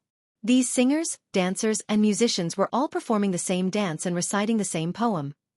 After reciting the poem 3 times, the music suddenly stopped. The people performing on Vermilion Bird Avenue all shouted in unison. The general trend of the world, long united must divide, long divided must unite. Drinking wine and discussing heroes, all in the Romance of the Three Kingdoms. Huxin County's Li Zio's new masterpiece, the historical novel Romance of the Three Kingdoms, talks about the general trend of the world. Changdong, Dong, and Shi City, all the major bookstores are selling it. After the advertising slogan was shouted, the civil and military officials in front of the Vermilion Bird Gate were almost petrified. The people watching from both sides of the avenue were also completely flabbergasted. Pai Lupi was even more speechless. He glared at Li Wangyu, who was secretly laughing to the side. What kind of nonsense is this? Isn't your shouting a bit too straightforward? What do you take my Vermilion Bird Avenue for? Even the peddlers walking the streets wouldn't shout like this, right? No matter what they thought, after the dancers, singers, and musicians on Vermilion Bird Avenue shouted the advertising slogan 3 times, they suddenly scattered in all directions. Very quickly, they merged into the crowd of onlookers and could no longer be found. Vermilion Bird Avenue once again became empty. Li Wangyu snickered in his heart. Have you seen the flash show of the future? Flash show refers to a lot of people in a specific place, at a specific time, unexpectedly doing a series of specific songs, dances, or other actions at the same time, and then quickly leaving. After Li Wangyu and his beautiful boss discussed it, they moved the flash show to the Tang Dynasty's Chang'an. They did this to advertise the book Romance of the Three Kingdoms. It could be said that they had put in a lot of effort. These people who were performing the flash show on Vermilion Bird Avenue were all found by Li Wangyu from Ping Kong Fong. A team of 100 people performed the flash show in less than the time it took to burn a stick of incense, but rehearsed it for a day. For this, Li Wangyu paid everyone the same amount of copper coins. If it wasn't for the fact that he had finally saved up some money, he wouldn't have dared to spend so much money. Li Wangyu originally planned to find an actor to cosplay the 3 Heroes Battle Lu Bu scene at the beginning. However, when the other playboys heard about this, they immediately snatched this job. In order to compete for these 4 roles, the playboys even broke out into a fierce war. After a bloody battle, Cheng Chumo, Chai Linggu, Fong Yai, and Yuchi Baolin snatched the right to perform. Chai Linggu originally didn't want to cosplay Lu Bu and wanted to exchange roles with Cheng Chumo, but Li Wangyu dissuaded him. Zio, why don't you let me cosplay Zhang Fei? Li Wangyu looked him up and down for a long time. He only said one sentence, which made Chai Linggu give up on the idea.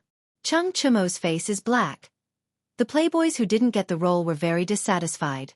Li Wangyu repeatedly assured them that there would be more opportunities for them in the future, which temporarily dispelled their resentment. In this regard, Li Wangyu could only shake his head. The Tang dynasty was seriously lacking in entertainment. Look at this group of playboys, they even wanted to snatch the opportunity to cosplay, which almost led to a bloodbath. TSK, how pitiful. Naturally, the rich playboys had also read the Romance of the Three Kingdoms. Thus, Li Wangyu had another group of followers who would use force to threaten him. Faced with the threat of the playboys, Li Wangyu began to consider whether to put up a sign at the entrance of Dingzhou village, "Playboys and dogs are not allowed to enter." However, considering that it would be unfair to the dogs, he reluctantly dismissed the idea. The cosplay performance in front of the Vermilion Bird Gate in the Imperial City, as well as a flash advertisement, immediately spread throughout Chang'an City at the speed of light. At the same time, Li Wangyu's leaflet publicity began again. Leaflets full of slogans and introductions of the Three Kingdoms were once again scattered all over Chang'an City by 4-wheeled carriages. Fortunately, there were no urban management officers in the Tang dynasty. Otherwise, this kind of littering would definitely be punished until Li Wangyu went bankrupt. In any case, Li Wangyu's Romance of the Three Kingdoms suddenly broke into the sight of the people of the Tang dynasty. Chapter 273. The flyers that Li Wangyu had people throw around in Chang'an were picked up by the scholars. When they saw the content, their expressions changed drastically, and they carefully hid the flyers away like thieves. If there were transmigrators in the future who saw the titles of these flyers, they would definitely curse Li Wangyu for being shameless. The titles on these flyers were truly the essence of the news shock department. Shocking! 3 men did this in the peach garden. Yes, this was the oath of the 3 in the peach garden. Shocking! Men will be silent when they see it, women will cry when they see it. Shocking! A woman actually dares to do such a thing in broad daylight. This was the story of Diao Chan's honey trap at the Fengyi Pavilion. Shocking! This kind of shocking headline was what people in the future hated the most. In short, the headline was hateful, but it was enough to attract attention. Li Wangyu shamelessly copied this trick and openly printed it on the flyers.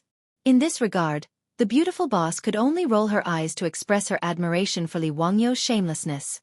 Even in the future, netizens who had experienced the baptism of countless headlines were still attracted by these shocking headlines time and time again.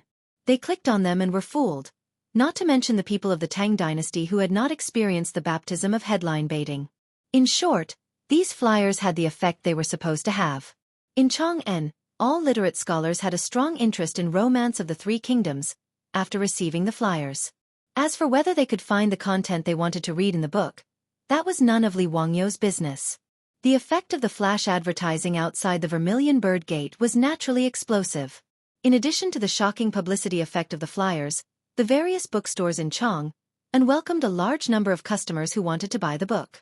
After the eastern and western markets opened at noon, countless curious scholars poured into the markets and went straight to the bookstores. Even the civil and military officials outside the Vermilion Bird Gate asked their servants to go to the bookstores and buy Romance of the Three Kingdoms for them. The book written by the Crown Prince's imperial tutor, Pai Lupi's favorite, and the new Baron of Hu County, naturally had to be praised. Regardless of whether the book was good or not, everyone was curious about it. To be able to cause such a huge commotion outside the Vermilion Bird Gate, he had to read this book no matter what. Owner's son didn't go back on his word. His bookstore in Hu County worked for several days and finally printed all 10,000 copies of the Romance of the Three Kingdoms. However, with such a large number of books, it was obviously not possible to rely on his bookstore to sell them.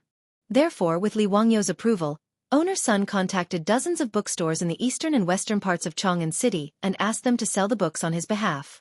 Each copy of the Romance of the Three Kingdoms was priced at 500 copper coins, and those bookstores could earn 100 copper coins from selling them. Naturally, no one would refuse such a good deal. Without much effort, all the bookstores in Chang'an City had been placed in the Three Kingdoms. What the owners of the bookstores had not imagined was that a huge colorful poster was sent together with the bookstores. The life-sized portrait was unprecedentedly realistic and shocking. In the portrait was a lovely and moving beauty. Beside her was a powerful general holding a halberd. This beauty was so realistic that it was as if a real person was sealed in the painting. Her figure was beautiful, her ears were thin and her smile was captivating. What was even more unbearable was that the beauty in the painting had a voluptuous body and a slender waist. It instantly made the bookstore owners feel a little impulsive. On the huge portrait were the words Romance of the Three Kingdoms, which spoiled the mood. The bookstore owners were so distressed that they beat their chests and stamped their feet. How could such a great painting be wasted like this?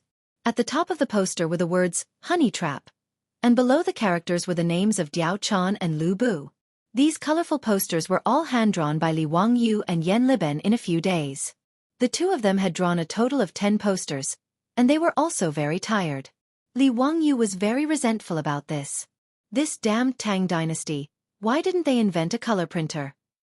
The scholars and servants who went to the bookstore to buy books were all shocked by the colorful posters hanging in front of the bookstore. Such a soul-stirring portrait of a beauty made the men who had not been destroyed by the various movies of the later generations feel that it was somewhat difficult to control themselves. The woman named Diao Chan in the painting, that figure, that curve. For the scholars of the Tang dynasty, such a realistic colorful beauty was simply a visual bomb. In front of every bookstore with a colorful poster hanging in front of it, there were 3 layers of people inside and 3 layers of people outside. Even those who were illiterate were staring at the colorful poster non-stop. They were even reluctant to blink their eyes. The owners of the bookstores hurriedly sent out their employees to guard the colorful poster to prevent it from being snatched away by others. Many libertines even squeezed to the front and almost stuck their eyes on the poster. They were quickly stopped by the shop assistants. "Hey, what are you doing? You can't afford to pay for this painting if it's dirty.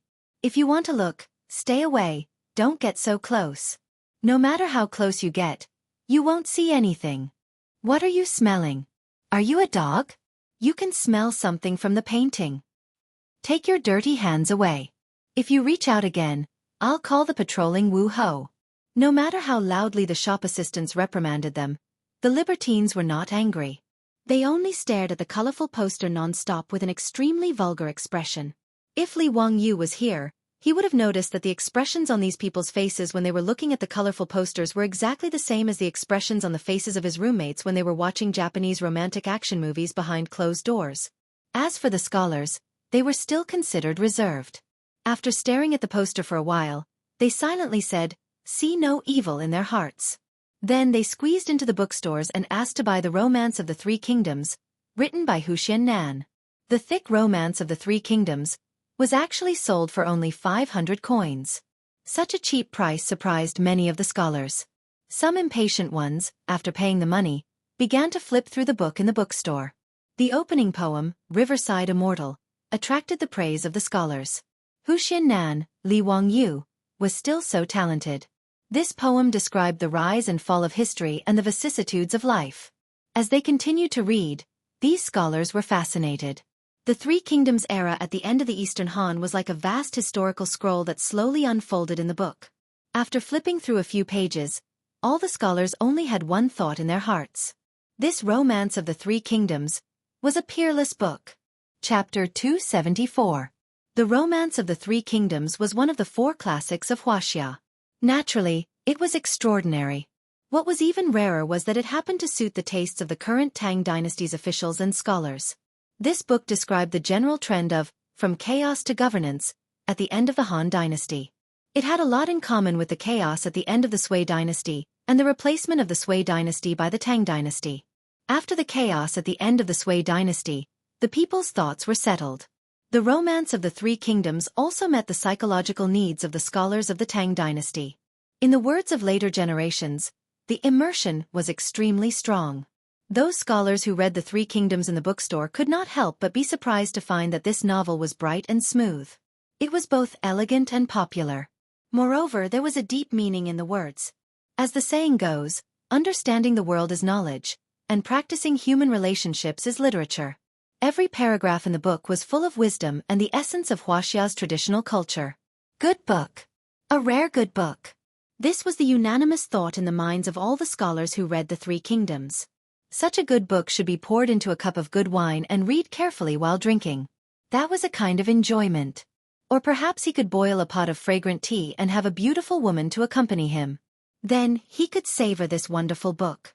As the saying goes, the earth stove, the tea cauldron, and the fire is alive. Where can the joy of reading be found? Several plum blossoms, the heart of the world. In short, the scholars who read the Three Kingdoms all opened their wallets and bought the book. Even if there were scholars who were poor and did not have enough money, they still shamelessly borrowed copper coins from their companions and bought a book. In the 2 cities of Chong'an, more than a dozen bookstores were like this. It was unprecedentedly popular. The scene of selling books even scared the owners of the bookstores. No one had ever seen books sold like this. Those scholars gave away a lot of copper coins just to get a copy of the Three Kingdoms. The Three Kingdoms plagiarized by Li Wangyu was completely popular. Seeing that the stock in each bookstore was decreasing, the owners of the bookstores hurriedly called their shop assistants and asked them to quickly go to Suanji bookstore in the East City to replenish the stock. Due to the fact that Romance of the Three Kingdoms was a story, most of the bookstore owners didn't ask for too many books when owner Sun sent them over. They thought that the books would take up too much space. The books in these bookstores ranged from 100 to a few dozen books. Now, with so many scholars rushing in to buy the books, many bookstores were sold out. The owners of these bookstores were already starting to regret not leaving behind more copper coins when owner Sun came to sell his goods. After all, these were all copper coins. If he sold 1 book, he would earn 100 copper coins. If he sold 10 books, he would earn 1 copper coin. Looking at the customers who squeezed into the bookstore with strings of copper coins in their hands, the owners of the bookstore sighed in their hearts. This money was too easy to earn. Owner Sun, I'm an employee from the Ma family bookstore in Shi City. Our bookstore would like to make up for 500 copies of the Three Kingdoms. Owner, I'm from Liuji bookstore in East City. Please send another 600 books of the Three Kingdoms to our bookstore. Owner Sun, all the books in our bookstore have been sold out. Please give us the books first. Our bookstore is full of customers waiting to buy books. It's the same for our bookstore. All the books are sold out. Owner Sun, please send the books to our bookstore first. Similarly, Sun's bookstore was packed with scholars who wanted to buy books. When owner Sun heard the words of these employees, he was so happy that his beard trembled. He hurriedly agreed and began to arrange for his employees to deliver the books. Li Wangyu, on the other hand, had already anticipated this situation. He had arranged for several four-wheeled carriages to wait near Sun's bookstore and informed owner Sun that these carriages could help him deliver books to various bookstores. Originally, owner Sun didn't think much of it and thought that Li Wangyu was too optimistic. He had sent more than 1,000 books of the Three Kingdoms to the bookstores in Chang'an City. Could it be that they were all sold out? It was impossible to sell 1,000 books in a day. However, owner Sun naturally couldn't say much about Li Wangyu's arrangement. He just smiled and thanked him, and didn't think much of it.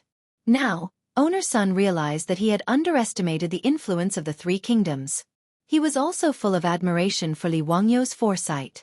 He hurriedly called for the four-wheeled carriages to come over, and ordered the employees to start moving the books out of the warehouse. Stacks of books that emitted the fragrance of ink were moved onto the carriages. Under the guidance of the employees of the bookstore, they were sent to the bookstores in Chang'an City. More and more people rushed to buy the books of the Three Kingdoms. Many of them were just passing by the bookstores. They were either attracted by the colorful posters or the flood of people rushing into the bookstores to buy the books. Out of curiosity, they unconsciously squeezed into the bookstores to see what kind of book it was that so many people were rushing to buy it. After flipping through a few pages, these people who didn't know about the Three Kingdoms also opened their wallets and bought a book, preparing to go back and study it carefully. The books were selling faster and faster. In just half a day, the evening drum sounded in Chang'an City. The customers in the market had no choice but to leave. The bookstores also sent in the sales statistics for the day. Owner Sun almost had a heart attack when he saw the numbers on top of it. More than 4,700 books sold. It had only been half a day. For the Tang dynasty, such a terrifying sales volume was comparable to a stormy sea. It set off a huge wave in Chang'an City. Owner Sun suddenly felt like laughing. Those young masters from aristocratic families actually wanted to bet with the men from Hu County. Wasn't it obvious that they were prepared to give away money? There were still 5 days before the bet, and nearly half of the 10,000 books in the bet had been sold today. What was the point of this bet? He had forgotten that back then, he had also thought that Li Wangyu would be the loser of the bet. Owner Sun was amused for a long time. Then he immediately called his shop assistant and rode out of Chang'an City, ignoring his old body. He was going to tell Li Wangyu the good news and inform the craftsmen in the Hu County bookstore to continue printing the Three Kingdoms. According to today's trend, 10,000 books of the Three Kingdoms would not be enough. Not to mention how happy owner Sun was. Wang Ziqiao and the others naturally received the news that Li Wangyu had made such a big scene in Chang'an City. His troops and servants went to the bookstores in the east and west to inquire about the news. When they came back, they described the scene of the rush to buy the books. Wang Ziqiao, Cui Daogu, and the other two could not help but feel their hearts skip a beat. If Li Wangyu's book continued to sell like this, there was a chance that they would lose that ridiculous bet. The four people who received the news looked at each other. If they really lost 1,000 taels of gold, each of them would have to pay more than 200 taels of gold. Although 1,000 taels of gold was just a small amount for aristocratic families like the Wang clan of Taiyuan, it was not a small amount for the four of them. It would even make them feel the pinch. Even as the legitimate sons of aristocratic families, they could only get a fixed amount of money from their families every month. They could get 200 to 300 strings of copper from their families every month. This was enough for them to indulge in wine and women every day, lingering in the various brothels of Peace Square. One had to know that a first-rank big shot in the imperial court only had a monthly salary of 600 to 800 strings of copper. From this, one could see how extravagant aristocratic families were. It was no wonder that old Du would write such an indignant poem. Meat stinks at the Vermilion Gates, bones frozen to death on the road. Wang Ziqiao and the others did not have much savings. Usually, they would spend all the copper they had every month. If they really lost the bet with Li Wangyu, they might not be able to pay the money. Everyone, we can't just sit and wait for death. We can't let that little bastard Li be so arrogant. Inside the Peace Square, Wang Ziqiao hugged a prostitute and said fiercely. Chapter 275. Wang Ziqiao and the others naturally did not want to lose 1,000 gold taels to Li Wangyu for nothing. They originally thought that the bet with Li Wangyu was purely because Li Wangyu was out of his mind and wanted to give them money. Especially a few days ago, in Sunji bookstore, the book Romance of the Three Kingdoms sold lukewarm. The bookstore sold less than 10 books of the Three Kingdoms every day, which made Wang Ziqiao and the others laugh even more, ridiculing Li Wangyu for being kicked in the head by a donkey. But now, Li Wangyu did such a thing. which was out of their expectations, making them panic. What do you think we should do? I asked the servants to ask around. That stupid book sold a few thousand copies today. Cui Daogu asked. Cui Hong straightened his neck. What can we do? Can you force others not to go to the bookstore to buy books? If you ask me, so be it if we lose. Can Li Wang Yu come to us to collect the debt? I won't give it to him. Lu Xiyang said. Bullshit. This is a written bet. Can you go back on it? If he really takes the bet to the residents to collect the debt, what will you do? If he dares to come, I will let the troops beat him out. Then what if he goes to the Taiji Palace to find the saint? If they really lost the bet, there was no need to consider reneging on the debt. This time, the bet was written on paper. It was different from the previous verbal agreement. In black and white, both sides signed the bet. If they refused to give it up, Li Wangyu would really dare to go to the Taiji Palace and ask Pai Lupi to collect the debt for him. Li Wangyu was now the founding county man. In terms of status, he was the same as these few silk pants elders. How could the few of them, who relied on their family's power, refuse to pay the bet? It's neither right nor left. Then what do you think we should do? Are we really waiting to lose the bet and obediently hand over the gold with both hands? Cui Hong was also angry. His words left Wang Ziqiao and the other two speechless for a while, not knowing what to do. Wang Ziqiao suddenly drove away all the prostitutes and singers around him. He lowered his voice and said to the three of them, I have an idea, but I don't know if you dare to do it. What idea? Let's hear it. Come closer. My teachings are not to be passed on to 6 ears. Cui Daogu and the other two hurriedly came over. After hearing Prince Qiao's words, the three of them were speechless. Brother Ziqiao, this method is extremely risky. What if? Cui Daogu was a bit hesitant. 200 taels of gold was actually not much. Taking a risk for this bit of gold was not worth it. Lu Xiyang also shook his head. That's right. At most, you'll lose 200 taels of gold. It's not worth it, right? However, Cui Hong supported Wang Ziqiao's idea. I think it's fine. If we really lose, it's not just a trivial matter of 1,000 taels of gold. What we lose is the face of our family. When he said this, it made Cui Daogu and Lu Xiyang hesitate. Just as Cui Hong said, losing a bit of gold was nothing. But to lose the face of the family, that was not okay. Wang Ziqiao advised again. Let's each send a capable troop to do this. After the matter is done, give them a sum of money and send them back to Taiyuan, Bowling and other places. How much trouble can they cause? Cui Daogu and Lu Xiyang silently looked at each other and nodded in agreement. It was night. Chong, and City East Market. Suddenly, an ear-piercing copper whistle sounded. In the city square, a raging fire erupted. The intensity of the fire was so great that it lit up the night sky of Chang'an City. The flames soared several zhang high and the momentum was terrifying. East Market Wuho shop's Colonel Qin Xian led his Wuho subordinates and desperately squeezed water bags in an attempt to extinguish the fire. But not only was the fire not extinguished, it was instead becoming more and more intense. Colonel, someone must have set the fire and used kerosene to ignite the fire. Otherwise, why would the water bags not be able to extinguish the fire? The Wuho subordinates who were trying their best to extinguish the fire loudly shouted to Qin Xian. On this point, Qin Xian had already seen through it. The fire came so suddenly and the water could not extinguish it.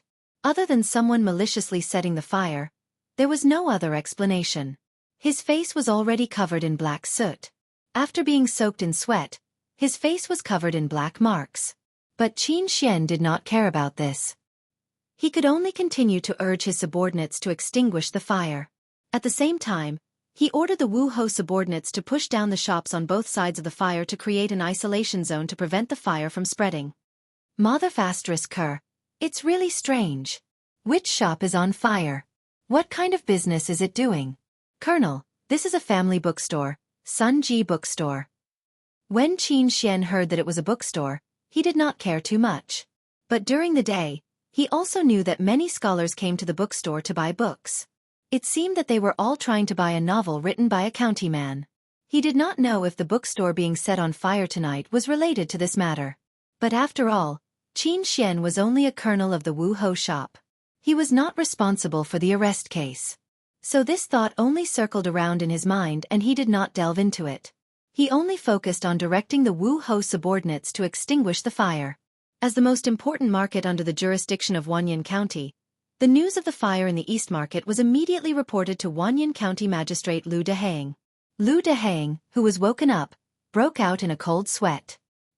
He hurriedly broke out from the arms of the concubines on the bed. He hastily put on his clothes and led a group of yamen runners to the East Market.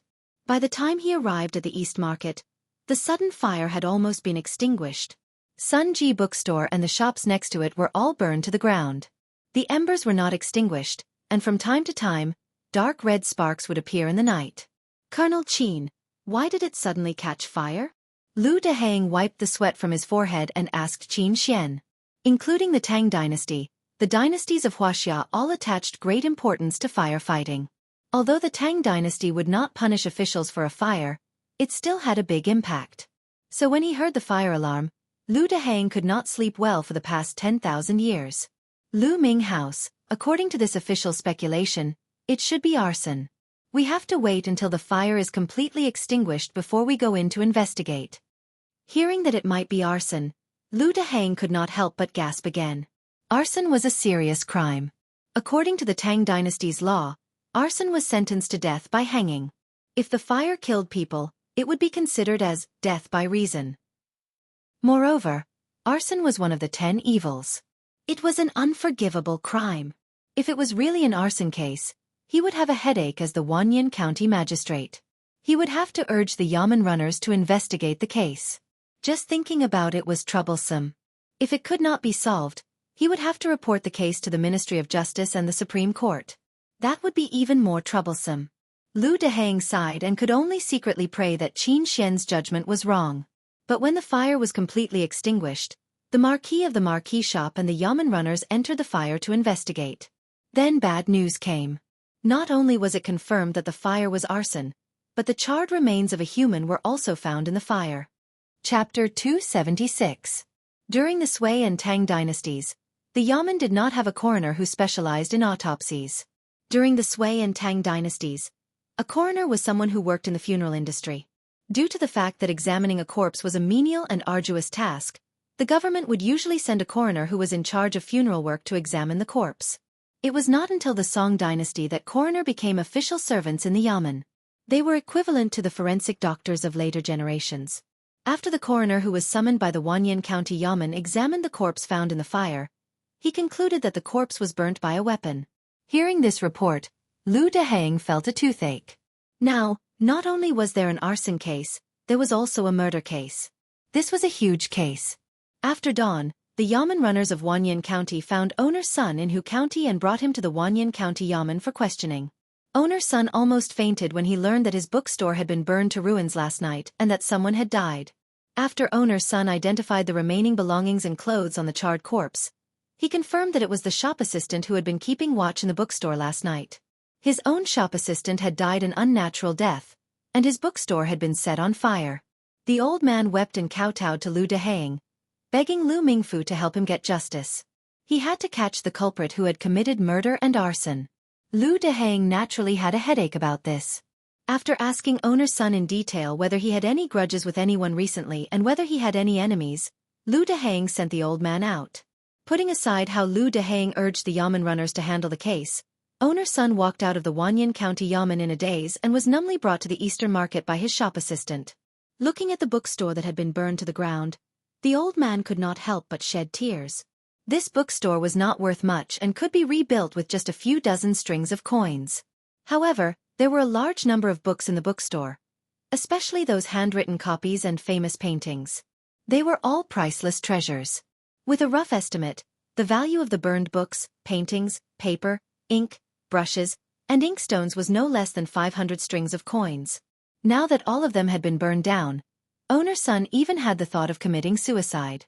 When the shopkeepers of the surrounding shops saw owner Sun suffer such a disaster, they all shook their heads and sighed. They all comforted the old man. Owner Sun, my condolences. Sigh, this is truly a sin. How dare a murderer commit murder and arson in Chong and in broad daylight? Damn it! Owner Sun, if there's anything you need, just tell this old man. This old man will help you get through this difficult time. Owner's son is such a nice person. He has never argued with anyone and is always honest in his business dealings. How could someone be so cruel? The group of merchants all spoke up to console the old man, causing owner's son to feel slightly comforted. He cupped his hands in thanks to everyone and began to make arrangements for the aftermath.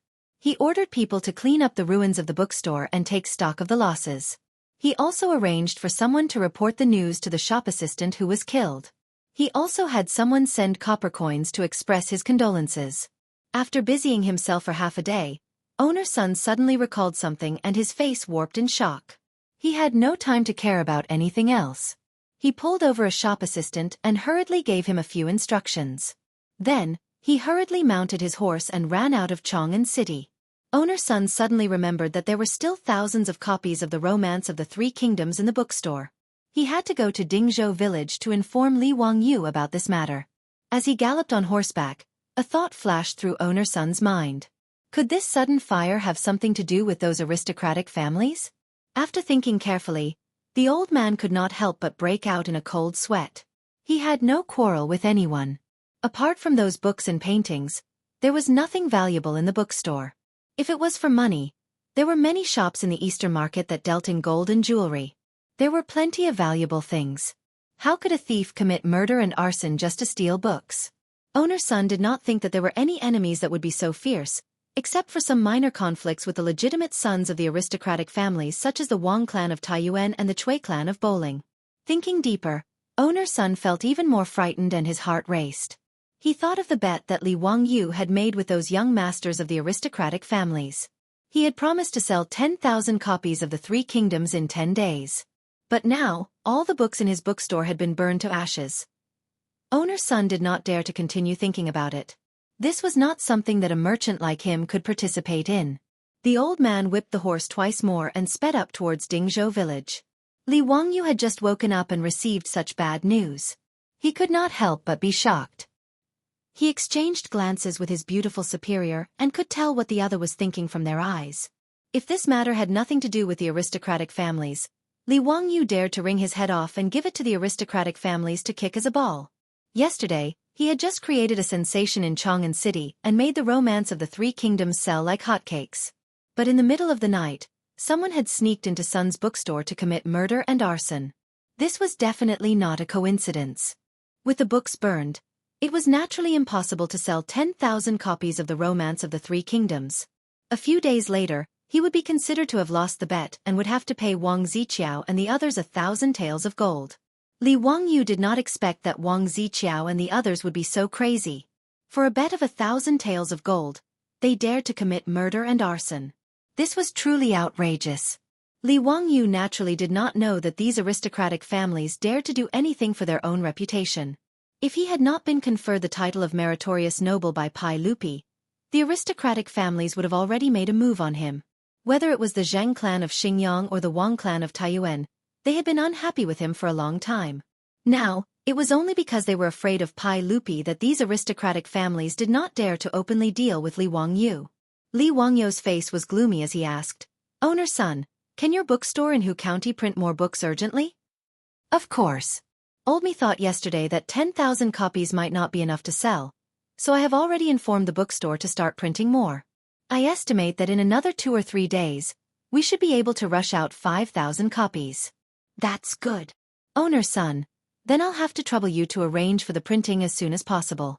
As for the murder and arson case, I will give you an explanation," Li Wangyu said in a low voice. Owner's son nodded repeatedly. "Old me understands. Once the books are printed, Old me will immediately have people send them to the bookstore in Chang'an City to sell. Don't worry, there are still 4 days left. We will definitely sell 10,000 copies." Li Wangyu did not say anything else after arranging things. He let the old butler, Li Hang, send owner's son out of the door. The murder and arson case in the East Market gave Li Wangyu a great shock. At this moment, he realized that this was not a legal society of the future, but the Tang dynasty of 1,300 years ago. If one did not have enough power to protect himself and his family, he would probably be eaten up until not even his bones were left. Just a few legitimate sons of the aristocratic families dared to commit murder and arson in Chang'an City. In this world, was there anything that they did not dare to do? Those who steal will be punished, and those who steal the country will become feudal lords. Only the feudal lords will be benevolent and righteous. The so-called benevolence and righteousness of these aristocratic families was indeed hypocritical. After a brief discussion with Su Chongqing, Li Wangyu called for Niu Wu. The two of them rode on horses and rushed to Chang'an City. Chapter 277. Li Wangyu naturally went to Chang'an to complain. Although he had the title of a county baron, he had no power or influence.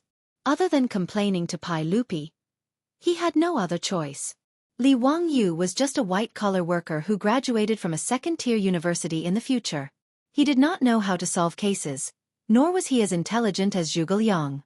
If he was bullied, complaining to his parents was his only choice. Fortunately, his current parent was also powerful enough. No matter what, Li Er was still his uncle who hadn't gone beyond 5 generations. Li Wangyu naturally would not be pretentious. He wanted to take responsibility for everything. When it was time to cry, he would not be stingy. In the legislative hall of Taiji Palace, Pai Lupi summoned Li Wangyu as usual. "Zio, why did you come to the palace again today? Is something the matter?" Pai Lupi asked with a smile. Li Wangyu would not come to Chang'an if he had nothing to do, let alone to Taiji Palace. Pai Lupi was very clear about this. His nephew was good at everything, except that he was too tired. If he had nothing to do, he would definitely hide in Dingzhou village and live a carefree life. Yesterday, Li Wangyu had just entered Taiji Palace and created such a good show. Pai Lupi was very satisfied, but he did not know why he had come to the palace today. Li Wangyu's face was full of misery. "Uncle, I came to the palace today to ask you to save my life." What happened?" Pai Lupi asked, puzzled. Li Wangyu took out the contract he had signed with Wang Ziqiao and the others, and handed it to Pai Lupi with both hands. "Uncle, a few days ago, I had some conflicts with the legitimate sons of Taiji Wang clan, Boling Chui clan, and a few other aristocratic families. Feeling indignant, I made a bet with them. I bet that I could sell 10,000 copies of The Romance of the Three Kingdoms within 10 days. Pai Lupi looked at the bet and motioned for Li Wangyu to continue. "Yesterday, after my promotion, the bookstores in Chang'an sold more than 4,000 books of the Three Kingdoms. This little nephew was about to win the bet, but who would have thought that last night, the bookstore that helped this little nephew sell books was set on fire and all the books turned to ashes." When Pai Lupi heard this, his expression slowly turned grim. Li Wangyu sighed and continued, "If it was only the books that were burned, it would be fine. But the key point is that even the clerk who was on night duty in the bookstore was killed. This is really..." At this moment, Li Wangyu's acting skills were off the charts. He was just short of wiping his eyes with an onion. "Uncle, I don't expect to win any bets. I just hope that Uncle can help me talk to this aristocratic family and cancel the bet. Sigh, with my small arms and legs, I really don't dare to get involved with such a vicious person." His words were very pitiful, but Pai Lupi understood the meaning of his words very clearly. He was insisting that the aristocratic family had committed murder and arson in order to win the bet. Pai Lupi glared at him with a gloomy face. He waved his hand to summon an attendant. "Have the 100 Horsemen Department investigate what exactly happened in the East Market." Not long after, the attendant in charge of palace affairs from the 100 Horsemen Department entered the legislative hall and reported to Pai Lupi. "Reporting to everyone, the 100 Horsemen Department has already investigated. Last night, at 1 o'clock in the East Market, Sun Ji bookstore caught fire. The clerk who died was also stabbed to death with a blade and then abandoned in the fire." Pai Lupi coldly asked, "Did you find out who did it?" "We're still investigating, but after the 100 Horsemen Department examined the corpse, they confirmed that the method of murder was the method of an old soldier in the army. The clerk who was killed should have been in his sleep. His mouth and nose were covered, and then a blade was used to stab his heart. The blade was inserted between the bones, and he died on the spot. The method was very skillful. This is definitely not something that a thief can do." After the curfew last night, did the patrolling Wu Ho ask about it? "Did you find anything strange?" Pai Lupi asked again. In Chang'an City, there was a curfew after nightfall. The streets, which were more than 100 meters wide, were like natural barriers that separated the various markets. And on the streets, there were patrolling Wu Ho at any time. wanting to quietly climb over the high walls of the market, then pass through the 100-meter-wide streets, and climb up the wall to enter the East Market was not an easy task. No, the patrolling Wu Ho have already interrogated, but did not find anything. But the 100 Horsemen Department can confirm that there are 4 murderers. After carefully inspecting the walls of the East Market, the 100 Horsemen Department found the footprints of 4 people on the wall near the Peace Square. And the same footprints were also found on the other side of the Peace Square. To be able to avoid the Wu Ho and quietly climb over 2 walls, it's not easy. Reporting to everyone, the 100 Horsemen Department also deduced that the murderers must be fierce soldiers from the White Army, or else they would not have succeeded so easily. Pai Lupi heard this and could not help but look at the bet in his hand again. The murderers went from the Peace Square to the East Market? Last night, Taiyuan Wang clan, Bowling Chui clan, these aristocratic families, did anyone stay at the Peace Square to drink? Taiyuan Wang clan's Wang Ziqiao, Qinghe Chui clan's Chui Daogu, Bowling Chui clan's Chui Hong, Fanyang Lu clan's Lu Xiang, these 4 people stayed at the Peace Square last night. Pai Lupi sneered, "Humph, for murderers committed murder, and the 4 of them were drinking at the Peace Square. Haha, what a coincidence.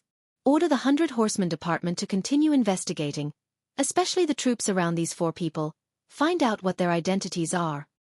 Yes. The eunuch of the 100 Horsemen Department responded and immediately left to arrange the investigation. Li Wangyu also heard the conversation between the 2 clearly. After the eunuch left, he immediately looked at Pai Lupi with a pitiful expression. "Uncle, you have to give your nephew justice." Pai Lupi glared at him. "All right, stop acting, I will give you an explanation for this matter. 5 surnames and 7 looks. Humph, as expected, arrogant and despotic."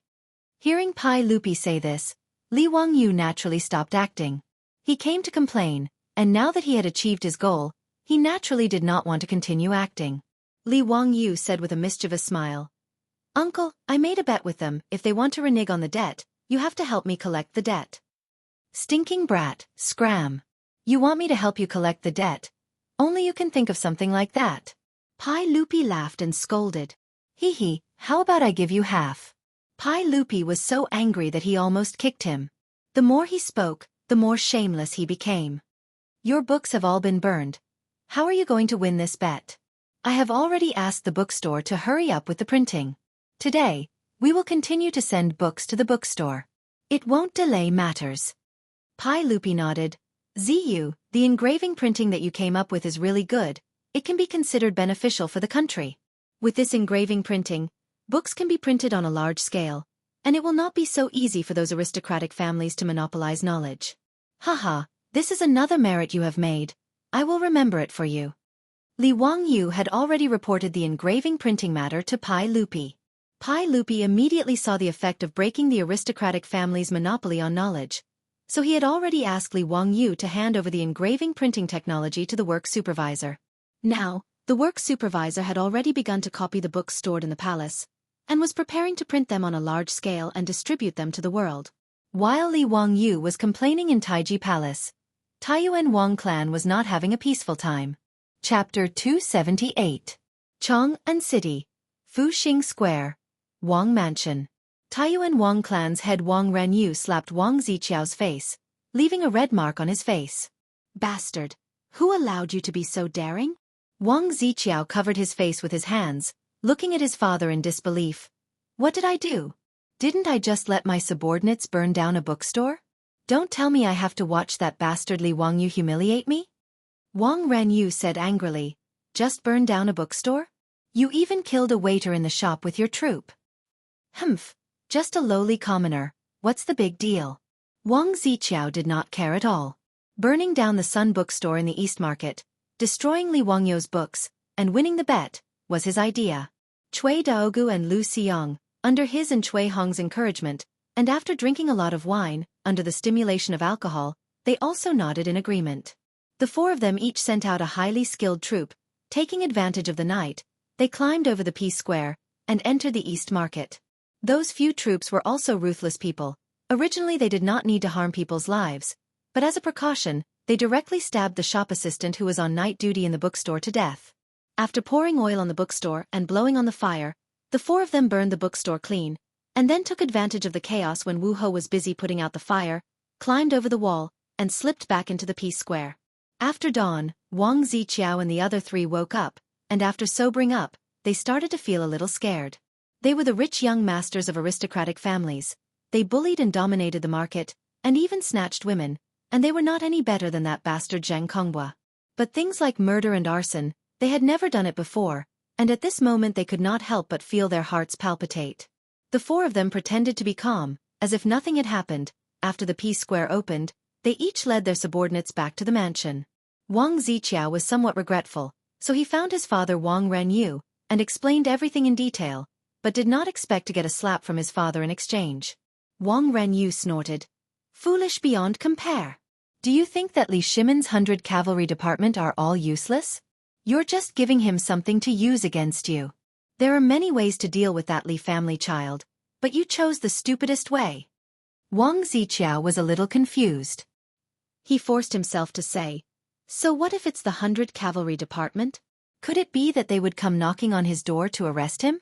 I have already come to an agreement with Cui Daogu and the others.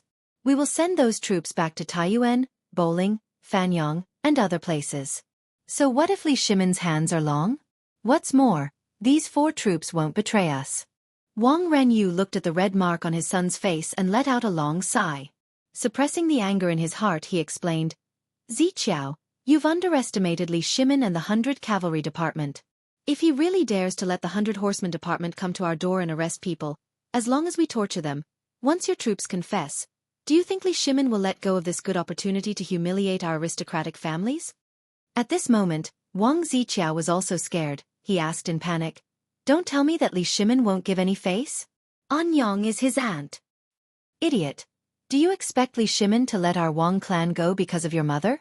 Wang Renyu's wife, Wang Ziqiao's mother, was Li Wangyou's only aunt, retired Emperor Li Yuan's younger sister, Princess Tong En. When Li Yuan was guarding Taiyuan and had yet to rise up against the Sui dynasty, the two sides had become relatives by marriage. Wang Renyu was Pai Lupi's uncle. Logically speaking, the Taiyuan Wang clan and Li Tang's imperial family had a close relationship. The two sides should not be fighting openly and covertly. But aristocratic families and imperial power, the two sides had loved and hated each other for thousands of years. This was not a conflict that could be resolved just by marrying a few women to each other. Wang Ziqiao did not agree with his father's words. So what? Don't tell me that Li Shimin dares to kill us aristocratic families? Why should we be afraid of him? We are a 1,000-year-old aristocratic family. Wang Renyu only sneered at his son's words and did not say much. The aristocratic families had always been the core power behind the imperial power. They held power similar to the imperial power and could even shake the foundation of the imperial power.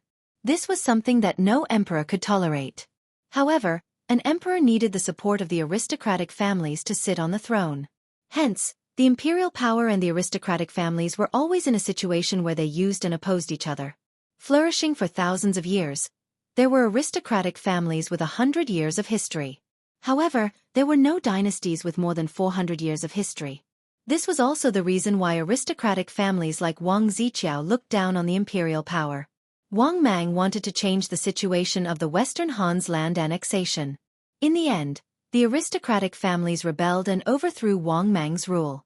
The aristocratic families in Guangzhou supported the Nanyang Lu clan to establish the Eastern Han. At the end of the Eastern Han, the three kingdoms fought for hegemony, and the aristocratic families were the ones supporting them. The aristocratic families of the West Jin moved south, causing the treasury of the West Jin to be empty. The chaos of the 5 barbarians had a lot to do with the aristocratic families moving south. When the aristocratic families reached their peak in the East Jin, their power even surpassed that of the imperial power. During the Sui dynasty, Yang Jian created the imperial examination system in hopes of using it to keep the aristocratic families in check. However, it did the opposite, increasing the power of the aristocratic families. The aristocratic families made use of the imperial examination system to push the power struggle between the aristocratic families and the imperial power into the imperial court. When it came to the Tang dynasty, how could the battle between the aristocratic families and the imperial power be peaceful? Just a few days ago, the aristocratic families used the locust plague to force Pai Lupi to issue an edict. From this, one could see the relationship between the two sides. Wang Renyu waved his hand at Wang Ziqiao. Okay, I'll deal with this matter myself. You don't have to worry about it. Go take a look at your mother. She caught a cold recently and is not feeling well. After sending his son away, Wang Renyu closed his eyes and thought for a while. Then, he summoned the housekeeper and gave him a few instructions. The housekeeper lowered his head and left to carry out Wang Renyu's orders. Within the Taiji Palace governing hall, Pai Lupi and Li Wangyu were playing chess while waiting for the 100 Cavalry Division's report. The eunuch from the 100 Cavalry Division tiptoed into the hall with an embarrassed look on his face. Pai Lupi looked up at him. Speak, what's the news? Just now, the 100 Cavalry Division sent news that the Wang clan of Taiyuan beat a soldier to death for stealing property. After the Wang clan beat him to death, they sent someone to Chang'an County to report. Pai Lupi and Li Wangyu were stunned. They didn't understand what the eunuch meant. The Wang clan beat a soldier to death for stealing property. Was this news worth telling to Pai Lupi? Before Pai Lupi could ask, the eunuch continued. The Chui clan of Bowling, the Chui clan of Qinghe, and the Lu clan of Fanyang all beat a soldier to death for different crimes. They have all gone to Chang'an County and Wanyan County to report. As soon as he finished speaking, Pai Lupi immediately understood what was going on. In a fit of rage, Pai Lupi slapped the table in front of him and swept the chessboards on the table to the ground. These bastards! How dare they! Li Wangyu also realized what was going on. This was a F***king murder to silence them. The aristocratic families were so cruel. Chapter 279. The troops were not the property of the master, and their status was higher than that of the servants. However, if the troops made mistakes and were punished by the master, even if they were accidentally beaten to death, they would not be punished. The law of the Tang dynasty stipulated, if the master beat the troops to death, he committed murder, but he was punished to death or negligent homicide, he was not guilty. That was to say, if the troops of the Taiyuan Wang clan, the Bowling Chui clan, the Qinghe Chui clan, and the Fanyang Lu clan were charged with violating the law due to negligence, they would not have to bear any responsibility after being punished to death. They only needed to report to the county government. The 100 Cavalry Department had just found out that there were 4 people who committed the crime in the East City, and was investigating the troops of the 4 sons of the 4 families. Then there was news that the troops of the 4 families were beaten to death because of mistakes. Even a fool could understand what had happened. This kind of merciless method of silencing witnesses made Li Wangyu shudder. These aristocratic families did not care about human lives at all. Even the troops who worked for the aristocratic families were killed just like that. Li Wangyu could not understand or accept this kind of ruthless decision and the practice of treating human lives as grass. Pai Lupi's anger was more because he was played by the aristocratic families. The 4 troops were beaten to death without any disguise. They were clearly laughing at him, the emperor of the Tang dynasty. There was no evidence, and no evidence. Even if Pai Lupi was dead, what could he do to them? Wang Renyu was not a playboy like Wang Ziqiao. Sending the troops back to their hometowns would only leave behind hidden dangers. If the 100 Cavalry Department could find clues, the aristocratic families would naturally know. Last night, the 4 playboys hurriedly ordered their troops to attack and had already left a lot of clues. If the 100 Cavalry Department found out that it was the aristocratic families who did it, it would probably be a big trouble. Since they had already done it, they would do it to the end. Only the dead could keep an absolute secret. Therefore, Wang Renyu was merciless. He found a random reason to beat the troops of his family to death. The other 3 aristocratic families naturally would not be merciful. After receiving the news, they also chose to kill to silence. After venting his anger, Pai Lupi finally managed to control his temper. He waved his hand and dismissed the servant. Li Wangyu was also filled with helplessness and fear. Uncle, these aristocratic families are truly unscrupulous. Humph. Sooner or later, he would teach them a lesson.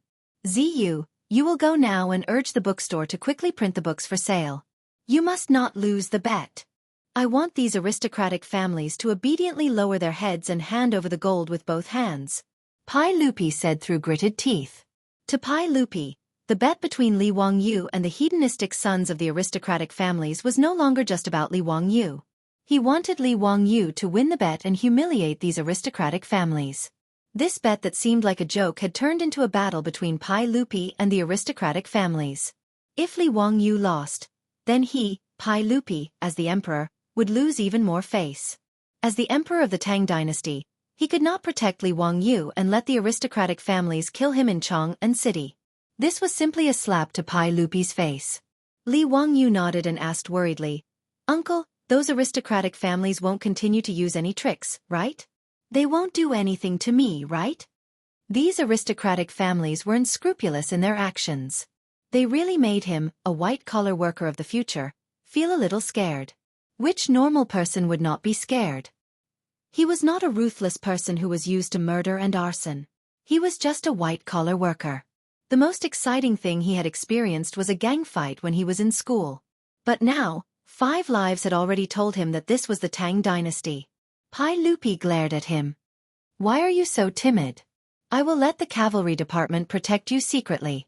You don't need to worry, Ziyu." Li Wangyu was speechless. "What do you mean I'm timid? I'm not afraid even if you want to protect me with all the palace guards." But he only had the Niu brothers as guards at home. His own safety was one thing. If they really pushed him too far, he could fight them to the death. But what about his beautiful boss and Aphrodite? No matter who it was, if they were really harmed by those aristocratic families because of him, even if he made explosives and sent them all to the Western Paradise, what could he do? So Li Wangyu had to first ensure the safety of himself and his family. "There's also Dingzhou village. Uncle, you have to let people protect it for me. That's my fief." "Okay." Pai Lupi nodded in agreement. Since Pai Lupi said that he would let the cavalry department protect him in Dingzhou village, Li Wangyu was slightly relieved. He was ready to go all out and fight with those aristocratic families. After leaving Taiji Palace, Li Wangyu rode with Niu Wu to Hu County. He wanted to hurry Owner's son to print the books as soon as possible. Owner's son didn't waste any time. In half a day, he had the bookstore urgently print several hundred copies of the Three Kingdoms. After checking them, Li Wangyu arranged for a 4-wheeled carriage to transport all these books to the bookstores in the east and west of Chang'an City for sale. However, what Li Wangyu and Owner's son didn't expect was that these books were all returned to the bookstores in Chang'an City after being shipped to them. Even the copies of the Romance of the Three Kingdoms that hadn't been sold out yesterday were all returned. Overnight, these bookstores all refused to sell the Three Kingdoms and cut off their cooperation with Owner Sunday. This sudden turn of events shocked both Li Wangyu and Owner Sunday. Li Wangyu came to a realization. This was definitely the doing of the aristocratic families, directly cutting off his sales channels. This method of removing the firewood from under the cauldron was even more vicious than Wang Ziqiao's methods of murder and arson. Given the influence and power of the aristocratic families, it was all too easy for them to force the 10-odd bookstores in Chang'an City to bow their heads. Moreover, the fire at Sun's bookstore yesterday had also frightened the owners of the other bookstores. Everyone had their own guesses as to why Sun's bookstore had been burned down. But today, the aristocratic families of the 5 surnames and 7 gazes had sent people to warn them that they were forbidden from selling the Three Kingdoms. Everyone immediately understood. No one was a fool. Putting the two together, the owners of these bookstores all understood that Owner's son had offended someone he shouldn't have offended, and that the root of the problem was the Romance of the Three Kingdoms. As merchants, no matter how much they sympathized with Owner's son and how much they despised the actions of the aristocratic families, the owners of these bookstores had no choice but to obey. Without hesitation, they removed all the Three Kingdoms books from their bookstores and returned them to Owner Sunday. They also carefully put away the colorful posters, no longer daring to openly hang them outside the bookstore. The methods of the aristocratic families had caught Li Wangyu by surprise. Sun's bookstore had been burned down and they had lost their sales channels. Even if the subsequent books were printed, where could they sell them? Just as Li Wangyu was racking his brains for a solution, another piece of bad news came from Chang'an City. Chapter 280. Within a day, more than 4,000 copies of the Romance of the Three Kingdoms were sold in Chang'an, which was terrifying. For a while, everyone in Chang'an was talking about the Three Kingdoms. But when this famous book began to spread widely in Chang'an, it was criticized by many sour scholars. The Romance of the Three Kingdoms was a historical novel, unlike the Records of the Three Kingdoms, which was a historical book. When Luo Guanzhong wrote the Romance of the Three Kingdoms, he made a lot of references to the Records of the Three Kingdoms. This was the so-called 30% truth and 70% romance. In the future, because the Romance of the Three Kingdoms was so famous and spread so widely, many people even regarded it as the official history. But since it was a novel, it naturally had elements of artistic exaggeration and processing. It also had the imagination of the author, which was understandable. It was also Luo Guanzhong's processing and modification that made the Romance of the Three Kingdoms become a model and masterpiece of history. But many sour scholars, after reading the first 5 chapters of the first volume of the Romance of the Three Kingdoms, criticized this book. These sour scholars thought that the Romance of the Three Kingdoms distorted historical facts and was full of loopholes. It was an inferior work that misled people. It was normal for some people to criticize. As the saying goes, everyone has their own preferences. Even if it was a famous book like The Romance of the Three Kingdoms, it was impossible for everyone to like it. Li Wangyu did not care about this at all. But what made Li Wangyu speechless was that the shop assistant of the Sun's bookstore in Chang'an City to deal with the aftermath hurried to report. The group of bored sour scholars actually gathered together and ran to the Vermilion Bird Gate to kneel down. They wanted to report to Pai Lupi and request that the Romance of the Three Kingdoms be sealed. These sour scholars even piled up the books they had bought outside the Vermilion Bird Gate and burned them all, which attracted a lot of people to watch. Li Wangyu was so angry that he almost cursed out loud. These sour scholars, are they bored? I'm copying a novel. What does it have to do with you? Bad news came one after another. In Chang'an, undercurrents began to surge again in various markets. They accused the Book of the Three Kingdoms of harboring evil intentions and reflecting the current sage. The rumors were very vivid. Some people even took out Li Wangyu's Three Kingdoms and pointed to the contents, describing vividly to the crowd how this place reflected the saints and so on. Li Wangyu was even more speechless when he heard these rumors. Was the Tang dynasty also trying to set up a literary prison? He really wanted to ask Luo Guanzhong if he had such thoughts when he was writing the book. Li Wangyu was so angry that he laughed. He thought of a certain college entrance examination in his previous life. The author of the article described something about food. He wrote about a fish, but there was a strange light in its eyes. The question asked, what does this strange light mean? Then, the author was dumbfounded.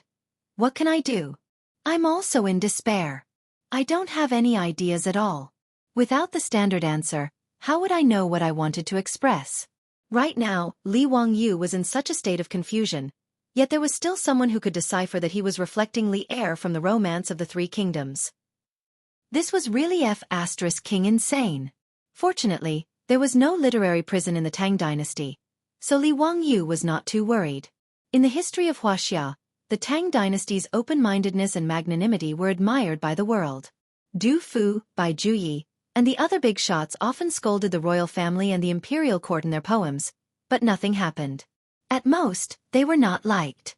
In the Tang dynasty, there might be people who were dismissed and demoted because of poems and essays, but there were definitely no bloody cases like the Ming and Qing dynasties. The literary prison was a nightmare for the literati in the Ming and Qing dynasties, especially the Qing dynasty's literary prison.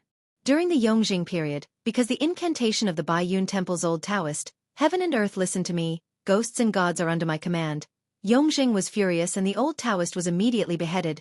Yongjing's Hanlin officials wrote, "Qing Feng is illiterate, why are you randomly flipping through books?" Slandering the imperial court. Beheading. Qianlong's assistant minister of the Ministry of Rights wrote, "Seizing the vermilion bird is not righteous, even a mutant is called a king, beheading a coffin and filing a corpse." Qianlong's cabinet scholar wrote, "A heart that talks about turbidity and purity, insulting the Qing dynasty, beheading at the waist." The literary prison of the Ming and Qing dynasties could be said to be unprecedented and at the peak of perfection. Fortunately, it was the Tang dynasty now, and Pai Lupi was his backing. Therefore, Li Wangyu only felt angry and amused about these unreliable rumors, but he was not worried at all. After all, Pai Lupi had already read his Romance of the Three Kingdoms, and he was one of the people who urged him to update. However, this ruckus made Li Wangyu smell a thick scent of conspiracy. This series of methods could be said to be sinister and ruthless. Cutting off the sales channels of books, spreading rumors, slandering. Li Wangyu naturally knew who did these things. Except for those aristocratic families, there was no one else. However, this method was obviously not something that Prince Qiao and other aristocratic families could come up with. In comparison, the murder and arson in the East Market last night seemed simple and crude, without any technical content. Today's action was a conspiracy to kill without spilling blood, and it made Li Wangyu a little anxious and at a loss. More troublesome things continued. Before Li Wangyu could come up with a solution, Pai Lupi sent an eunuch to Dingzhou village to tell him to go to Taiji Palace tomorrow to attend the regular court meeting. The reason was very simple. Li Wangyu was impeached. Li Wangyu was flabbergasted. He only understood what had happened after the chamberlain explained to him. Someone from the censorate jumped out and impeached Pai Lupi, saying that Li Wangyu's book contained evil intentions and slandered a saint. The censorate was loyal and devoted, wholeheartedly protecting Pai Lupi's dignity, which made Pai Lupi speechless. Pai Lupi was unable to reprimand this censorate. After all, it was their duty to censor rumors. He also could not say that the man from Wuxia, Li Wangyu, did not slander him, so he did not need to worry about him. Therefore, Pai Lupi could only summon Li Wangyu to the court meeting and have him confront the censorate. Li Wangyu only felt that he was cursed in his heart. He originally thought that the Tang dynasty did not have such a thing as a literary prison, but in the end, there really was an censorate impeaching him because of this. He pulled over the eunuch who had come to pass on the message and asked him who the censorate was. This eunuch had already received Pai Lupi's orders, so he naturally told him everything he knew. He clearly explained the situation of the censorate named Huang Fu Yi. Pai Lupi was even afraid that Li Wangyu would be careless and suffer losses, so he had someone pull out Huang Fu Yi's information from the Ministry of Appointments and secretly had the eunuch give it to Li Wangyu. In this regard, Li Wangyu could only look up to the sky and sigh. This aristocratic family was really willing to go all out to deal with him. Chapter 281. Early the next morning, Li Wangyu hurried out with Niu Wu and rode to Chang'an City to attend the court session. He was now used to traveling between Chang'an City and Dingzhou village. Anyway, it was only 100 miles away, which was about 50 kilometers. It would only take about an hour to ride a horse, so it was not a big deal. Although the distance between his rented house and his company was not far, the time he spent commuting was close to 3 hours, so he did not feel that it was inconvenient. The only problem was that the court session was too early. He had to leave at dawn, otherwise he would be late. Li Wangyu was not worried about the possible problems he might face in the court session today. After the eunuch left yesterday, he took Huang Fu Yi's information and studied it with his beautiful boss for a while, and the two of them came up with a solution. With Pai Lupi silently supporting him, Li Wangyu did not feel any pressure. He wanted to cause a ruckus in the court session today and teach the aristocratic families a lesson. As for the sales obstacles that the romance of the Three Kingdoms was facing, he and his beautiful boss came up with a solution. They would start implementing it after the court session today. When he arrived outside the Vermilion Bird Gate, the officials waiting for the court session were already waiting. The court session was different from the Shua Wang Imperial Conference that Li Wangyu attended before. There were much fewer people attending the court session. Only officials above the 5th rank, censors, and doctors in charge of sacrificial ceremonies were required to attend the court session every day. Li Wangyu hurriedly greeted Zhang Sun Wuji, Fang Xianling, and the other big shots that he knew. Before they exchanged greetings, the palace doors opened, and the officials entered the court session. The court session did not have any ceremonial guards, nor did it have any extravagance. It was just a daily court session that dealt with the administrative matters of the court. Li Wangyu followed the crowd into the main hall. After bowing, he sat in his seat, bored, and listened to the officials of all levels report to Pai Lupi and discuss state affairs. He had no interest in these things at all. Moreover, he woke up early today, and his ears were filled with these so-so voices of the officials. He could not help but doze off. His head drooped, and his eyelids grew heavier and heavier. Li Wangyu dozed off in the Taiji Palace's main hall.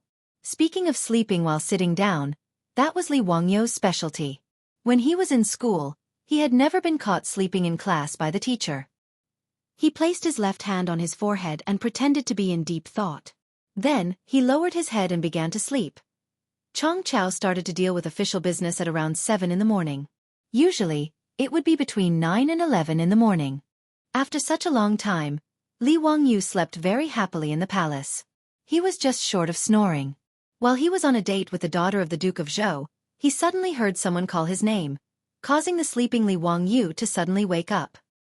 He wiped the saliva from the corner of his mouth without batting an eyelid and looked forward.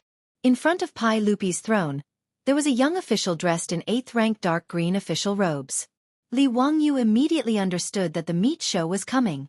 Presumably, this person was the imperial censor who had impeached him, Huang Fu Yi. Pai Lupi had a strange expression on his face as he looked over. Hu Xiannan, did you hear what Imperial Censor Huangfu said? How could Li Wangyu not know that Pai Lupi had seen him dozing off? His throne was in front of everyone and was high above the imperial steps. Naturally, he could see everything clearly. Li Wangyu quickly stood up and bowed respectfully to Pai Lupi. Your Majesty, I heard. Then what explanation do you have? I have nothing to explain. Explain my ass. He didn't even know what he had just said. He was sleeping soundly. He saw that the book in Huang Fu Yi's hand was the copy of the Romance of the Three Kingdoms. Huang Fu Yi saw that Li Wangyu didn't respond and immediately opened the book in his hand. He pointed to a page and said, Your Majesty, in the Romance of the Three Kingdoms written by Hu Xiannan, in the 4th chapter, he deposed the Han Emperor Chen Lu and offered his blade to the traitor Dong Mengda. This is the proof of his disloyalty. Li Wangyu silently rolled his eyes. He was too lazy to respond and continued to watch his performance. Huang Fu Yi righteously continued, Your Majesty, look at this book. Zhuo Qi supported His Majesty to the left and right and removed his royal ribbon. He knelt in the north and said that he would obey orders. He also called the Empress Dowager to serve the imperial edict. The Empress Dowager cried, and all the officials were miserable. This is clearly a reflection of the abdication of the retired emperor in the 9th year of Wu Da. Hu Xiannan referred to His Majesty as Dong Zhuo. He really harbors evil intentions. Li Wangyu almost gave Huang Fu Yi a thumbs up. This scholar's mouth was really King amazing. Even in the book, Dong Zhuo forced the Han Emperor to abdicate. He could forcefully say that he was referring to Pai Lupi forcing Li Yuan to abdicate after the incident at the Xuanwu Gate. When Pai Lupi heard this, his expression became very ugly. He naturally wouldn't believe Huang Fu Yi's nonsense, but the incident at the Xuanwu Gate was a thorn in Pai Lupi's heart.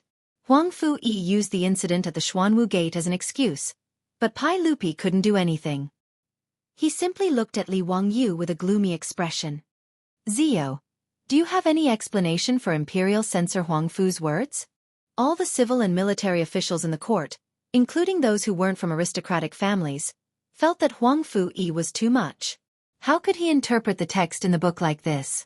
All the officials had already read the Romance of the Three Kingdoms yesterday. How could they see the meaning in it? Huang Fu Yi was clearly making trouble for no reason. Yu Shernan was about to stand up and curse, but he was pulled back by Kong Ingda. Kong Ingda shook his head at him, indicating for him to calm down and listen to Li Jia Xiaolong's explanation. In the main hall, all the officials looked at Li Wangyu, waiting to see how he would explain. However, Li Wangyu calmly nodded. Your Majesty, this is what this official meant. It is as Imperial Censor Huang Fu said. His words were like a clap of thunder, shocking all the civil and military officials in the main hall. Was this Li Wangyu from Huxian crazy? What did he just say? He said that he was referring to Pai Lupi? Referring to the incident at the Xuanwu Gate? After a moment of silence, the main hall of the Taiji Palace was instantly filled with buzzing sounds. The officials whispered to each other, asking if they had heard wrongly. Pai Lupi touched his ears in disbelief, wondering if he was hearing things. Ziyu, what did you say? Say it again. Your Majesty, the meaning in my book is that Imperial Censor Huang Fu is slandering Your Majesty.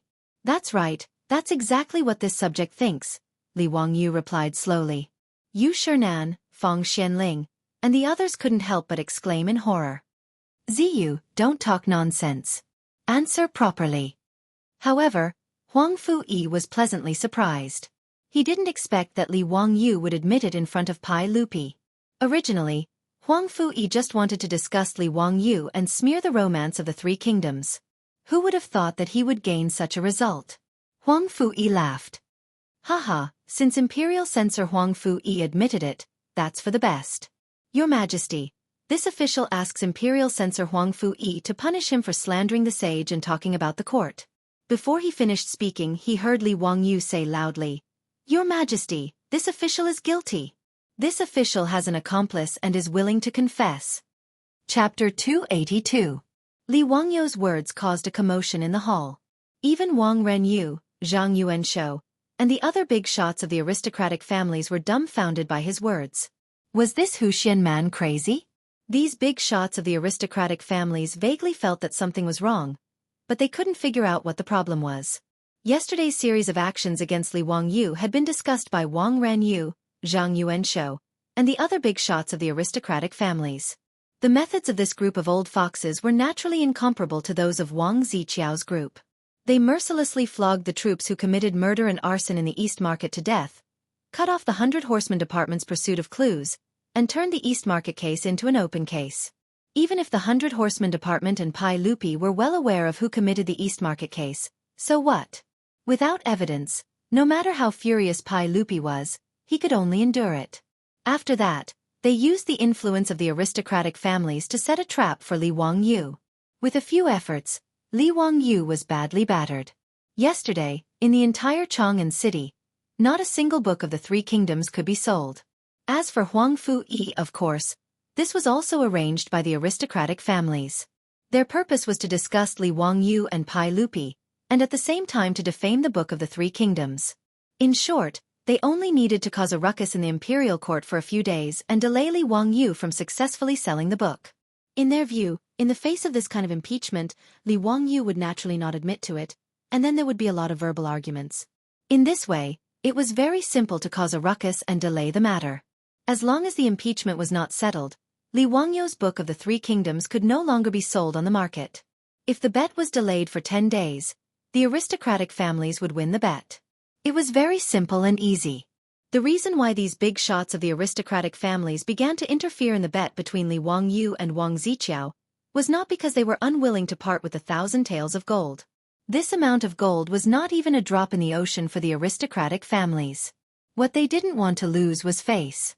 The foolish sons of the aristocratic families had drunk too much and let their underlings commit murder and arson. This was simply stupidly giving Pai Lupi something that could be used against them. For the sake of the aristocratic family's reputation, Wang Renyu had no choice but to kill his family's troops to cover up the truth. Although they did not care about killing a troop, the act of killing a troop of their own family in order to protect themselves made the aristocratic families feel that they had lost face. Thus, they became more and more jealous of Li Wangyu. As a result, Wang Renyu and the others took the bet seriously. No matter what, they could not afford to lose the bet. Otherwise, the reputation of their aristocratic families would be worthless. If Li Wangyu lost the bet, the aristocratic family's face would be saved, and they would be able to give Pai Lupi a slap in the face. So what if you, Li Shimin, are the emperor of the Tang dynasty? So what if you protect Li Wangyu? In the end, you could only watch your nephew lose the bet and obediently hand over the gold with both hands. But today, in the Chang dynasty, Li Wangyu actually nodded and admitted Huang Fu-yi's impeachment. He even said that he had accomplices. What was going on? After the shock, Pai Lupi immediately realized that something was wrong. Not to mention whether Li Wangyu really had such thoughts. Even if he did, he was not crazy, right? How could he admit it in front of everyone? Looking at Li Wangyu's faint smile, Pai Lupi could not help but breathe a sigh of relief. This bastard must have a backup plan. In the main hall, Li Wangyu said loudly, "Your Majesty, this subject is guilty.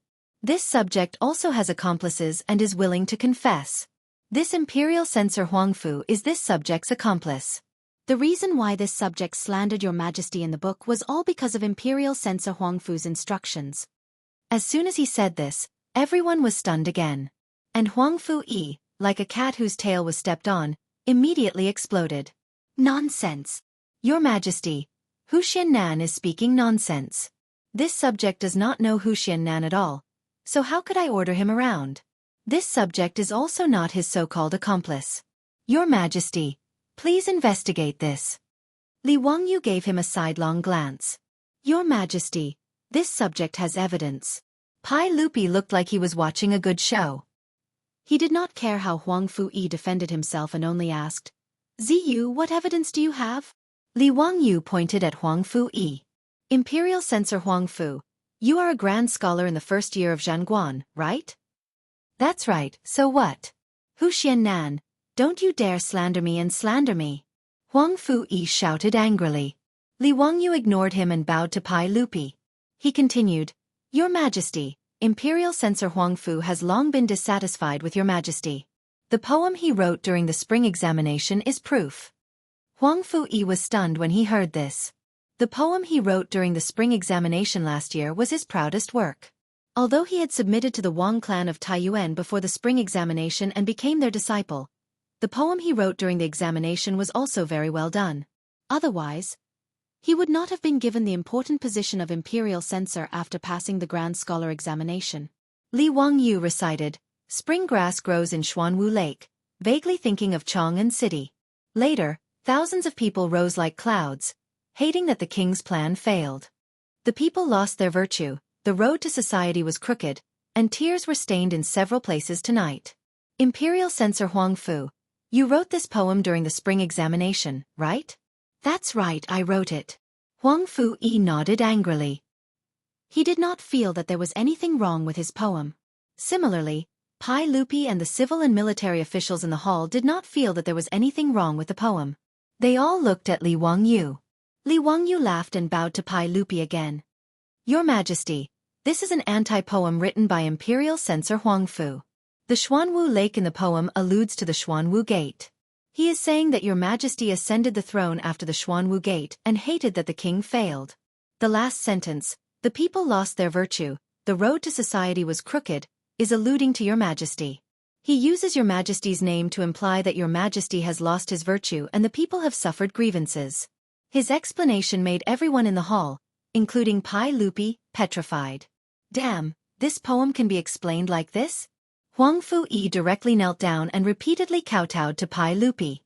Your Majesty, I did not mean what Wuxia said.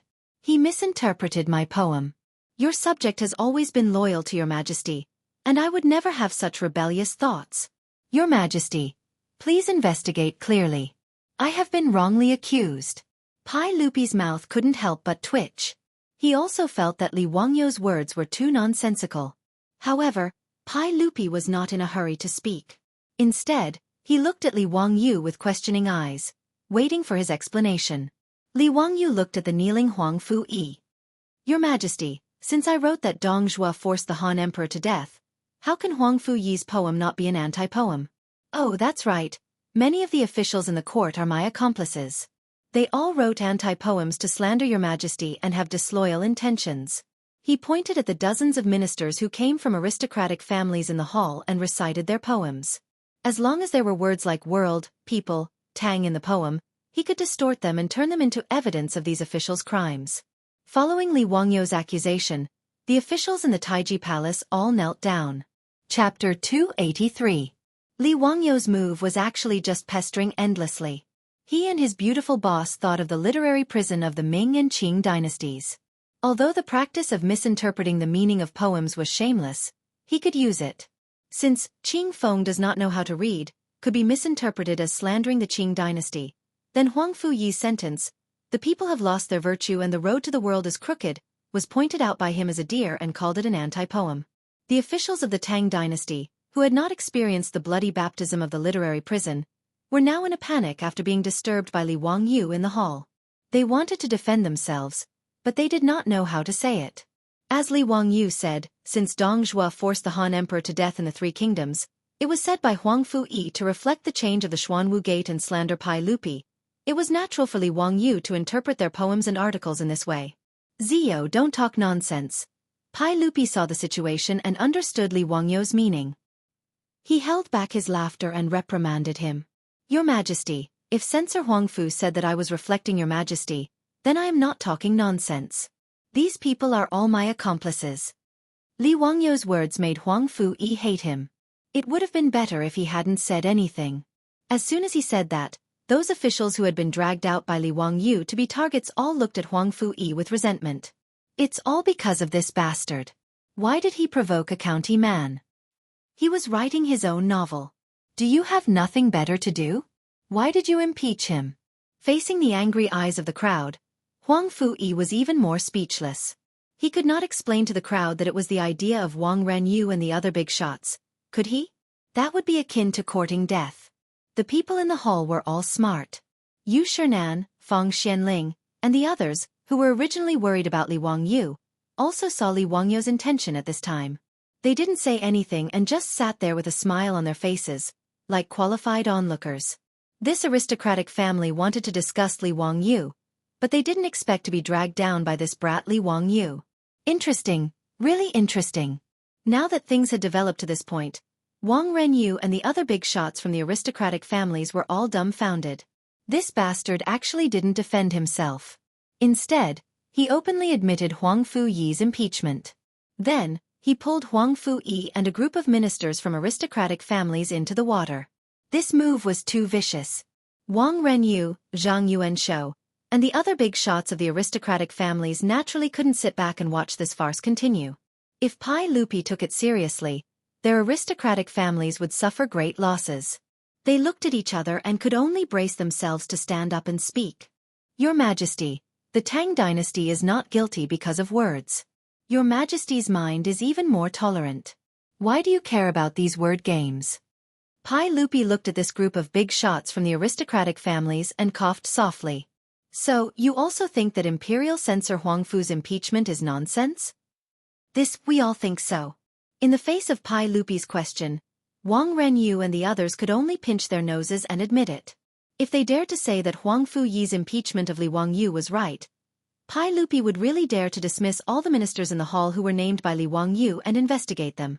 In any case, Li Wangyu only had an empty title and no official position. Even if he was impeached and lost his title, it was no big deal.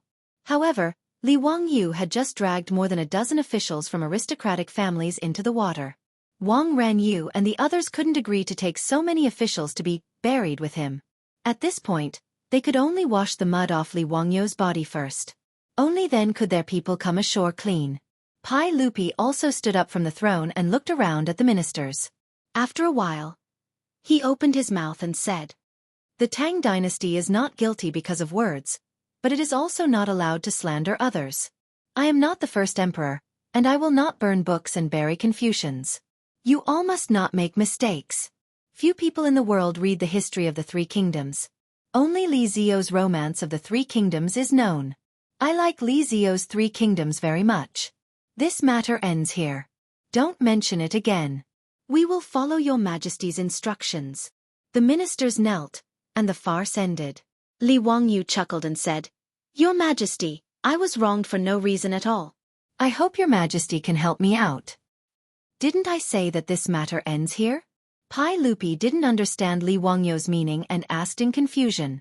Li Wangyu pointed outside the hall and said, "But the people in Chang'an don't know. Your Majesty, why don't you write me a note to prove my innocence?" Pai Lupi was speechless and said, "What are you trying to do now? What do you want me to write for you?" Your Majesty, just write the sentence you just said. It's I like Li Zio's Three Kingdoms very much. These few words will do." Pai Lupi began to have a toothache. This bastard, what is he trying to do now? He wanted to refuse, but the ministers in the hall were watching, so he couldn't bring himself to do so. He asked the servant to grind the ink, picked up the brush, and wrote down the sentence. Then he threw it to Li Wangyu. "Court is dismissed." Pai Lupi wrote down the sentence shamefully. He didn't want to continue talking nonsense, so he turned and left. Li Wangyu came forward with a smile and picked up Pai Lupi's calligraphy. He carefully dried the brush and ink and put it away. Then he proudly raised his eyebrows at Wang Renyu, Zhang Yuanshou, and the other aristocratic leaders. Zhang Yuanshou said angrily, "This bastard, we still underestimated him." Wang Renyu smiled disdainfully and said, "He's lucky, but so what? Now the big and small bookstores in Chang'an aren't selling his book. Can this guy make Pai Lupi issue a decree and force the bookstores to sell his book? There are still 2 days left. I'd like to see how he can sell a few thousand books." Zhang Yuanshou thought about it and agreed. If they blocked Li Wangyu's sales channels, no matter how capable he was, he wouldn't be able to sell his book. They looked at each other and couldn't help but laugh. Yu Shinan, Fang Xianling, and the others knew about the bet between Li Wangyu and Wang Ziqiao. After the court, Li Wangyu was about to leave, but Yu Shinan and the others stopped him. "Zio, we heard that the big and small bookstores in Chang'an aren't willing to sell your book. Do you need me to speak up for you?" Li Wangyu quickly thanked them for their kindness and said, "Thank you, Master Yu and Prime Minister Fang, but there's no need. I know that they were forced, so there's no need to put these merchants in a difficult position." "Then how are you going to sell your book?" Yu Shinan asked worriedly. Li Wangyu smiled mysteriously and said, I have my ways. He didn't believe that he could only eat pigs with hair after leaving Butcher Zhang. If he wanted to sell his book, there were many ways. Yu Shernan and Feng Xianling wanted to ask more, but Li Wangyu just smiled and didn't answer.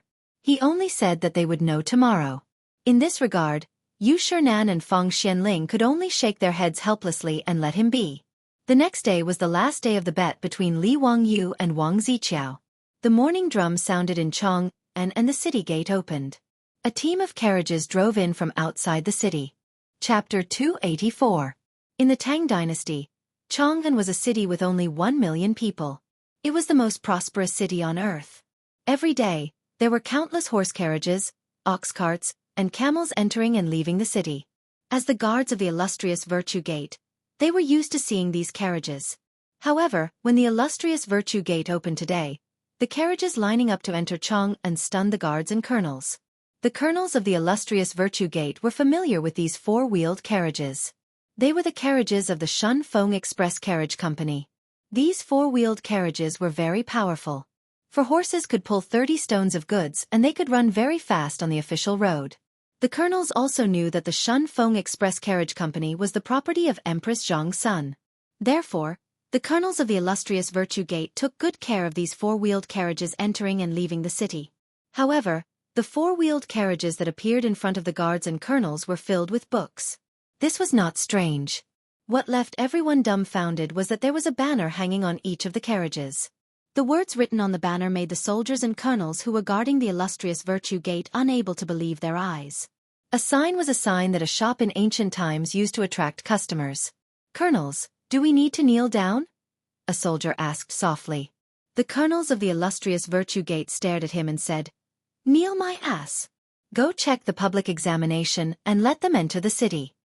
Although he knew that these carriages belonged to the Shun Feng Express Carriage Company, the colonels did not dare to let them pass.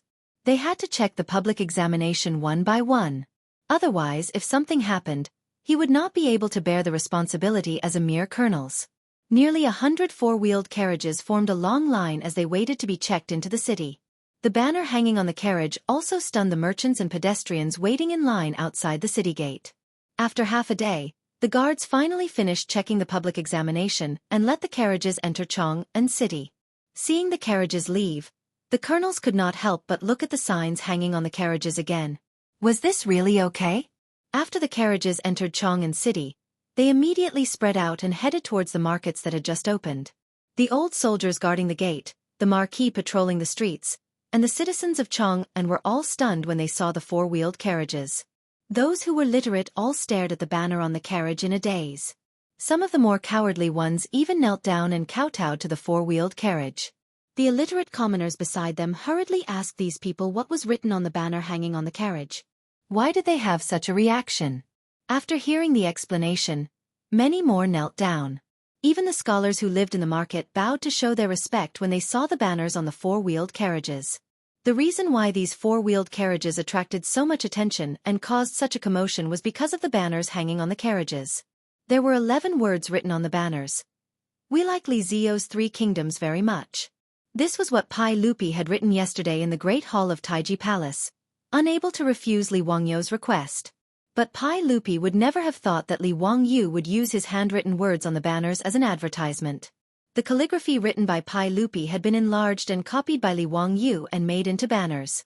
There were more than 100 copies, hanging above each four-wheeled carriage. Everyone was so shocked because they saw the contents of the banners. Using the calligraphy of a saint to advertise was an unprecedented feat in the market. The onlookers did not know what the words written by the saint meant, so they asked each other, "Excuse me, Lang Jun, but what is the meaning of the 3 kingdoms written by Li Zio written on the carriage cover?" A passerby dressed as a scholar was stopped and asked. "Li Zio is the man who founded the country, Li Wangyu, the man who founded the country. His name is Zio. He is now very famous, and even became the royal tutor of the crown prince at the age of 16. Hiss. There was a sound of people sucking in cold air. The royal tutor of the crown prince, the man who founded the country. These titles were very important to the people. Lang Jun, what is the meaning of the 3 kingdoms? Don't you know what happened outside the Vermilion Bird Gate the day before yesterday? The 3 Kingdoms is a novel written by the man who founded the country. It is called The Romance of the 3 Kingdoms. This book is amazing. Look, everyone, the banners are written by the saint himself. Even the saints like it. The scholar replied with great admiration. TSK, even the saints praise the book. I have to buy one. Someone in the crowd immediately said. You can't read, why buy it? Someone knew that the speaker was illiterate and could not help but make fun of him. Nonsense, I can't read. But will my son not be able to read in the future? Besides, even if I can't read, it is good for me to buy one and keep it at home. This is a book that even the saints like. In that case it makes sense. I will go to the bookstore and buy one later. The scholar shook his head. I don't know why, but the bookstores in Chang'an City do not sell this book. I wanted to buy it yesterday, but I couldn't find it even after going to several bookstores. What? Those bookstores don't sell it? Shoo, be quiet. I know about this. I have a relative who works as a clerk in the bookstore. He secretly told me that someone forbade the bookstore from selling the Three Kingdoms.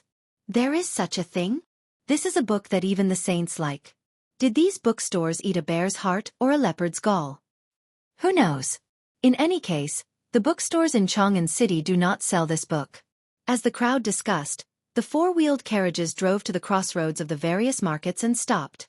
The innkeeper jumped down from the four-wheeled carriage. He looked around, cleared his throat, and suddenly shouted out. The Romance of the Three Kingdoms, written by the man who founded the country, Li Ziyo, is a book that even the saints like. 500 copper coins for one book. You will not lose out if you buy 500 copper coins. You will not be fooled. Don't miss this rare opportunity. It is worth it. Needless to say, the advertisement that the carriage driver shouted was taught by Li Wangyu, the man from another world. In the future, the advertisements in the $2 stores on the streets were plagiarized by Li Wangyu to poison the ears of the people of the Tang dynasty. This kind of extremely straightforward shouting made the crowd around the carriage stunned. It took them a while to react. These carriages were actually here to sell books? The Wu Ho in the market heard the carriage drivers shouting and hesitated. He did not know if he should go forward and stop them. In the Tang dynasty, the market and the market were separated. The market was the living area, and stalls were not allowed. However, looking at the dazzling cover on the carriage, the Wu Ho decided to pretend that they did not see it. Using the saint's calligraphy as a cover, they could not afford to offend him. Chapter 285. Using four-wheeled carriages to sell books was the idea that his beautiful boss came up with for Li Wangyu. The gypsies could turn caravans into mobile homes, so Li Wangyu could naturally turn the four-wheeled carriages into mobile bookstores to sell books. Since those aristocratic families used their power to coerce the bookstores in the East and West markets to not sell books from the Three Kingdoms, they might as well start from scratch. Now, under the management of his beautiful boss, the number of four-wheeled carriages in the Shunfeng Express Carriage Company had already exceeded 300. It was not troublesome to borrow 100 carriages for a day. Moreover, Li Wangyu promised these carriage drivers that for every book they sold, he would give them 100 copper coins as a reward. As such, the coachmen of these carriage companies naturally didn't mind playing the role of a peddler. Owner Sun desperately ordered the craftsman in Huxian bookstore to print new books day and night. In just 3 days, more than 10,000 copies of the first volume of the Romance of the Three Kingdoms were printed. However, this was the limit. After more than 15,000 copies of the first volume of the Three Kingdoms were printed, the wooden engravings were almost worn out. If they wanted to print again, they would have to redo the engravings. Now, these new books of the Three Kingdoms were piled up on these four-wheeled carriages. Following the shouts of the temporary peddlers, many customers quickly gathered around the four-wheeled carriages in the market square to buy books. Just like before, the crowd gathered around the carriages to buy books. Not only were the customers dressed as scholars, but there were also many illiterate Chong and commoners who gathered around to buy books. They wanted to buy a copy of the Three Kingdoms that even saints liked. 500 copper coins. Although it was much cheaper than hand-copied books, it was definitely not cheap. A bolt of raw silk was only 470 copper coins. An iron hoe was only 50 copper coins. Due to the locust plague in the Tang dynasty, the price of grain had risen from 360 copper coins per bushel to 450 copper coins per bushel. In other words, one volume of the Three Kingdoms could be exchanged for more than 1 bushel of rice. Moreover, Li Wangyu knew that in history, in the 3rd year of Zhengguan, the price of grain would drop to about 20 copper coins per dough. In other words, one book of the Three Kingdoms could be exchanged for 25 dough of grain. Therefore, even if it was 500 copper coins, those who were willing to buy it were at least well-off families in the Tang dynasty. Ordinary people might not be able to afford it even if they wanted to. It could be seen that it was not easy to study in the Tang dynasty. Without a certain amount of wealth, it was impossible to support the education of the children at home. Even so, the four-wheeled carriage that sold books was doing surprisingly well. Those pedantic scholars who had once said that the romance of the Three Kingdoms was a distortion of history all shut their mouths when they saw the cover on the carriage. They didn't dare to say anything else. Even Pai Lupi said he liked the book. Unless they were tired of living, they wouldn't dare to complain. The rumors and slanders in the marketplace were naturally dispelled. There was no market for the rumor that Hu Xiannan's book was a reflection of the sage of the Three Kingdoms and harbored evil intentions. The calligraphy written by Pai Lupi himself was so dazzling that it could blind people's eyes.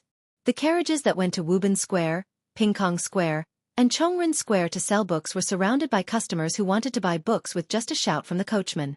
The 100 books of the Three Kingdoms on the carriage were all sold out in a short period of time.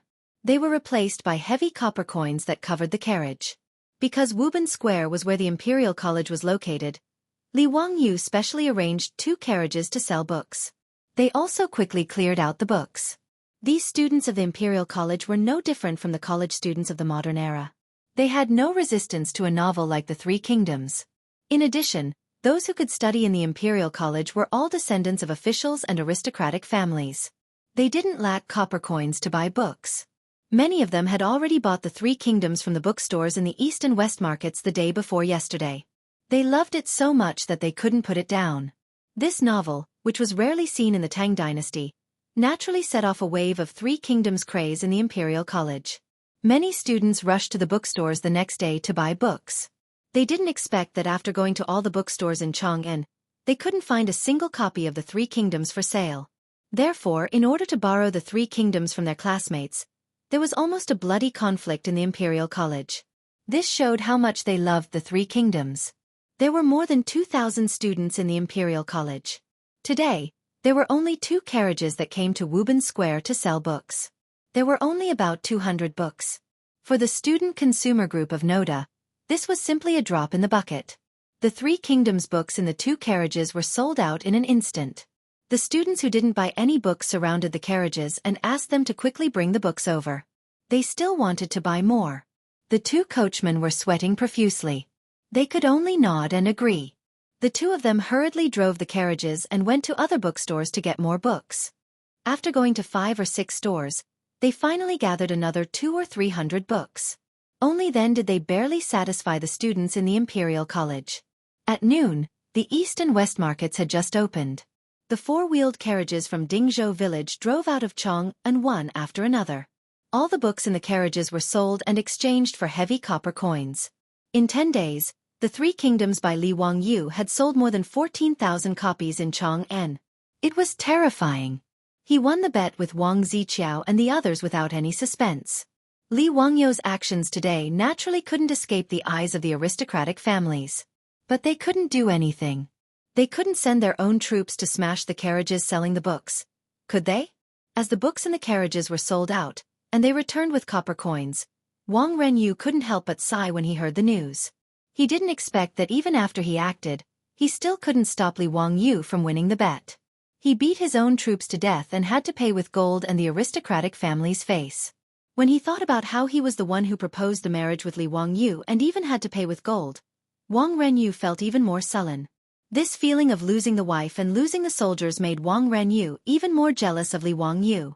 However, Pai Lupi in the Taiji Palace laughed proudly. He was in an extremely good mood.